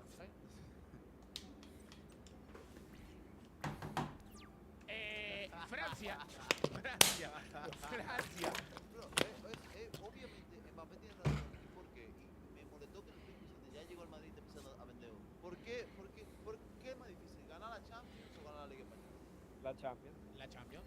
Ok, ¿qué es más difícil? ¿Ganar la Champions o ganar Ugh. La Champions. ¿Por qué? ¿Quiénes clasifican a la Champions? ¿Y quiénes clasifican a la otra? A la Champions clasifican los mejores equipos de toda Europa. Ok, usualmente campeones de su vaina, bla. Sí. Para ti tiene nivel la CONCACAF, honestamente, ¿tiene nivel? No. Para ti tiene nivel lo de Asia, honestamente, ¿tiene nivel? Sí. Más que la CONCACAF, pero no tanto nivel, ¿no? No, yo te voy a decir algo. Para mí, en CONCACAF, Estados Unidos compite en el Mundial. Para mí, Estados Unidos lo pones en el Euro y guarda que no te meta octavos. La única que le puede competir a nivel a Europa es Conmebol. Para ti, Conmebol tiene más nivel que UEFA. No. O sea, para Conmebol tiene más nivel que UEFA, sí. ¿¿Basado en qué? ¿Por qué? En el nivel de los jugadores y en el historial. Historial, ¿qué ha pasado en los últimos 24 años? Pero Pero vos me dis la historia en 24 años. Vos me dis la historia en 24 años. Vos me dis la historia en 24 años, nada más. Did you have to use fusion? No, Mbappé dice que la Eurocopa tiene más nivel que el Mundial. Que la Eurocopa tiene más nivel que el Mundial. Eso es un fact. Pero no Quizá en es el un 60 fact. no lo tenía. Porque está dolido porque lo vacunó el Dibu. Lo humilló el Dibu. Está dolido porque lo humilló el Dibu. No, Lo humilló el Dibu. Mbappé se compra lo tiene en 2018. Un año fue Mbappé, otro año fue ustedes. No está dolido. Yo lo que te digo es lo siguiente, Will. Si hay más nivel en Europa y todos esos equipos europeos se juntan por un torneo, evidentemente a Mbappé se le va a hacer más difícil ganar a Dinamarca que ganar a Perú. Le va a hacer más difícil ganar a Dinamarca que ganar a Estados Unidos. O sea, es así. Hay más nivel en esos países. Estados Unidos juega béisbol y Perú un fachero. A ver, goles. Pero, o sea, los últimos partidos. Si la Conmebol jugara en la Eurocopa, no lo ganaron el equipo de Conmebol. Sí, la puede ganar. Pero el Mundial juega la UEFA y juega Conmebol. Y usualmente ganan los europeos. No, están casi empatados en mundiales. Estamos empatados en mundiales. Creo que Conmebol tiene más. Hermano. Entiendo, si tú coges los 1000 años que tiene el fútbol, entiendo que Conmebol puede tener más. Cuando el Mundial se jugaba con los Olímpicos, que es Uruguay, que es la mierda. En los últimos 50 años ha ganado más Europa que Conmebol. Está bien, pero ¿por qué? Porque los jugadores sudamericanos se van a jugar a Europa. Por eso le enseñan a los europeos a jugar al fútbol. Que la liga doméstica son mejores, la liga doméstica. Y porque no, aparte, para Vince, porque pagan más. ¿Por qué? No sé, te doy un ejemplo, no sé, con Boca. ¿Por qué Juan Román Riquelme se fue de Boca al Barcelona? Me estoy diciendo los clubes que yo quiero. Porque evidentemente el Barça pagaba más que Boca. No porque su sueño de Román era jugar en el Barça. Ah, no. ¿Tú crees que solamente se van por dinero? ¿Y por qué se van a Arabia Saudita? Que pagamos. Porque ahora. The fuck, why did Lo de Arabia what? Saudita nació ahora, Will, no antes. ¿Y por qué no se van a México que pagan más? Porque México está lleno de argentinos. No pagan más que Europa. ¿Qué no pagan más que Europa? Will, me estás jodiendo pensar que el América paga más que el Real Madrid. Depende del nivel. Quizá a Mariano Díaz sí. Al utilero le pagará más, Will. En todo caso. Al jugador no. ¿Qué no te pensás que cobra más? ¿Vos te pensás que cobra más Mbappé o Raúl Jiménez? ¿Hay más nivel en Europa o en América? En América. Simple. No. Te hago una pregunta, Will. Te hago una pregunta, pero decime la verdad. A ver, yo creo que vos te voy a decir selecciones de Conmebol y vos decime buena, regular, mala. Y después te lo hacer con Europa. También puede participar Vince. ¿Te parece bien? Vale. Argentina. Bueno. Brasil. Bueno. Ok, por ahora van dos buenos. Uruguay. Regular. Bueno, Colombia. Regular. regular. Ecuador. Mala. Venezuela. Regular. República Dominicana. Buena. Bueno, Ok. Ahora vamos a la Euro. Francia. bueno. Buena. Ok. No digas tanto. Buena, porque dijiste mucho buena, Willy. Dijiste buena. Aguante que salió en segundos.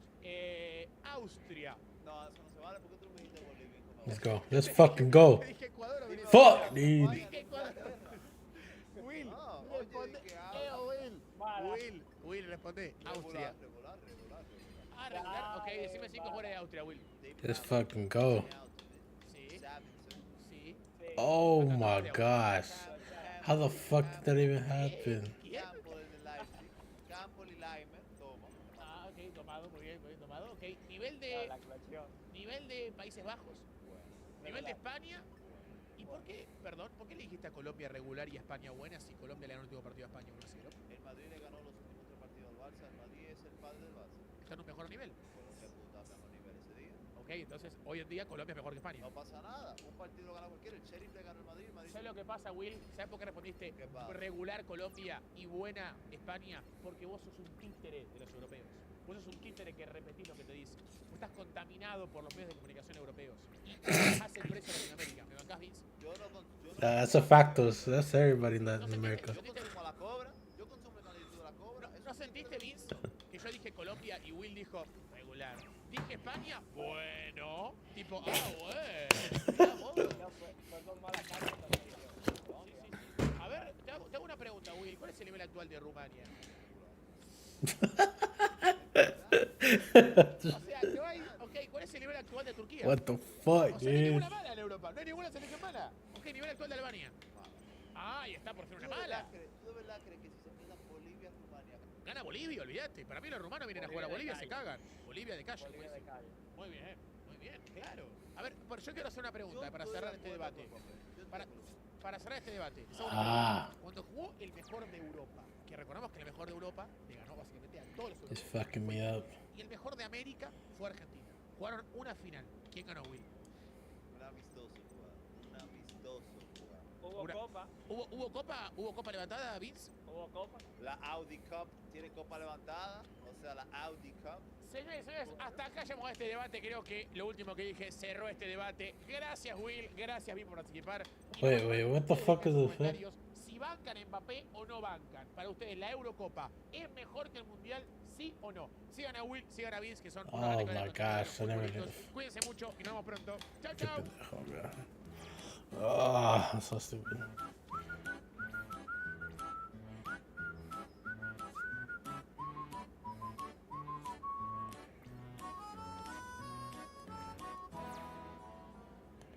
It's some Los bullshit. periodistas mexicanos, Álvaro Morales, este periodista es un anti-argentino, más anti-imbécil, pero está recontra dolorido de la derrota que tuvo con Uruguay. Lo vamos a ir reaccionando por estos segundos, así que arranca. El fragmento que le mostramos lo felicito, porque fue claro y sencillo. Debieron tomar más seriedad este partido. Bravo, Marcelo, algo lo sencillo, esta retórica. Lo felicito a Messi. Dos, no me queda claro, ¿esto es un cambio generacional o es un cambio degeneracional de la selección? Voy a parar antes, porque capaz que alguien no sabe. En conferencia de prensa, le preguntan, Marcelo Bielsa dice como que México tendría que haber puesto todos sus jugadores titulares. Yo creo que la verdad, sinceramente, ahora seguimos reaccionando. I keep on fucking losing, man. Bielsa no tiene que decir qué tiene que hacer el rival. El rival juega de la manera que quiere. ¿Cómo le va? Para mí es un comentario que está fuera de lugar. Muchas veces se lo respeta a Bielsa por la trayectoria que tiene, pero si México tiene ganas de poner 11 jugadores de la sub-23, lo puede hacer. Bielsa no puede decirle qué tiene que hacer. Okay. Para mí eso es Okay. un comentario malo. Alright. You can pull some shit out his ass too, bro. Put this. Put this too. Todos ustedes que compran el partido cuando el técnico ya les advirtió que esos partidos, sus compromisos, le valen. Tonto. You're a tonto. How the fuck did you put that one? Nosotros si nos enojamos también compartimos tonterías. Dice el Jimmy, que es de aprendizaje, que no sabía ya que el Tala Rangel no tiene nivel de primera división. Es el Tala de Milo, así como la ven de Milo. Es el Tala de Milo. No tiene manos. No tiene manos. ¿Cómo que no tiene manos? No tiene manos. Bueno, es metafórico. No tiene manos, le dice. No tiene manos. Pero es que la verdad que No tiene ¿cómo que no tiene manos? Ni brazos. Bueno, ¿Cómo sí, que no? voy. ¿Quién le dijo? El Jimmy, porque dice que es aprendizaje. ¿Quién le dijo que Orozco Chiquete tiene nivel de primera división o de selección? Es uno de los peores defensas centrales que hay en este país. Él y el Tiva Sepúlveda. Igual el arquero de México renuncia a la selección, ¿no? El arquero histórico de México. Ochoa, porque no iba a ser titular. ¿No? Él siempre se la pasa en el suelo. Su defensa cobarde. Cada vez que van a disparar, ¡ay, me volteo! ¡Ay, me volteo! Qué linda me quedó de pena. Motherfucker! Oh my gosh. Es que entre Arteaga y Huerta no se hacía uno. Si ya Ricardo Peláez aquí nos dijo... God damn it, bro. Papá del chino Huerta, le digo, sácalo de Chivas porque mi muchacho los escenarios grandes le dan... I'm getting schooled like a motherfucker. Hace popi. Por eso en Pumas no pasaba nada con él. What the hell is this? Ingesu. 4-0, qué lindo ganar así. Porque aparte, si no los periodistas mexicanos no aparecen. Tienen que aparecer porque nos deleitamos mucho. Le pido por favor a nuestro departamento de estadísticas de ESPN que de ahora en adelante llevemos la contabilidad de los postes de uno de los jugadores más sobrevalorados de esta liga como Roberto El Piojo. Find a way to fucking delete that one. El mejor rematador a postes y palos de la historia de nuestro país. Llévenle los postes, llevémosle. No yet. Calma. ¿Viste el poste? Al Piojo llevémosle sus postes. Yo supongo que el Jimmy... Shit, dude, I'm getting fucked. Fuck this shit. No hay palabra en la industria del fútbol. La nuestra tampoco se exime mucho, ¿eh? It's the dumbest one to have too. Pero la del fútbol no hay palabra. Ratifican, chao. Fuck it. Te apoyan, chao. Te dicen A, es B. Te dicen C, es D. Esa es la industria del fútbol. A mi querido Rafa Puente y a Rafita le dijeron esto. La visión en Pumas, por ejemplo, era salvarse, lo salva, chao. No hay dinero y a poca vez si le traen. No hay descenso en el fútbol mexicano. Son hermosos, ellos son hermosos. Yo no sé si es la única liga que no hay descenso, ¿no? Pero no es común que no haya descenso. Eso hay que decir, no es común. No pasa todos los días. Esa es la asquerosa industria, a veces, del fútbol, pero que tanto nos apasiona. Entonces yo le pido al Jimmy que mejor sea sincero, diga, ya sé que va a venir el actual libre, que es el asesor de la Bomba Rodríguez, y que... God damn, dude. Es más honesto. Yo le pido a usted, aficionado, que en este proceso degeneracional no vaya al estadio, no compre merchandise. Generacional. No dijo de generación. Degeneracional. He's killing me with these stupid cars. ¡Qué hijo de puta! Compre los boletos. Es que a raíz de ya compramos para ir al México-Brasil. Perfecto. No vayan con la playera de la selección y vayan y disfruten los abrazos. Miren que le terminaron tirando. Cuando Uruguay iba 4-0, empezaron a decirle ole, ole, los propios mexicanos, porque el estadio estaba lleno de mexicanos. Lleno. Constantemente. Y decían ole, ole, ole. Y Uruguay le ganaba 4-0. Claro, no te puede faltar. Que un mexicano no te falte. Que no te falte un mexicano. Qué bueno que no tuvo Ochoa, porque capaz tenían 7. Y otra cosa, van a decir, les das uno de la Chivas. No, también le voy a dar uno de la América. Que venía de la América, no soy de la América. A veces me pregunto, Simpson Álvarez sabe jugar fútbol. Me encanta la personalidad del machín, pero la soberbia es mala si no la sabes manejar. Y a veces me pregunto, ¿sí sabrá que un contención no tiene por qué rebasar la línea sobre sí sabrá cómo perfilarse el balón? Machín, mira, la soberbia, déjanos para Dejala para lo que podemos manejarla. No. Esto es un monstruo. No, este periodista es divino, es divino. Chesola, ¿qué te pareció esto? ¿Estás enojado por el 4-0? ¿O te vale porque... Oh, fuck. Ayer sí. Es muy rápido ver, pensar que podían hacer partido. Pues ver eso. Dijo que eso era lo que había trabajado. En la mañana temprano, si tú planeas un edificio, llevas a la gente... Motherfuck, dude. Para hacer ese edificio, y al final de cuentas, está mi edificio. Pero tú Get that bullshit out of here.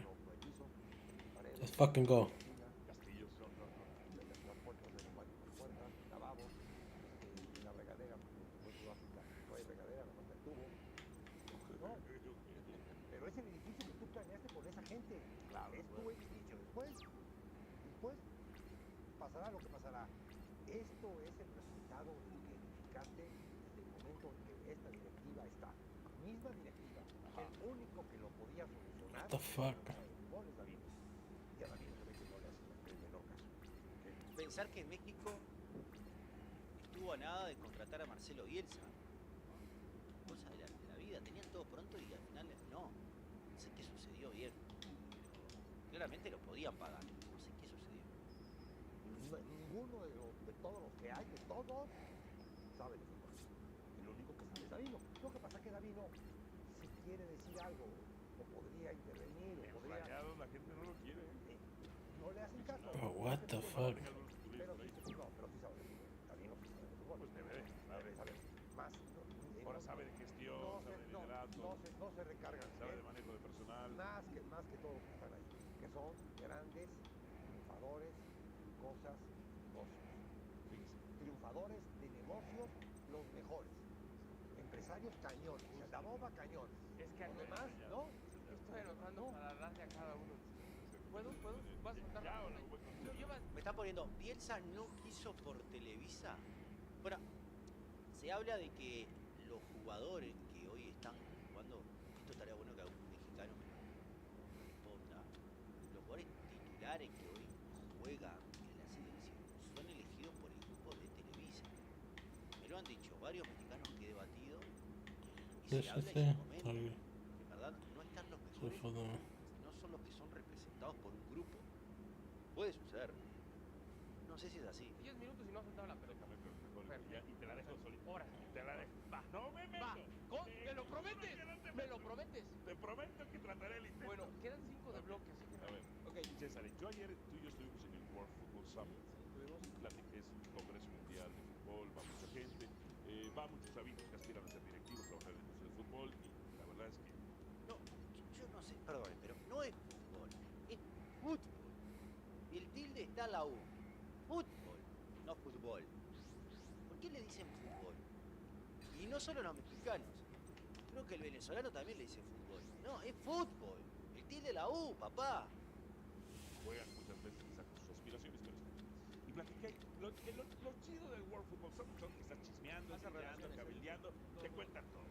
Y yo cada vez que platiqué con muchas personas de la industria del fútbol mexicano, escuché a muchas personas de la industria del fútbol mexicano, y hermano, cada vez que te escucho digo, nunca vamos a ser campeones del mundo. Nunca vamos a ser campeones del mundo. Yo digo, esto es que la gente del fútbol saquen a la gente del fútbol. O sea, la gente del fútbol no tendría que estar en puestos muchas veces de poder. ¿Viste que te dicen fútbol y después te dicen fútbol por momentos? Fútbol, porque ellos ¿qué saben hacer? Pegarle con el cerebro a la cabeza y matar neuronas con remates de cabeza. Nada más déjame que diga, ¿qué te pareció esto? Primero que nada, ¿qué tal? Un gusto estar con ustedes. Hay tres cosas que me preocupan mucho de esta selección. Uno, la incapacidad táctica de reacción que tiene Jaime Lozano. Lo vimos en este partido, lo vimos contra Estados Unidos. Sí, es verdad. Sobre lo táctico de México, a mí me llamaba la atención que cuando querían achicar la defensa, muchas veces quedaban habilitados los jugadores. Achicaban mal, el achique lo hacían mal. Y para mí eso también lleva un trabajo que notoriamente la selección mexicana que jugó contra Uruguay, que jugó con varios suplentes, no lo tenía. Se notó que no tenía un trabajo táctico. Y a veces cuando querés jugar con las líneas adelantadas y si vos te das cuenta que estás achicando mal, no lo hagas más. Uruguay tuvo dos o tres jugadas que claramente la defensa de México lo hacía mal, poco trabajo. Se le vino el mundo encima, se veía un técnico atónito, no tenía respuestas. Y eso me parece que es lo peor que puedes tener como capitán de un barco. Segundo, nos encueraron horrible con este tema de que el cambio generacional viene mínimo 2 años tarde. Era para que el día de ayer hubiera estado la selección ya con 2 años de trabajo, ya hubieras hecho la depuración de futbolistas que no son de selección, porque no todos los que están en la lista son para selección. Ya tendrían que haber estado depurados en este momento todos los jugadores. Y tercero, conceptos básicos, nos ganaban en perfiles, nos ganaban simplemente en ganarnos la espalda, pases frontales donde los futbolistas de México no tenían respuestas, conceptos que te tienen que enseñar desde el primer día en que tú eres futbolista. Ahí me parece que es lo que nos tenemos que venir asustando, porque lo que viene no pinta nada bien. Bueno, Adalberto, póngame a cámara de Alberto para que lo corte bien para sus redes. Sí, queda bonito. Déjame darte banderas. Porque ya me imagino cómo va. A ver, ¿tú estás enojado? No, nada, cero. Yo tampoco. Voy a leer algo que puse en redes sociales hace rato para decirlo. ¿Cómo no vas a estar enojado con un 4-0? Y pudo haber sido, sinceramente, el que vio el partido, un gol o 2 goles más entraban, sin dudas. ¿Pero va a estar de ingenuo o no? No. Tú júzgame como tú quieras. Dale. Dice al juez, cangrejos ya hay demasiados. Es lamentable escuchar a los reventadores de la selección. Dijiste que no te ibas a meter. Los detractores, negativos, burlones, rencorosos y resentidos que siempre sacan la cabeza cuando caen. Prefiero ser un iluso que cree en el proceso, que uno más de esa pandemia. Si nos están vendiendo la idea de un cambio generacional, que no tuvo que ser que tuvo que ser desde Rusia, y no se dio, y por fin se va a dar, por lo menos directivos, aficionados, prensa, tendríamos que ser poquito pacientes. ¿Cómo le fue a Estados Unidos en ese cambio generacional? ¿Cómo le fue? Se perdió un mundial. No fueron a un mundial. Y hoy nos dominan, ¿sí o no? A nivel selecciones. A nivel selecciones. Nos dominan a nivel selecciones. ¿Y cómo le fue? Se perdieron un mundial. México no se ha perdido ninguno. Pero su aspiración no. Es verdad, ¿eh? ¡Ah! Un cambio generacional al acostumbrarse, ¿no? Fuck you, lost too, bitch. Puede pasar. Tenés que, para hacer el cambio generacional también tenés que tener un técnico que prepárese. No cualquier técnico hace el cambio generacional. No cualquiera lo puede hacer para mí. What the fuck? Oh my gosh. Hijo de puta. Están para agarrar una selección que ya está medio armada. Ah, yes, let's fucking go. Creo que son técnicos de diferentes. Get that bullshit out of here. Para mí. Estados Unidos va a México es ser campeón del mundo. 1. 2. Tú hablas con ese resentimiento hacia Guadalajara que yo te invito a que cuando seas selección te olvides de Chivas. No tiene nada que ver si puede. ¿Cuáles son tus cartas sabe, Y doctor en ahí te psicología, van para las que cartas, califiques el ahí te van las procedimiento, cartas. pero bueno, Tú no sé dices ninguno. que el Tala Rangel es un desastre, que no tiene ni manos. Ojo, para mí hay un error no del Tala, del Jimmy Lozano. No puedes debutar a un futbolista con selección contra Uruguay. O sea, lo hubieras hecho con Bolivia. Estás hablando de un portero con muchas condiciones. Pues ahí debutó a Julio, ¿no? El especialista no eres ni tú ni yo, será Rafa, y dudo mucho que piense como tú que no tiene manos. No tiene manos. Lo expuso. A ver, los errores de Edson. No, igual yo voy a defender al arquero de México. Yo no veo errores en los 4 goles. ¿Qué error tiene el arquero mexicano?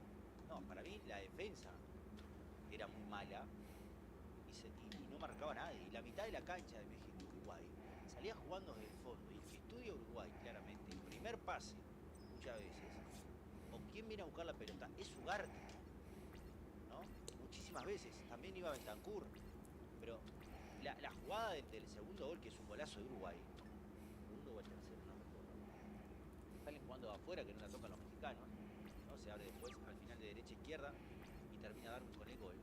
Creo que es el segundo o el tercero, no recuerdo cuál es. Digo, porque México no marcaba a nadie y dejaba salir del fondo jugando. No era que, ¿entendés? Yo qué sé. Yo no le veo error al arquero, la verdad. Lo expuso y lo aventó. Y lo aventó. No tiene ni, yo creo, ni 40 partidos. Ni 30. Y lo aventaste contra Uruguay. Eso error del Jimmy, no del portero. Luego dices, Chiquete no es jugador de primera división. Chiquete fue hasta de Europa. Ahí te exhibes tú en un desconocimiento de detección del talento. Después dices que Edson Álvarez no puede ser. Dijiste que no te ibas a meter. Pero hablas como fan, pero dale. No has cumplido. Dices que Edson no puede. Dudas si sabe jugar al fútbol. Es el mejor futbolista de la selección. ¿Cómo jugó ayer? Bueno, todos tenemos malos días. Eso es mal. Eso es mal. Sigue. Y con esto ya remato. El cambio generacional, o como le quieran llamar ustedes, si es cambio generacional, nos va a llevar tropiezos, nos va a llevar fracasos. ¿Y cambio generacional es esto? Rangel, 24 años. Para hacer un cambio generacional y que recién entra a la selección con 24 años. Tan cambio. Yo pensé que tenían 20, 21, 22, 24 años. García, 26, cambio generacional con 26 años. Guzmán, 22 está, Orozco está bien. Arteaga, 25. Beltrán, 26. Álvarez, 26. Pineda, 28. Cambio generacional. Alvarado, 25. Martínez, 29. Huerta, 23. Está, te la llevo. Acá tampoco que vea tantos pibes. Jugadores de una edad media. No hay que sean tan jóvenes.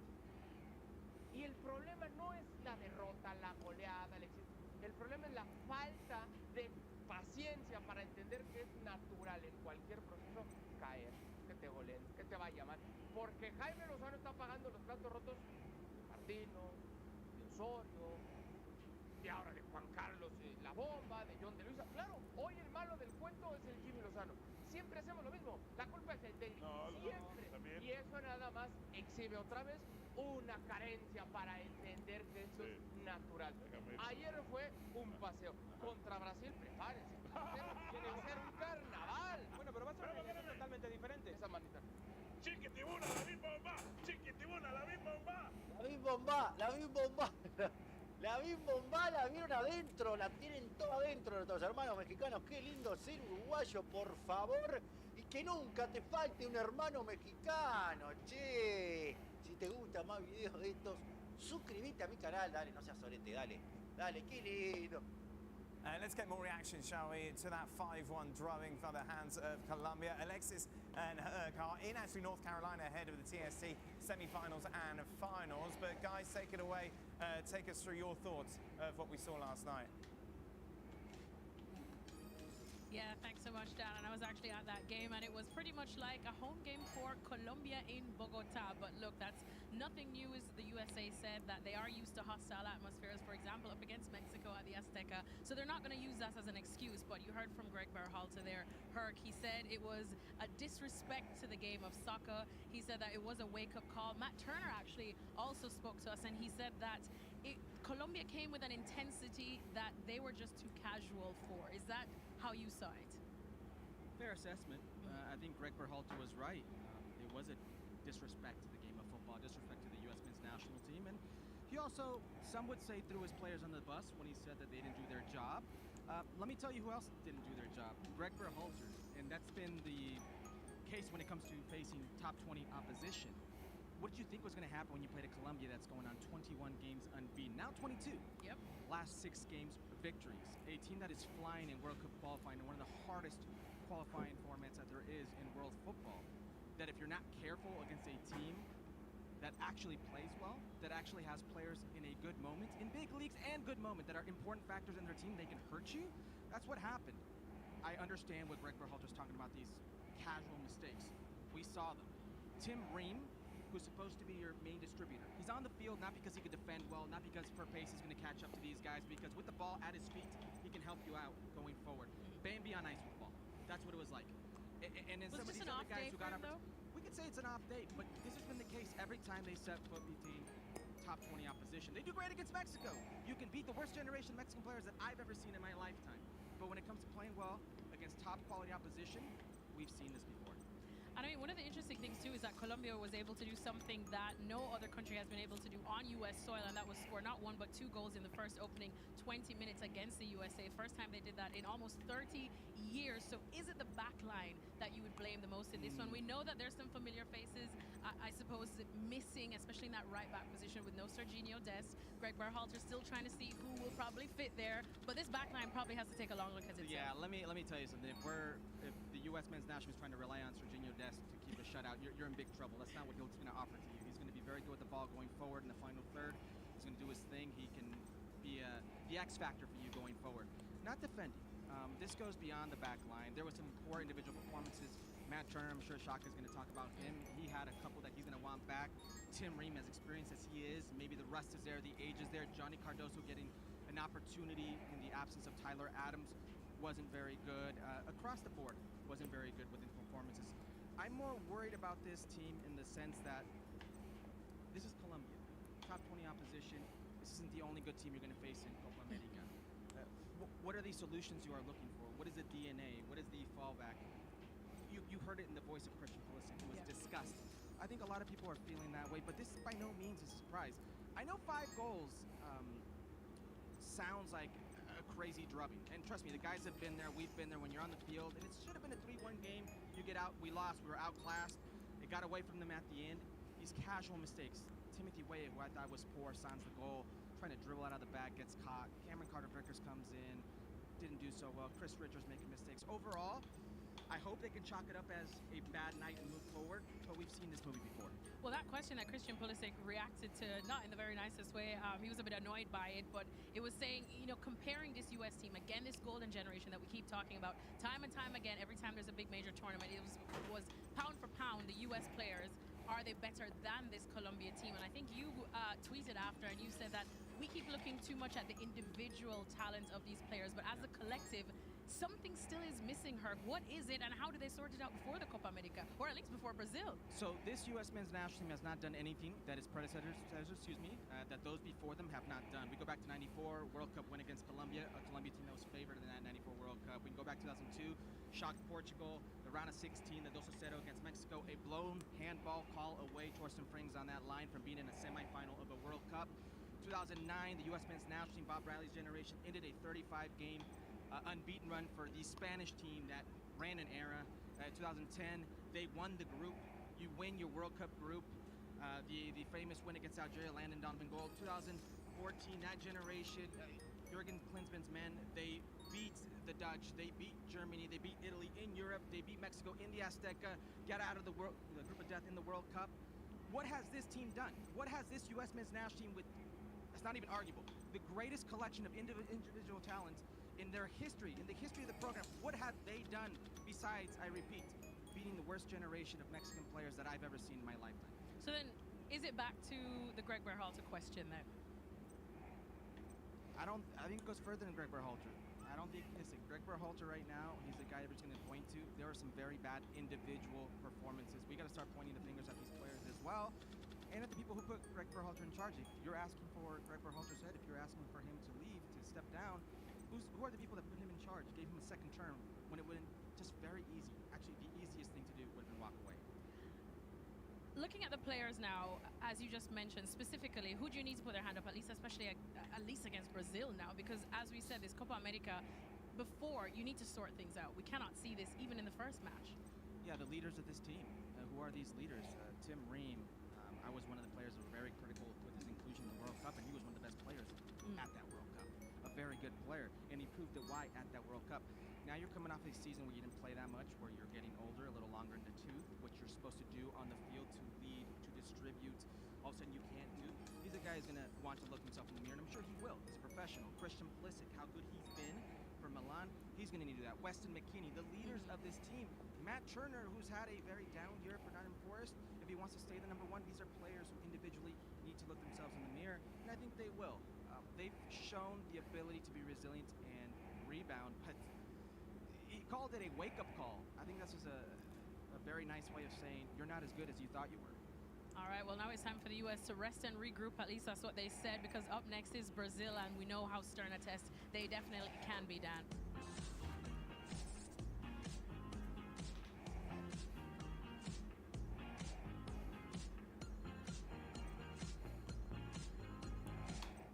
Why the can't we attack? If we're gonna lose, if we're gonna concede 5, that bald motherfucker needs to go.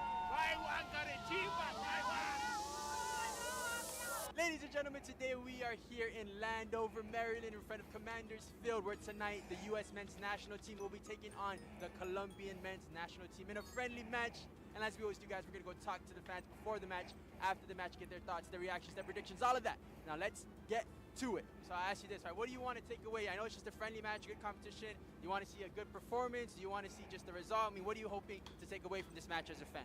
Playing the right system, going to Copa America in the summer. You like the friendly, sure, you play here tonight, you play in Brazil next week. Like, you want to play the right system, going to those games against Uruguay, Panama, and Bolivia. I'm expecting us to lose this game, but I want a good performance at least, like in preparation for Copa. If there's like some promising plays, promising display, then I could be okay with it. I want to see a win, and a convincing win against one of the top teams, right? Really, Colombia, they've had a really good 21-game unbeaten streak. They've beaten Germany, Spain, and Brazil. And this is a statement match for the U.S. We got to win, show everybody that we're ready to take on Copa America, you know, put a little bit of fear in Argentina and Brazil's hearts, and get ready to win the World Cup. Nice lineup today. I think U.S. has a great opportunity to show they're ready for Copa. Hoping to see Pulisic really direct that midfield. I'm thinking 2-1. I think Colombia is going to give us a heck of a run, though. 23 games undefeated is going to be a scary thing to stack up against, but let's come out of here with a victory. I mean, obviously we know Colombia's coming in on a 21-game unbeaten streak, but you know, we're just looking for the boys to compete, get into form, going to Copa America. You know, look for our young generation to go play some ball today. So should be some good things out there. Yeah, just rooting for a Christian Pulisic goal. You know, like obviously want to win, but if we come out of this with a tie, I'd be happy with that as well. So tell me, guys, I want to know, obviously it's just a friendly but a pretty big opponent, right? Colombia, they're on a hot streak. As fans, you're coming here today, what do you want to see? Is it a result? Is it a performance? Tell me how you're feeling. What do you want to see today? Performance. It's not just a friendly. Copa America's coming up. It's real life. So tell me, what do you want to see today? I really want to see Joe Scally lock down the right back position instead of Serginho Dest.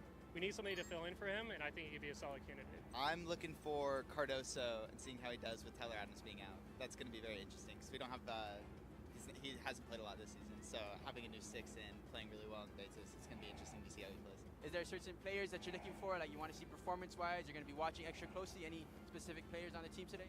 Yeah, I want to see who the right back is that's going to replace Serginho Dest. That's a big loss. And I want to see our forwards be able to get up there, mix it up, and show they can score some goals. Specific player or players you're looking out for? Anything you want to see a big performance from? Gio Reyna, baby. Get it going. Get it going. Cook with the sauce, man. I know you mentioned Joe Scally, right? Is there other key players, you know, the striker position maybe, mixing up in the midfield? Johnny Cardoso is getting a start today. Is there a certain player that you're watching extra closely today? Cardozo is one. Balogun, going to have to step up. He hasn't in the past for the U.S., not recently at least. Going to have to see how he generates offense. Yeah, I think it's going to be Balogun and also Cardozo. Like, you have those two, if they play it really well, they can step in and hopefully get us to the quarterfinals or semifinals for this Copa America. And then also the right back, too. Like, if Joe Scally doesn't perform, what's Berhalter going to do? Like, is he going to switch to 3-5-2, which we've been talking about on our podcast that it would be like the best fit for the US men's national team. But hopefully, Joe Scally steps up and is able to shut down Luis Diaz today. Is it performance or victory? What do you think is most important? I think a good performance.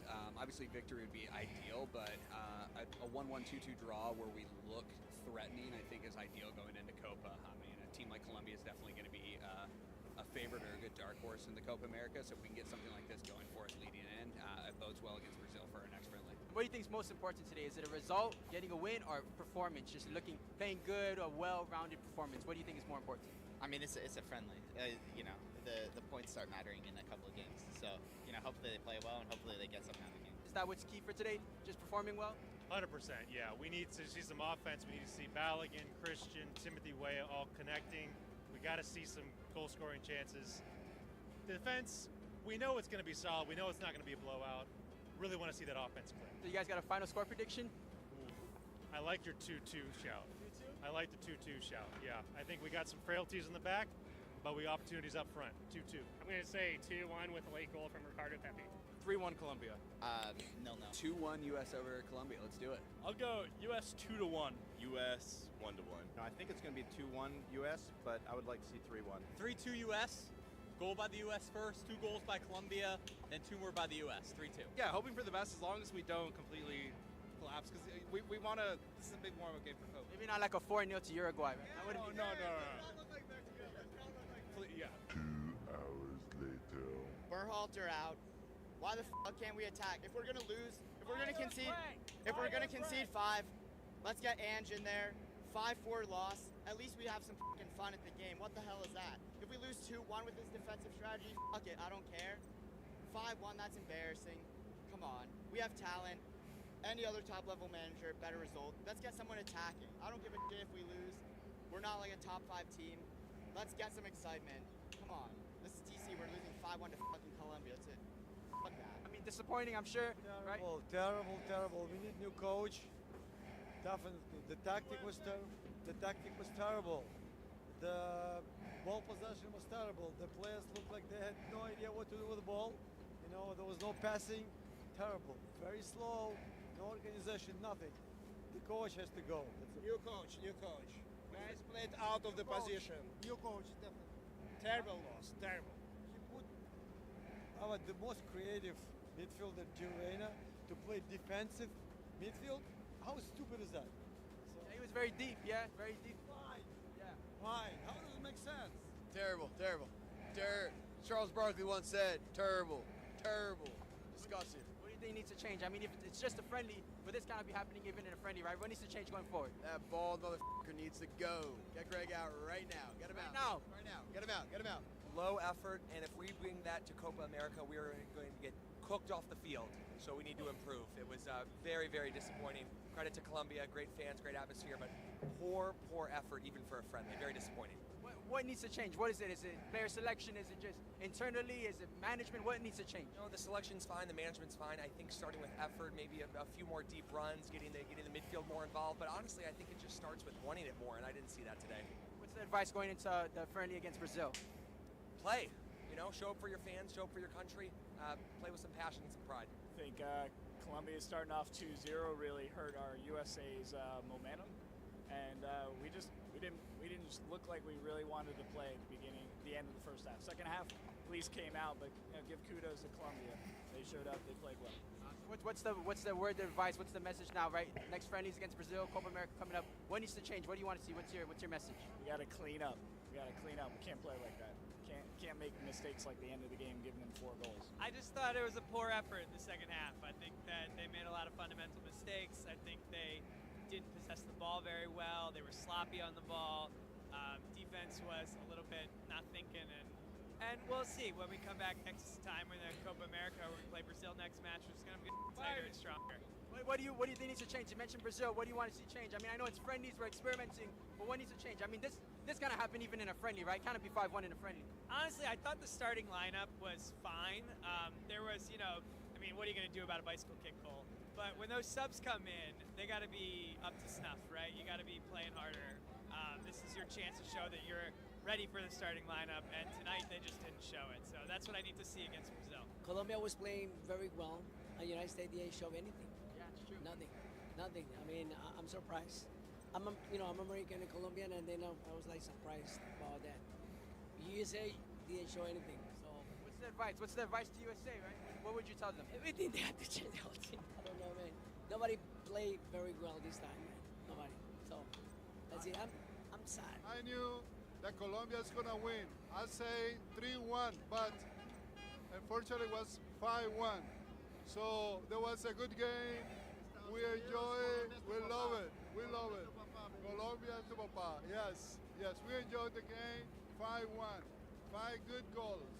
Thank you. Thank you, my friend. Thank you. Thank you. Thank you. 5-1 Curitiba, 5-1.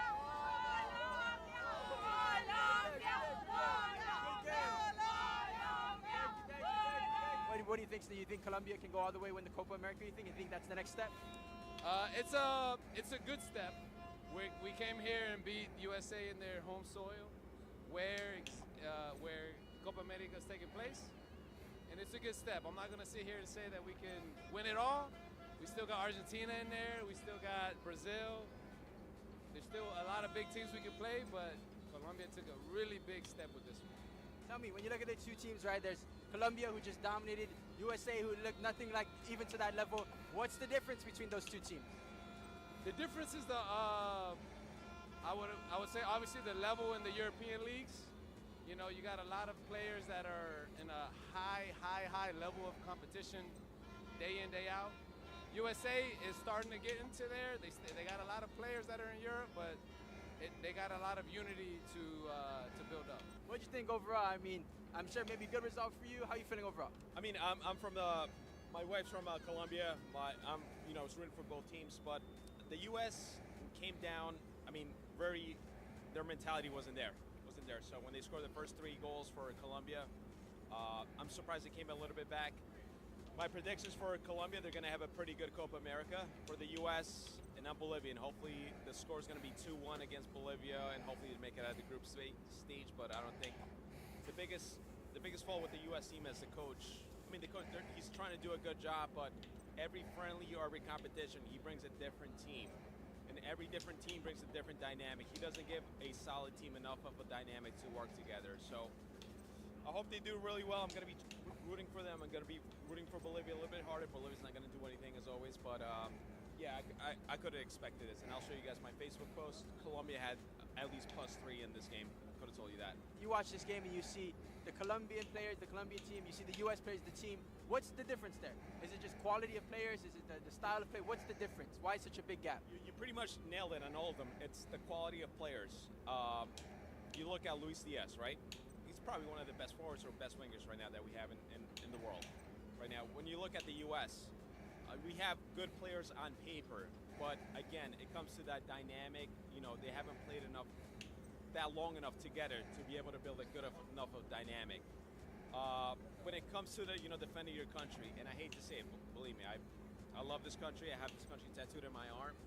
You're not going to find that national passion to defend your team. So on that edge, every country, again, South American country is going to have that edge against the USA, even including Mexico. That's unfortunately why we lost the Gold Cup final. But yeah, I think the U.S. has the potential to be a really good team. The coach doesn't exploit it enough. I hate to say it, but yeah. It is a friendly, but still, even for a friendly, I mean, that's can be acceptable, right? I mean, what did you guys think? Yeah, we did not play well. Didn't get the result we wanted. Hopefully, it's a wake-up call, and we turn it around before the games really count in Copa America. So we'll see what happens next. A little nerve-wracking for Copa America, and the fact that we play Brazil on Wednesday is also very, very nerve-wracking. But I don't know. Honestly, the way we're playing on the field is not okay, but we're trying to grow a little bit in the stands, and for me, that's a little bit of most of the important part. Yeah, if you pay attention to the games, you'll see when Bada 76 is at the game, the drums sound better, the chanting sounds better. You can hear it over the volume on the TV, so pay attention. We're trying to improve it, do our part in the stands. Hopefully the guys do the same thing on the field. So what's the advice? What do you think? What do you want to say to the team? If for you mentioned Brazil, right? The next friendly, then there's the Copa America. What needs to change, right? No, I just think they gotta wake up. This Colombia game is a wake-up call, I mean, Colombia is playing real well. This is a 20-game win streak for Colombia. So, you know, Brazil's also on a high, you know, but USA, they gotta wake up. They gotta, you know, just, you're going into Copa America. Like, you're about to play all these, like, big-time South American teams that have been doing this for years, Copa America for years. Like, they already know the style of play that each other play, and it's very, very competitive. So USA is a relatively young team in this tournament, and they need to understand that, like, they want to hang with the big boys. They got to get up there. And so hopefully this game today, and hopefully for Wednesday as well, is a huge wake-up call so that they can do what they got to do when they get to Copa come the end of June. You know, they got to take it serious, man. Like, we're not just here to play. And, you know, it's like we want to win. We want to be successful now. So we have the talent. We have the guys. They're playing in the top clubs. Let's apply that to the national team. We shouldn't just be content with just being here. Like, we want results. We want success. So let's get it done on the field, man. All right, guys, so that's going to do it for us here in front of Commanders Field after the U.S. men's national team got absolutely thrashed by Colombia. I don't know. I don't want to overreact because it's just a friendly, but that was not a good match for the U.S. men's national team. And it makes me wonder, it makes me worry, how good are we really? Are we only just good enough to beat Mexico? Or can we ever get a really good result against one of these top teams in South America and Europe? Today did not give me confidence in that, but let me know what you guys think in the comments down below. Thank you guys so much for watching. My name is JT Dwayne. You're watching Super Sub Soccer. Have a good one. Champion of the Copa America. You think so? USA. No. No. Second place.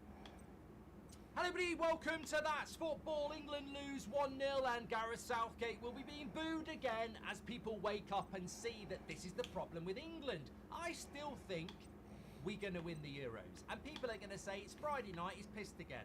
No, I genuinely do think we can win the Euros, and I'm still going to say we are going to win the Euros for two reasons really. One, I've seen so many times teams do badly in friendlies before tournaments, and then when the real stuff starts, something changes.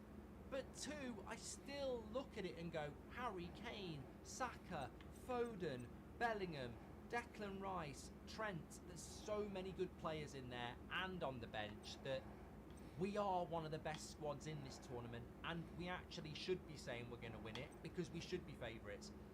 I've played the game.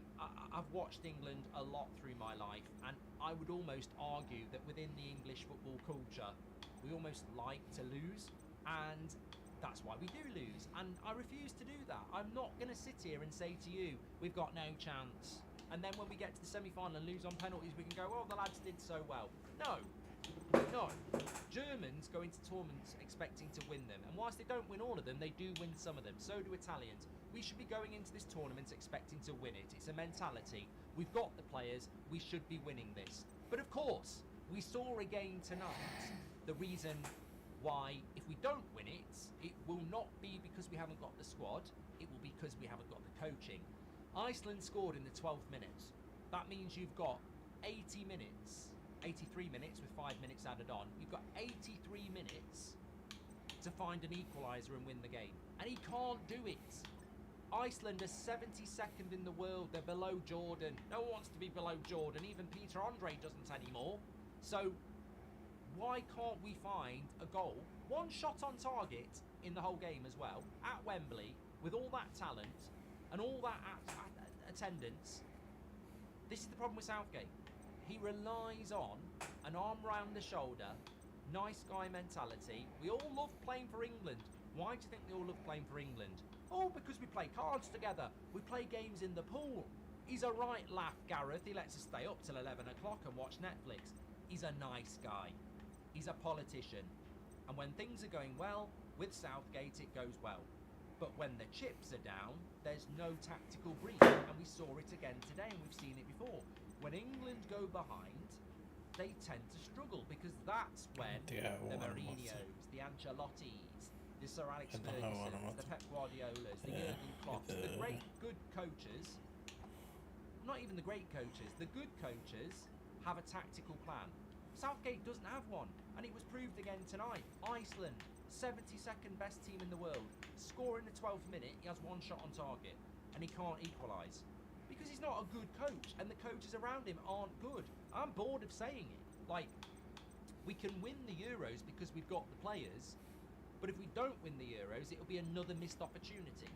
because the coach ain't good enough. He's just a nice guy. He hasn't got...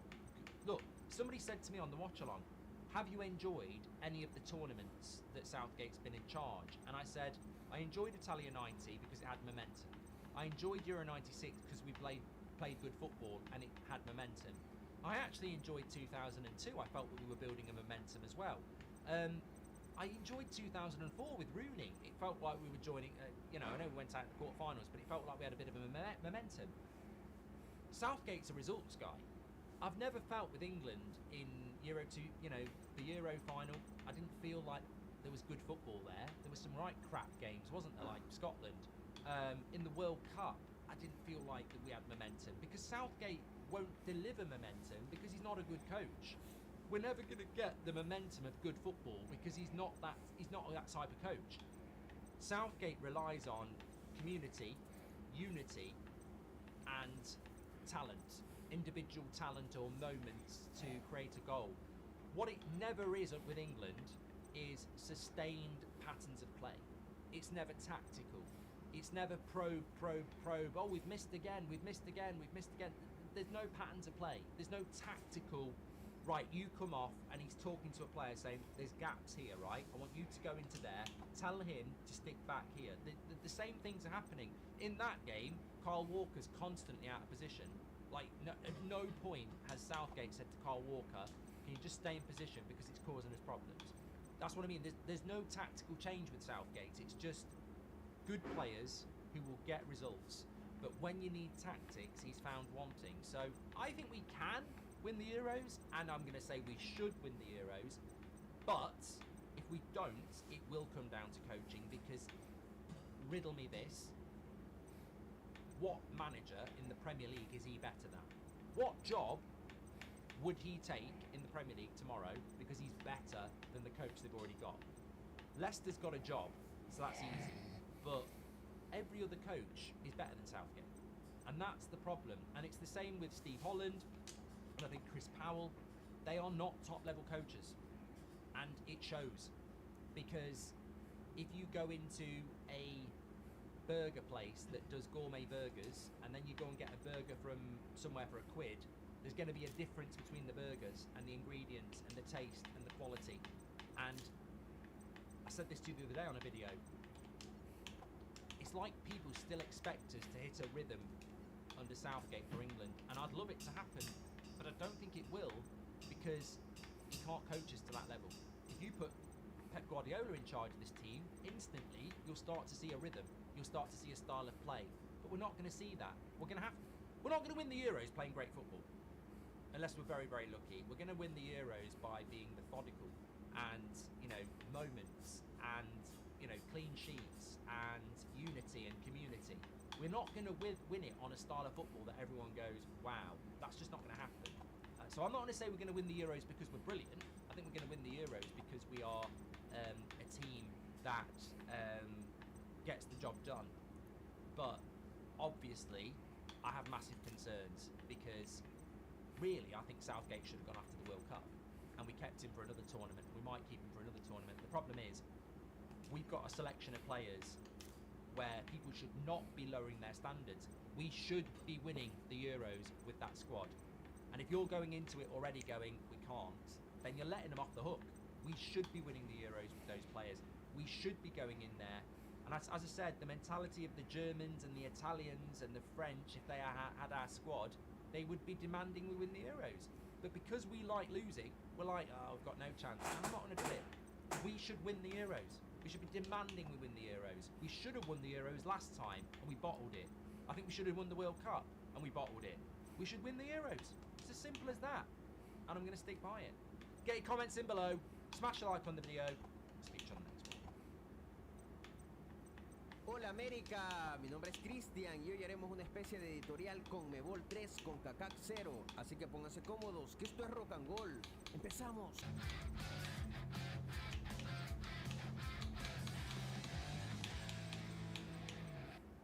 Hola a todos, antes que nada quiero mandar saludos a Francisco Ordóñez y a Fran Cadena, él es de Buenaventura, Colombia. Gracias por ser parte de Rock and Goal. Se acabó la primera tanda de amistosos y tuvimos algunos partidos de CONMEBOL versus CONCACAF. 3 potencias de CONMEBOL contra los 2 gigantes de CONCACAF. El primero fue Uruguay 4, México 0. Luego el Colombia 5, Estados Unidos 1 y finalmente Brasil 3, México 2. Y estos duelos me trajeron recuerdos de cuando uno estaba en la escuela y veía esos partidos random de los pelados de primer grado contra los de sexto grado. Los de primero todos peladitos, recién aprendiendo a jugar, todos detrás de la pelota, sin poder dar 3 pases seguidos, entusiasmados, con ganas, pero con muchísimo por aprender. Contra los más grandes, los de sexto grado, que te ganaban solo con presentarse en la cancha. Bro, what the fuck is this shit? Jerarquía. Ellos ya estaban para jugar con manes del colegio, ya estaban en las grandes ligas. Entonces, cuando jugaban un partidito contra los de primero, se recontranotaba la diferencia. Hello and welcome back to Sunday Vibes, everybody. It's myself and Mikey. Joe is sunning himself with Paul Scholes and Nicky Butt. Crazy. Did you see that in Portugal? Yeah, last we'll get that up on screen right now, to be honest. Here he was in a bar with the boys. Joe, you a little bit jealous of that? Slightly.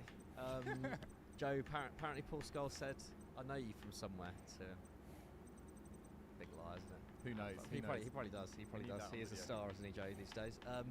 And then Orbis in California, I believe. Yeah. On a random Californian trip. I think pre-Euros just getting some sun, but Mikey and myself are here and we're discussing all things Euros. Are you excited for Euros, big man? I am, yeah, I am. 5 days to go. Yeah, it's only 5 days to go at this point. Yeah, no, I am. It feels like I feel like the last season was so intense that this has really, really crept up. It's the first summer tournament in what feels like an age, isn't it? Like 3 years now. But then, weirdly enough, the last Euro still feels so kind of etched in fresh my memory. in your mind, yeah. Fresh in my mind. I think it's just the heartbreaking final, wasn't it, from an England perspective? But yeah, super buzzing for it. I'm actually going to be in Germany for a bit of it, which should be quite fun. I'm visiting a friend in Berlin, and I think the only game that's going on in Berlin is like Austria versus Poland, is it? I think. Yeah, I think it's Austria-Poland. That's on the day that I get there, so I probably won't be able to get anywhere near that. But you'll pick up some of the vibes. Yeah, might pick up some of the vibes, but then I am on my way home. I'm stopping by in Cologne on the in the period where England are playing Slovenia. So if anyone's got a cheap ticket plug, let me know. Otherwise, I'm planning to link up with Football Daily royalty Sonny Snelling and try and catch it in the fan zone or something. But that should be quite fun. Sonny Snelling now of TalkSport. Now of TalkSport, yeah. I think he's in. He's there for the whole time. I think he's there for as long as England are in the tournament. So that's a pretty, the whole time. Yeah. So yeah, quite jealous of him, to be honest. I think that sounds like a great gig. But yeah, it should be fun, Deegs. Sorry, are you excited for it? I'm buzzing. I always find it a little bit not difficult. Difficult is probably the wrong word, but when Scotland are in a major tournament as well, I do have my a fifth of my eye, one eye on them as well. So I'm looking forward to seeing how they go. But yeah, mega tournament for England. This kind of feels like the final chance of the Southgate reign. Harry Kane coming off the season he's had. I mean, we'll get into it throughout the course of this episode, but it does feel like such a massive opportunity. Basically, this episode, as usual in sort of our pre-tournament prediction shows, we've divided it into multiple categories. There's winners, there's player of the tournament, surprise star, all the usuals. Let's kick off with winners. Yeah. Who do you think, Michael McCubbin, is going to win Euro 2024? Because I think there are actually a number of pretty solid candidates. There's a number of them, isn't there? I think we maybe run through a few before I give my take. I think France, are favourites. I think they are favourites. They have to be. They've made 3 of the last 4 finals in tournaments, stretching back to 2016. Since Didier Deschamps has been there. I think it was quarter-final at 2014 World Cup, final of Euro 2016. Obviously won the World Cup, last 16 at the last Euros, and then the final of World Cup 2022. Like their record in tournaments is just so good, and it feels like the script is kind of followed every single time. They start a bit slow, and then they come into their own a little bit around the quarter-final stage, and they look pretty unstoppable after that, both in an attacking sense and a defensive sense. So I think they have to be favourites. I know Opta have put England as mild favourites, but I don't really see why England should especially given the injuries that England are contending with. And then I think you've got then, Germany as hosts, I think have to be considered.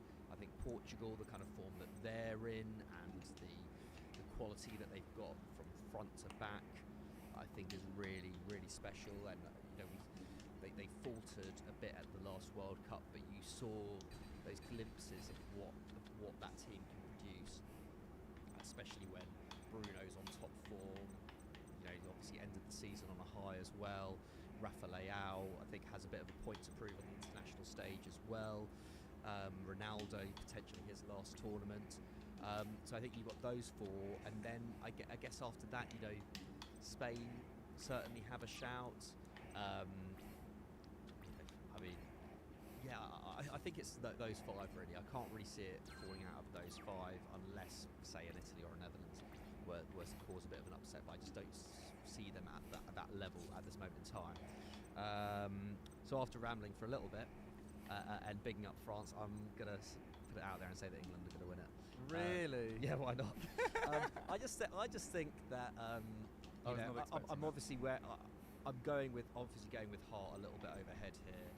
Did you say this ahead of Qatar as well? Was it you and No, Joe? I didn't say it ahead of Qatar. I think I'd put Argentina ahead of Qatar, but I did put England ahead of Euro 2020.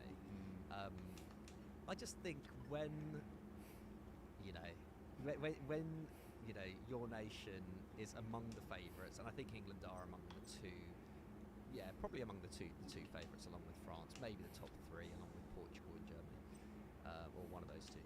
I just think you've got to back them. I think you do have to back the boys, and I think,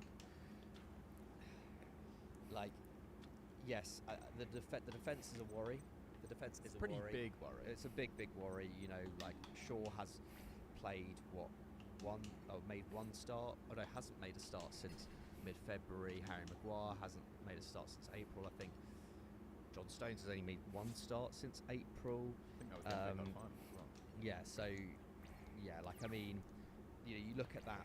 Obviously, by the time you're watching this, England will have played their final friendly before the tournament. But against Bosnia, it was a starting back four of Konsa, Dunk, Gehi, and Trippier. Yeah, I think at least two centre backs will get the chop before the tournament. They may well have already done so already. I know Jones and Maddison, as we're filming this, are already out, and I'd back those choices.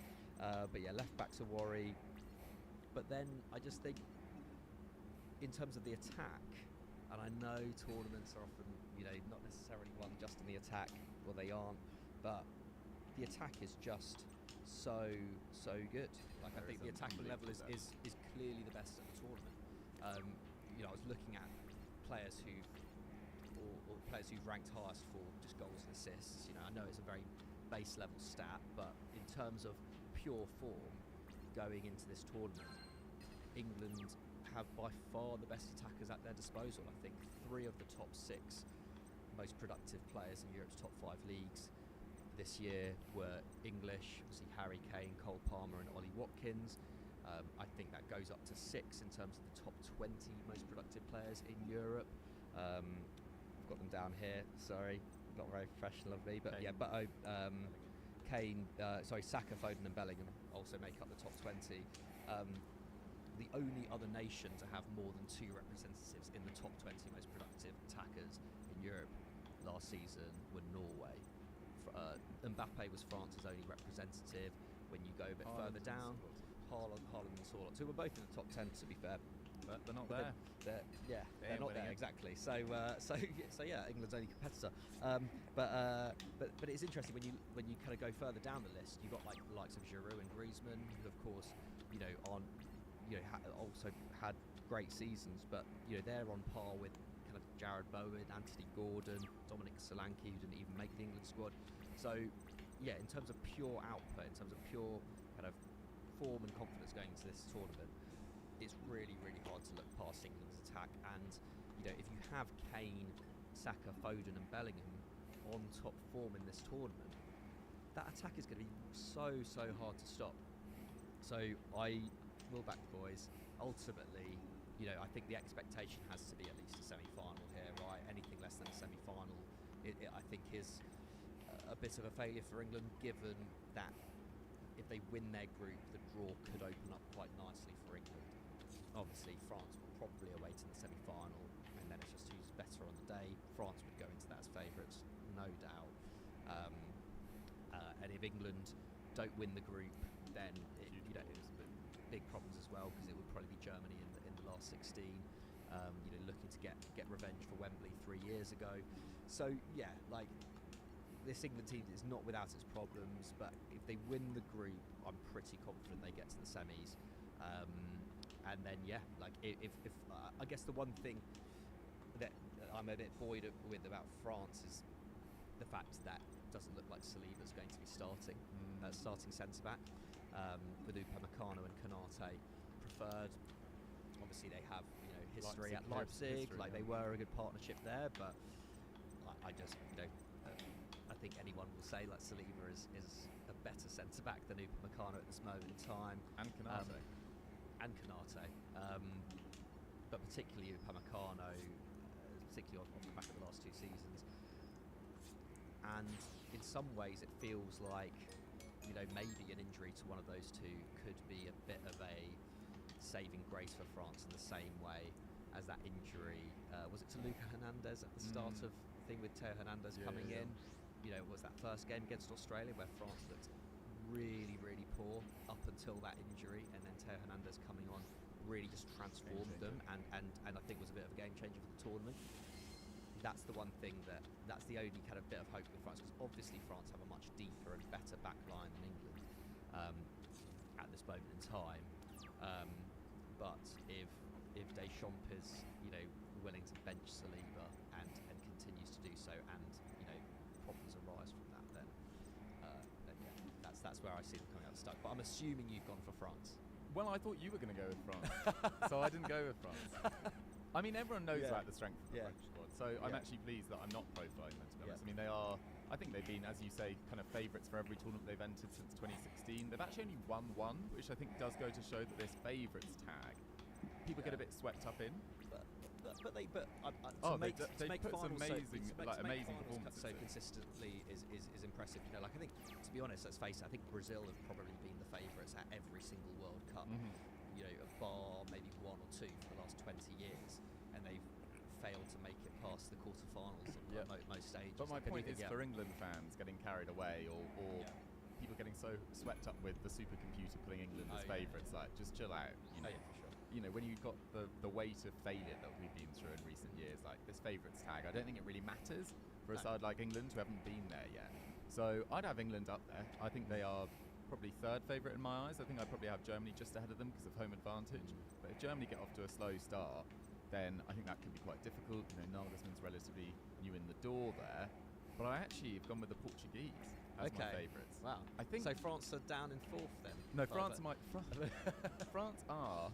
I think France are the best team in the tournament, and I expect them to win it. I'd be shocked if they didn't. But the team I wanted to profile is Portugal, and I think they've got a very decent chance of making a final, to be honest. I mean, you look at what they did in qualifying, 10 out of 10. I think they scored 35 goals in those 10 games. They only conceded 2. I think that was the best attack in qualifying, it was the best defence in qualifying. And that is classic Roberto Martinez, because he used to do that with Belgium every qualifying campaign.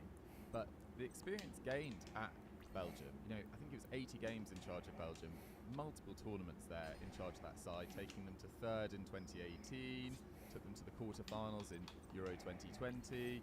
Some huge performances in that run. In the last Euros, knocking out Portugal in the last 16. Belgium have a very decent chance. Portugal have a very decent chance with a manager like Roberto Martinez in charge, who's been there in major tournaments in a different way that Nagelsmann doesn't really have in any international experience. Southgate's sort of struggled in the latter parts of tournaments. It feels like Roberto Martinez, with that much weight of experience under his belt, I think they'll be a threat. And also, you just look at the depth of their squad, pretty much all across the entire squad. Like England, we talk about their backline. Portugal have 5 really outstanding centre-backs. 4 really. I mean, Danilo Pereira is not an outstanding centre-back, but when you're choosing between Pepe, Ruben Dias, Inacio and Antonio Silva, and then at left-back you've got Cancelo or Nuno Mendes. At right-back you've got Diogo Dalot, you can play Cancelo on the right, or Nelson Semedo. In midfield you've got João Palhinha as the pivot in that side. allowing Vitinha and Bruno Fernandes in front to cause a lot of damage. You could even play Bernardo Silva in there. You could play João Neves, Ruben Neves. You know, the midfield is stacked, and then the front line, you've got Cristiano Ronaldo, you've got Diogo Jota, Rafa Leao, Pedro Neto. There is so much quality in that front line, and actually at the last World Cup it ended up with Gonçalo Ramos leading the line there, and he scored that hat-trick against Switzerland in the last 16. I just feel like this Portuguese squad is going under the radar, and actually won Euro 2016 with a far worse squad, much worse squad. And the fact that Cristiano Ronaldo, look, I wouldn't be surprised if he was a bit more of a bit part player this tournament, but the fact this is his 6th Euros, and the season that he's come off in Saudi Arabia, and yes, it is Saudi Arabian, different level of football and doesn't stand up to the top 5 leagues. He's coming in full of confidence, and he will not want to end his international career how it went at the 2022 World Cup, where he was quite frankly embarrassed by being dropped. And it was the right decision, but he is not the sort of character to take that well. And he He'll also, be so determined. He also entered the 2022 World Cup out of form, out of fate, on the bench at Man United, the kind of, there was so much toxicity around him at the time. And you talk about Saudi Arabia, but it's like, it's not like he's coming into the Champions League off the back of a season in Saudi Arabia. Like, I don't think the level of club football in Saudi Arabia, international football just isn't the same level. He's a tournament specialist, isn't he?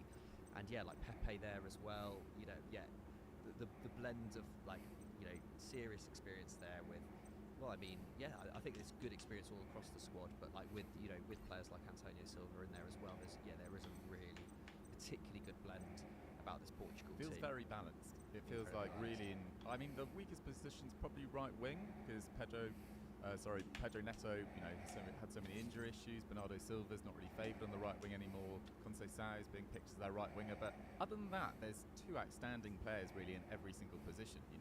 João Felix being 3rd choice left winger, probably 3rd choice centre forward. That's the sort of calibre of player they're bringing. But the fact there, if you have Conceição playing on the right wing, then one of Vitinha or Bernardo Silva is going to be starting on the bench most likely, and so one of them is going to be able to be brought on at some stage of the game.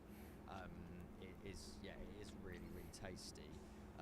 I guess that's where England have a real advantage, is that their front 4 you can really mix and match really, really And I nicely. did it for one of the FD Snapchats the other day, ranking who had the hardest and easiest groups by FIFA ranking, and total them all up, divided by 4, etc. And Portugal, of all the favourites, have by far the easiest group. I think it's Czechia, Turkey and Georgia, who are first-time Euros. So they could really build up a sort of head of steam by the end of the group stage.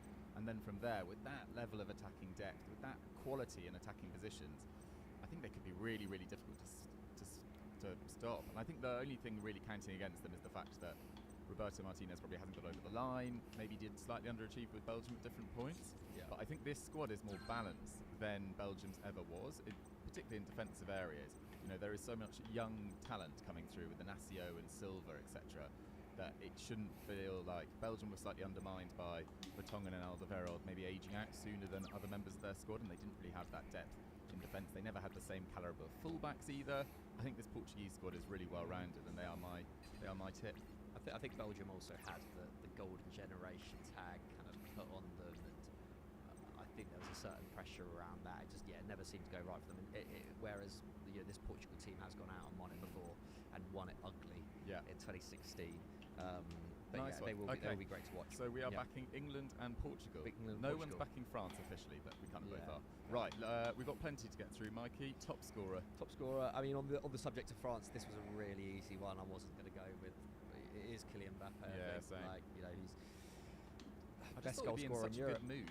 Well, not best goal scorer in Europe. Sorry, Harry Kane's the best goal scorer in Europe. But best player in Europe. Best goal scorer probably over the last few years in Europe. Tournament experience killed it. Sorry, Haaland's probably been a better goal scorer over the last few years. But you know what I mean. His record in international tournaments is scary. Oh shit! I should have done that one. Ronaldo has scored as many goals as him in a single World Cup since Gerd Müller in 1970. Was he 8 at the last tournament?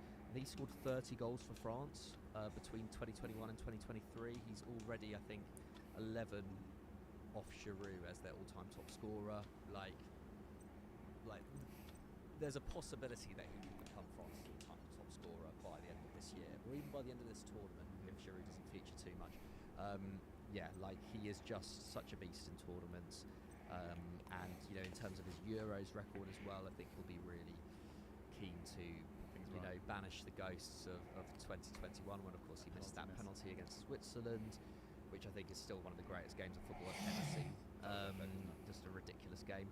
And then of course got the move to Real Madrid in the bag as well. He's going to be absolutely That was flying. my factor, that I just think he's going to be in such a good mood. He was talking about, it was actually Verratti the other day calling PSG a bit of a prison, and clearly he'd had a huge falling out with Nasser Al-Khelaifi. He was saying that Luis Campos and Luis Enrique really saved him because Nasser Al-Khelaifi didn't want him to play at all last year. So that shows the sort of stress he was under at points during that season. Very much should also be relatively fresh because Luis Enrique kept benching him or pulling him off. He hasn't played a huge amount of football. I think he could come in really, really in a great mood. I was close to going with Giroud as well, but I'm not sure whether Marcus Thuram or Colomani will now start over Giroud. But yeah, Mbappe feels like the obvious pick. Yeah, I think so. Obviously Harry Kane's up there as well. You never know, Ronaldo, if he plays enough, is up there as well. But I have an outside shout as well. Romelu Lukaku. Belgium have a really easy group as they go. 14 goals did he score? 14 goals in qualifying. Who've they got? Romania, Slovakia and Ukraine in the group. He could quite easily score a hat-trick in one of those games. And then you're pretty much, the top scorers in the last tournament all finished with 5 goals. I think it was Benzema, Mbappe, not Mbappe, Morata and Cristiano Ronaldo. So Lukaku could easily Hat-tricks hoover do that up. seal it as well. I think Mbappe's hat-trick in the World Cup final sealed it for him. Harry Kane's brilliant hat-trick against Panama sealed it for him in 2018. Use that ankle when you need to. Okay, so we're pretty set on that. I think we might be in agreement for our next one as well. But should we go through flops, basically? Yeah. I think it's a bit harsh, but I did want to pick out someone from the group of death, which actually, I was talking about that Snapchat. By rankings, it's not actually the hardest group. The hardest group is actually France's group.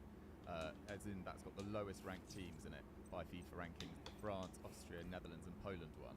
But with Spain, Croatia, Italy, Albania, I mean, pour a drink out for Albania. That's a tough draw. But it feels like one of the big boys.